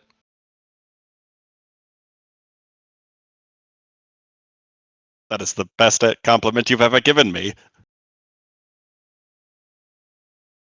I suppose such a compliment is deserved. As they kind of hover around you. You don't seem to have cut any corners either. Oh Do you no, feel fatigued or heavy in any capacity? it doesn't take any of my keystone weight. No, not at all. Light as a feather. I'm merely remarking on the use of the brow marks. Oftentimes it can cause spiritual and mental fatigue that the body doesn't know how to process properly. Does it? Do I have? In this particular case, you do feel a slight headache, but nothing. You know, come to think of it, I've got a bit of a headache. It's been a while.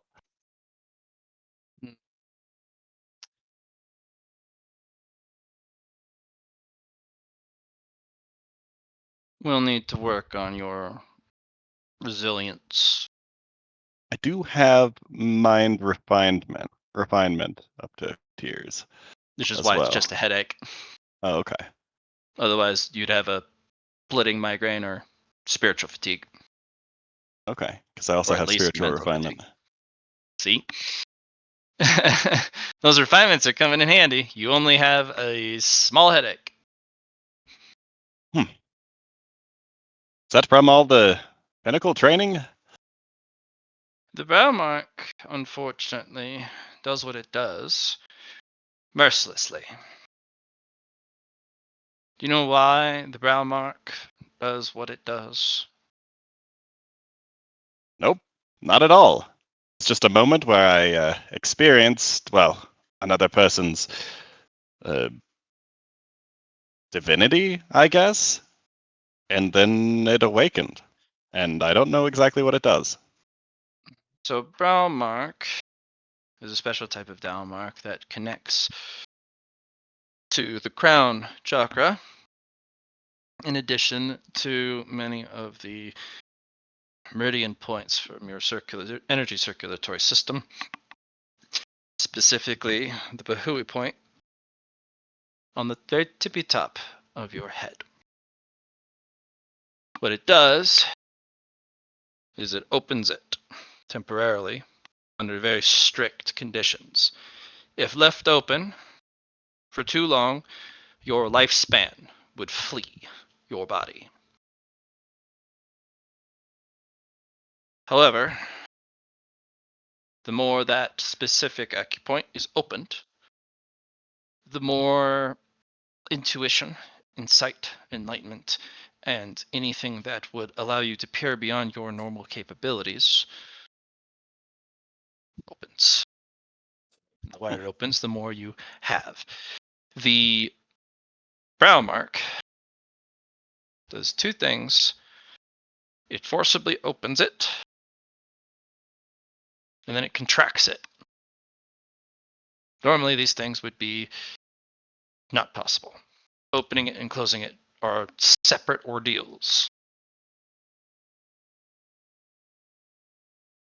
If the point, let's say, is opened large enough to form what is called a ring instead of a dot, anyone with a Bahui point of that circumference is considered a genius. Things come naturally and easy to them. If it is large enough that you can see all the way through it without any blue tint, you are a path-shaking genius. If it is fully opened, you have until the age of 20, and then you die. But the world's secrets cannot be hidden from you. Things that would take a person entire cultivation lifespan, talking a successful one, tens of thousands, if not longer, in years, you can do in an afternoon. It just makes sense. The brow mark forcibly opens your Bahui point to its maximum temporarily, and only under extremely strict conditions, that which is related to the brow mark's nature.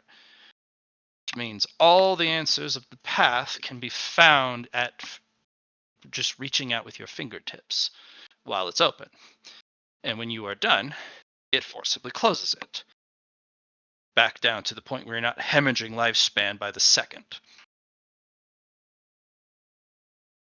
So they are extremely dangerous. However,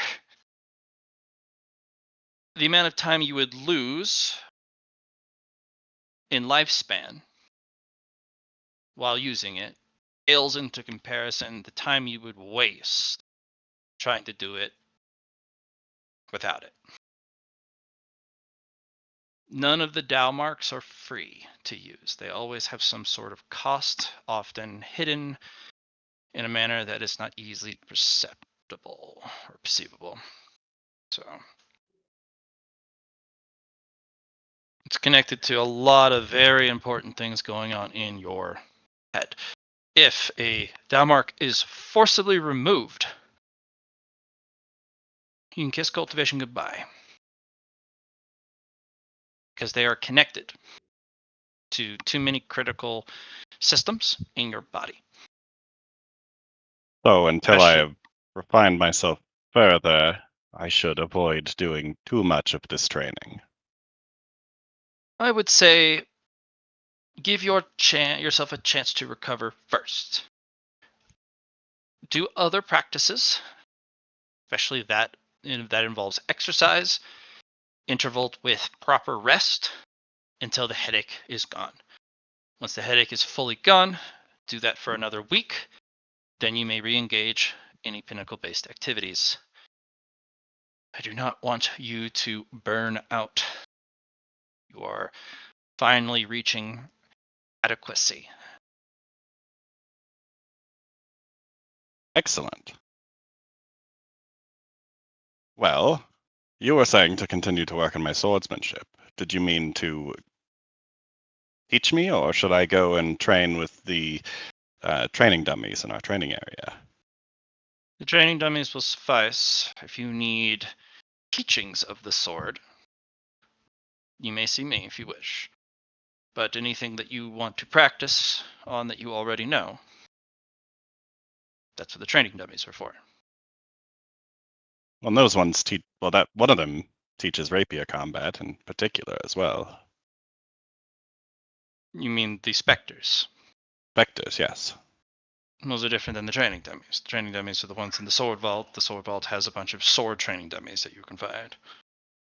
Oh yes, Little different. the Little different. specters. You may learn from the specter. They have sub-adequate swordsmanship, but I can polish what they teach you.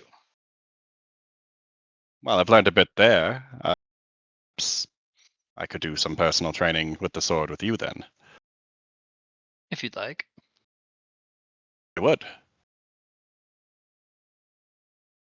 All right. The rapier is a strange weapon. You will also need to choose the style of rapier going forward. What you are wielding now is a foil.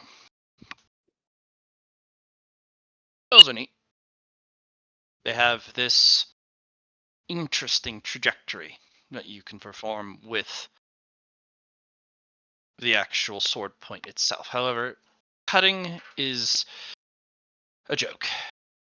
It's piercing. Quite potent. However, there are rapiers that are less of a foil and closer to that of a very thin, long sword. You'll have to choose which style you want to focus on. Do you want something that is unpredictable but is basically good for piercing?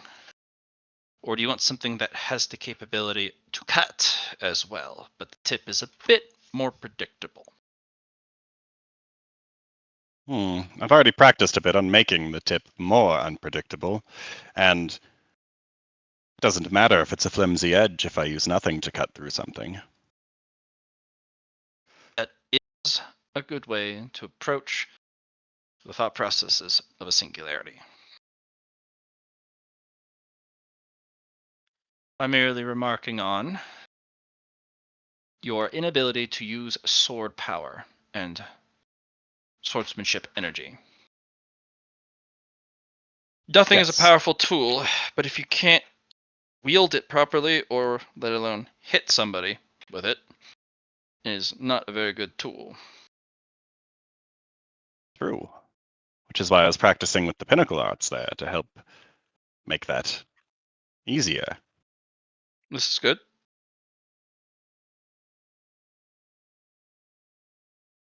So you don't particularly care for the combat rapier. You're wanting the duelist's rapier. Yes. It's fine. Just know that it will fall short, even through nothingness, in a general melee.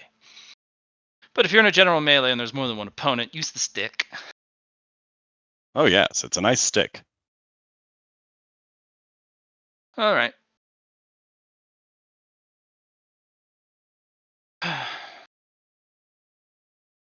Hmm. I suppose I can teach you a few things about swordsmanship. First, we need to start with entrapment. Once you have learned entrapment, you'll need to learn leading. After leading, you will need to learn better footwork than you already have. In fact, we may start with just footwork. And then eventually, you will learn at the very, very end what is called inevitability. Hmm. Working your opponent into a position where you can deal an inevitable killing blow, because it matters not about their defenses, nothing will handle that. But getting them into a position where they can't get out of the way, and they can't quite use their artifacts or other equipment in the instant that you are striking, especially if it's from an angle they can't even perceive. That is the benefit of the duelist's rapier, the ability for it to bend and twist and curve. I've Most started to swordsmen, learn that. yes, most swordsmen of the traditional style who use the Eastern katana lose their ever-loving minds against a proper duelist using a rapier.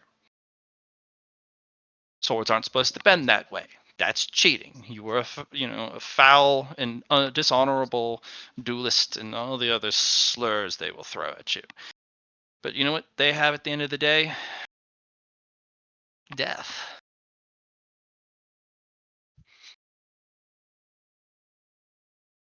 Hmm. That's what their complaints will get them. They stepped into the ring with you. They should have known.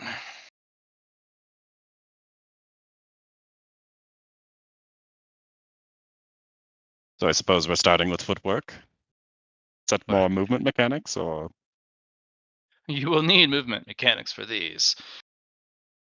Have you indulged in flexibility yet? got a lot of agility? We'll have to dial it back one. Flexibility first. Movement mechanics plus new footwork plus flexibility equal not broken disciple. Ah, that would I be will excellent. I will teach you how to twist your body like a contortionist. Your body will protest because the singularity body is double jointed in every way that matters. We can twist and contort ourselves in non human ways. The best I can do for you, with your fleshy meat body, with its very specific bending angles, I'm going to make you flexible as possible. No, And if you can't I contort can yourself, change my joints around with nature magic. you could. But this would lead to, unfortunately, some internal irregularities and inconsistencies. Certain things bend a certain way. Now you've opened up the body to bend new ways. Have you restructured the entirety of your body from the ground up to handle this new type of expression? It's a fair point. You can have the Oh, joint bend the other way, but do you have the supporting structure, the ligaments, the musculature, the connecting tendons? You have and I cartilage for suppose if I this. continue to modify my body in that way, why would I continue having a flesh body? Is the other argument. Correct. We might as well move you to singularity body. However, we're moving towards a energy body, Yes. which I believe would be a much easier transition from flesh person to new form. The singularity body is not easy to convert to. It usually takes about 100 years for someone to figure out how to not just walk, but actually go on a jog without falling to a crumpled mess. It takes a lot of adjustments. However, once you're comfortable with it, it is rather nice. maybe the energy body will be similar. Who knows? Though, at the moment, I can't reference the book, which is largely irrelevant for the moment anyway, but...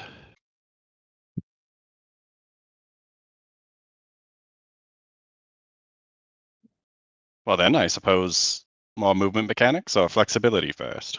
Flexibility first. Strip down to your underwear. We'll do this. Okay. First thing they're going to do is they're going to apply sonic kneading to your body. They're basically going to give you the equivalent of a sonic treatment that you would have in physical therapy to all your muscles. And they do overdo it just a little bit, so your muscles are all like... And then they have you stretch and stretch, twist, bend, and work your way through it. Okay. This is extremely uncomfortable.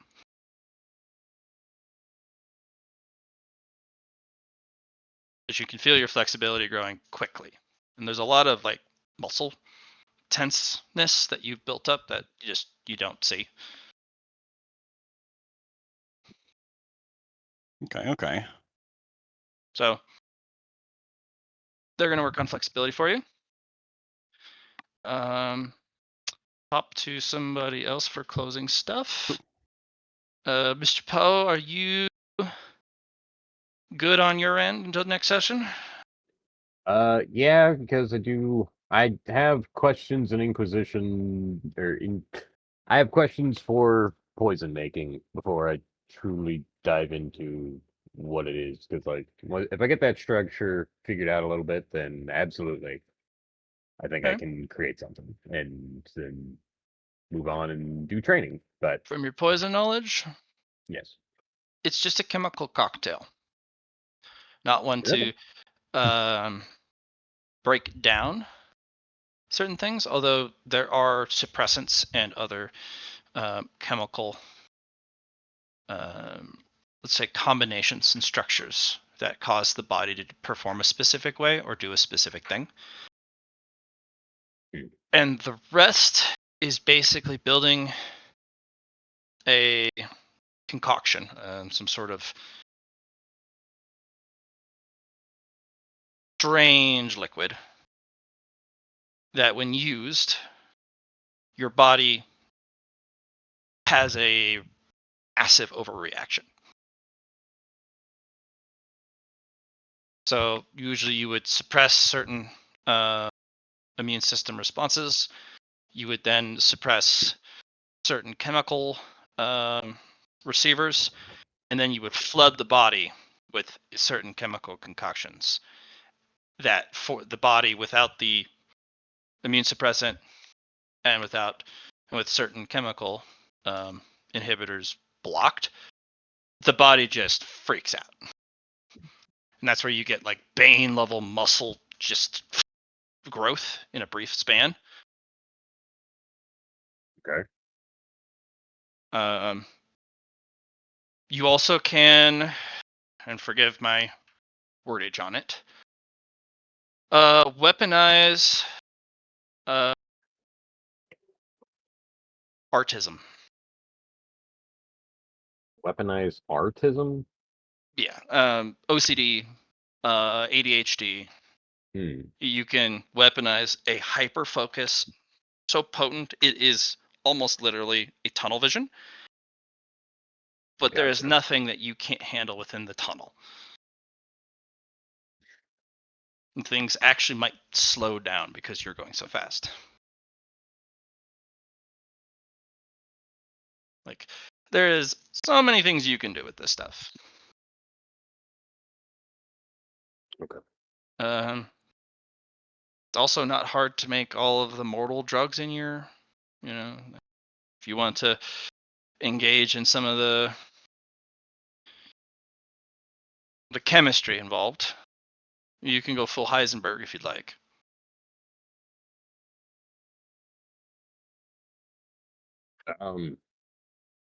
Chemistry was what I was actually really bad at with math. I can do Yeah. almost any other chemistry except for fucking chemistry math. I Good can do thing we're almost not any We're other asking not. you to do Yeah, it. we're not asking you to do chemistry, math, man.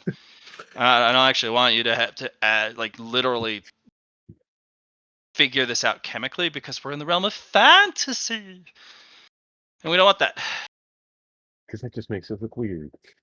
And not only that, it's like you're not here to do real life shit. You're here to play a fantastical game where we can hand wave all of the super tedious stuff, like actually doing the math. Game of ideas. This is the idea I want to do. I have the tools to do it. The idea is Adderall. I want to produce or some other reverse Adderall. I want to be able to hyperfocus, or it's Adderall plus cocaine together. And You can even do worse than that. You can make shit up. yes, This is the woo shit. You don't have to have anything thoroughly anchored in reality because you have materials that don't make sense, that are contradictory, and cannot possibly exist in reality. So you can go, I'm going to make a steroid from a potato and whatever that funky looking plant in the corner is. I'm going to use this fancy alchemy doodad that I have no idea how to pilot, but my character miraculously does. Bibbity bobbity, progress bar later, drug. And now you're potato maxing. or mushroom maxing or any of Oh, yeah. the Okay. In fact, you can do more research on your 9 delusions, 5 grandeurs, and just dose yourself with a higher concentration of that, and you're like, I believe I can do anything. And if you That believe is hard enough, the drug might go, yeah, you actually can, but only sometimes. okay. The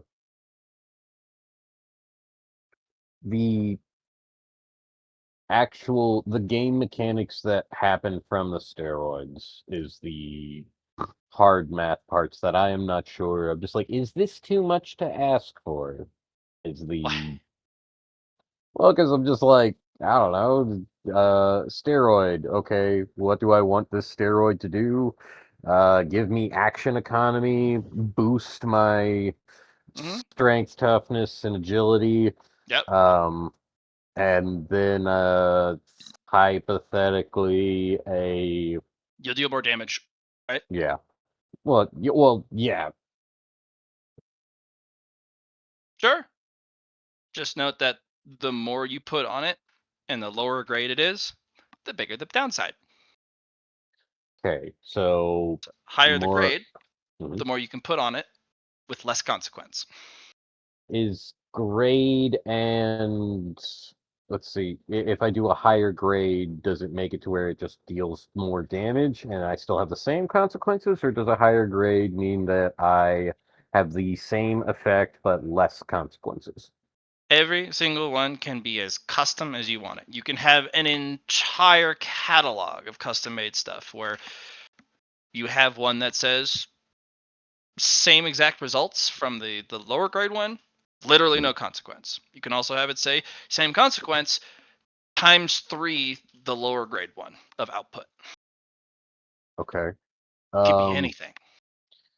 What would you say, well, shift, if I took my montage zealot and did a might select 10 times on the negative, could I get a +1 progress for each -1?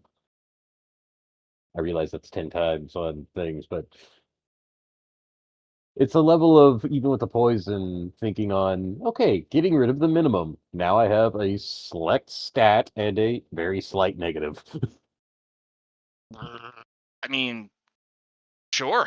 I mean, if you want to make I have to 9 select it 10 purchases times. Yeah. to get it down to, I get +1 progress for every -1, and it usually is in -10. So you have a -10, you get +10 progress. Yeah, if you want to spend Jesus Christ, that's so much progress. I'm like, hey buddy, I have a minus 60. You mean plus 60 progress per roll? And I'm like, oh yeah, that's gonna hurt. But yeah, you can buy it down to 1. It's a fortune, but yeah. Yeah. Go for it. Okay. Goodbye, Merit. Yeah. Yeah, that's the scary part on anything. By golly, that'd be terrifying. Might not even need the square if I can just make it that. Up to you, man. But At a certain high number, I don't think it. just make shit up. Yep. And the more you put on it, the worse the downside. Unless it's a higher grade, and then you can play around with what's better, less consequence, more good stuff, so on and so forth. Okay, so that's something to keep in mind. For each positive, add a negative, or like Yep. is more negative. Okay. And or when you add a positive, either make the current negative bigger or add a new negative. Okay. Is there any way to, with higher grade, subtract, like completely remove a negative, or if Yeah. I have a negative, or like if I have that number in positives, I can make it less, but it will never truly go away. The drugs, in a certain case, if you want wild expressions, there's always going to be a downside. It could just be a bunch of fatigue. Gotcha. If you neutralize the poison with Devour, you're not going to get the crazy extreme effects. But you could be dosed all the time. You could be microdosing all the time with no ill effects because you just devour the consequence, because it's not an extreme expression. If you don't need to go full Bane or Hulk and you just want to be Captain America all the time, that's not hard. You just have to find the right concoction that you can run constantly. And maybe you find it with your doubt poison, your 1,000 myriad poisons. Maybe you find a permutation that you can constantly produce. Gotcha. Yeah. All right. Think on it. Johnny. Yo. Any last things?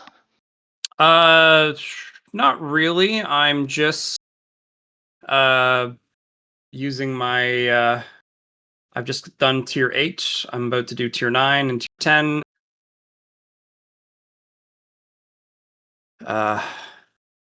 One of the teachings that I got from the elder.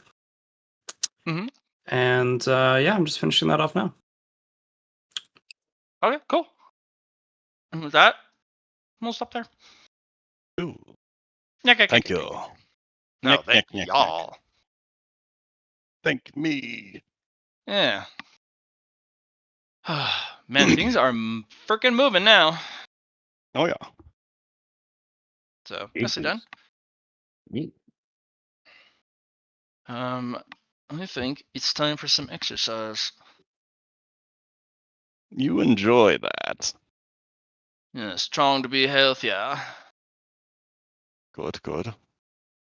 Cut down on calories, increase exercise. That works, right? You know.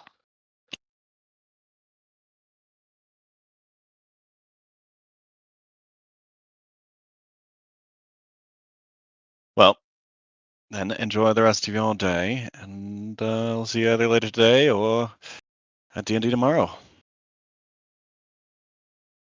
What are we You doing enjoy your later? weekend. Possibly today. I've got D&D later today, and a vet appointment here in an hour. Ah, yes. The doggos. Yes, yes. Do they fear the word "we're going to the vet" yet? No, they love the vet. It's in the What? same building as me, so I take them over to the vet Oh, frequently Oh. without appointments. that's pretty interesting. All right. Thank It's you, the place guys. where they get to go say hi to a bunch of people. They love it. They give them treats. That's awesome. Oh, Yeah. Enjoy everybody's obviously, it's weekend. definitely a place to go. All Yup. right. Thank you, guys. Good Yes. day. Good day. Johnny, we might need to slay later. Oh, yeah. I mean, I could slay later. I just can't really go anywhere. Then we'll Better put slay later. pool to like 2:30ish, so it's not that long. But then I have D&D at 6. So tier 8, my final tally for that one.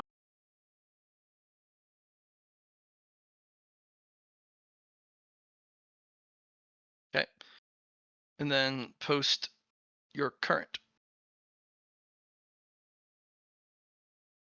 Oh, I mean, I have up to tier 10 down now. I'm just putting in the tally for fate.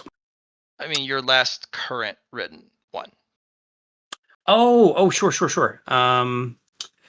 So you've made them quite straightforward. My doc, go to level 2. This is what I have for 7.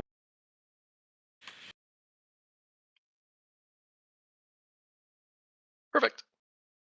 Much appreciated. And I'll get that to you before next session. Yeah, 8, 9, and 10. And I'll spend a month after catalyzing. Not catalyzing, sorry. Flexing. Because it'll take a month, I think, Flex. for the flux. So All right. All right. Were you wanting to use your 10-year time skip, Mr. Johnny? I don't need to. I only took 70 days out of my 100. I mean, with Eclipse. I will. I still have the token. I don't think I will use it early. I think I'll think about it honestly. Because the way you said it, like I'd be able to just power through those tiers. That sounds really nice. But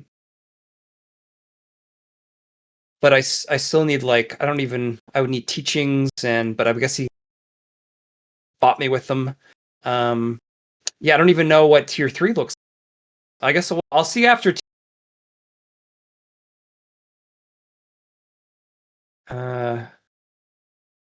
Yeah, see after tier 3 and see how that goes. Yeah. Oh, 4 o'clock already. Oh yeah. On. Well, Johnny, let me know. I will. Because Yeah. if we're going to do it, then perhaps a solo session might be in order. I will let you know because that is definitely on the docket to use. Sooner they use it, the more time I can use it for next time because the countdown starts. And it would be a good opportunity to do so. Yeah, just let me know. Yeah, so you can plan. I get it. Yeah. Yep, so I can plan. Also, if you are wanting to do it, write down the things that you are particularly hoping for. So I Gotcha. can also prepare those as well. But yes, that is a open option for you. Yeah. Right now I'm going through my big rolls and getting my fate data. My fake data. Well, there you go. It's funny how that comes into play. Sometimes it thinks we're saying fake instead of fate points. My fake points. Too real, as they say. Well, I'm going to go move over to your server where it appears there's a bunch of people. The fuck? No, there's Your no way. server or my server? Or Johnny's server? Johnny's server. Oh yes, they're playing not Slay, but Path of Exile.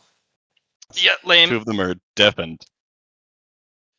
They're in the zone. All right. The auto I'll see zone. ya. See ya. See ya.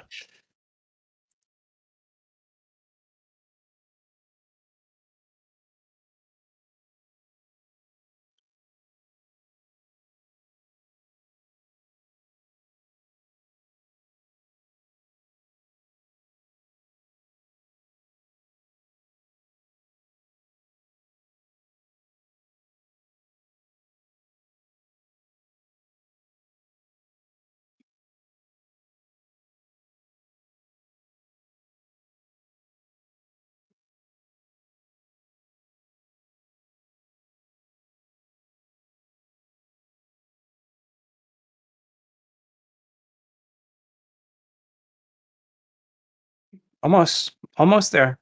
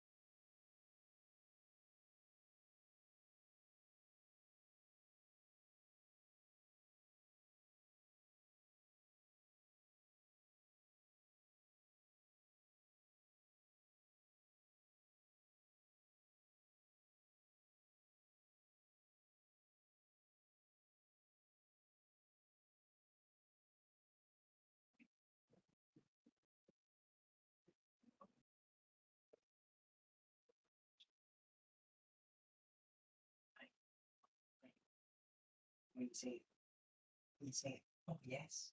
Oh yes. You ready to go for your walk? You ready to go for your walk? Yes, I'm ready.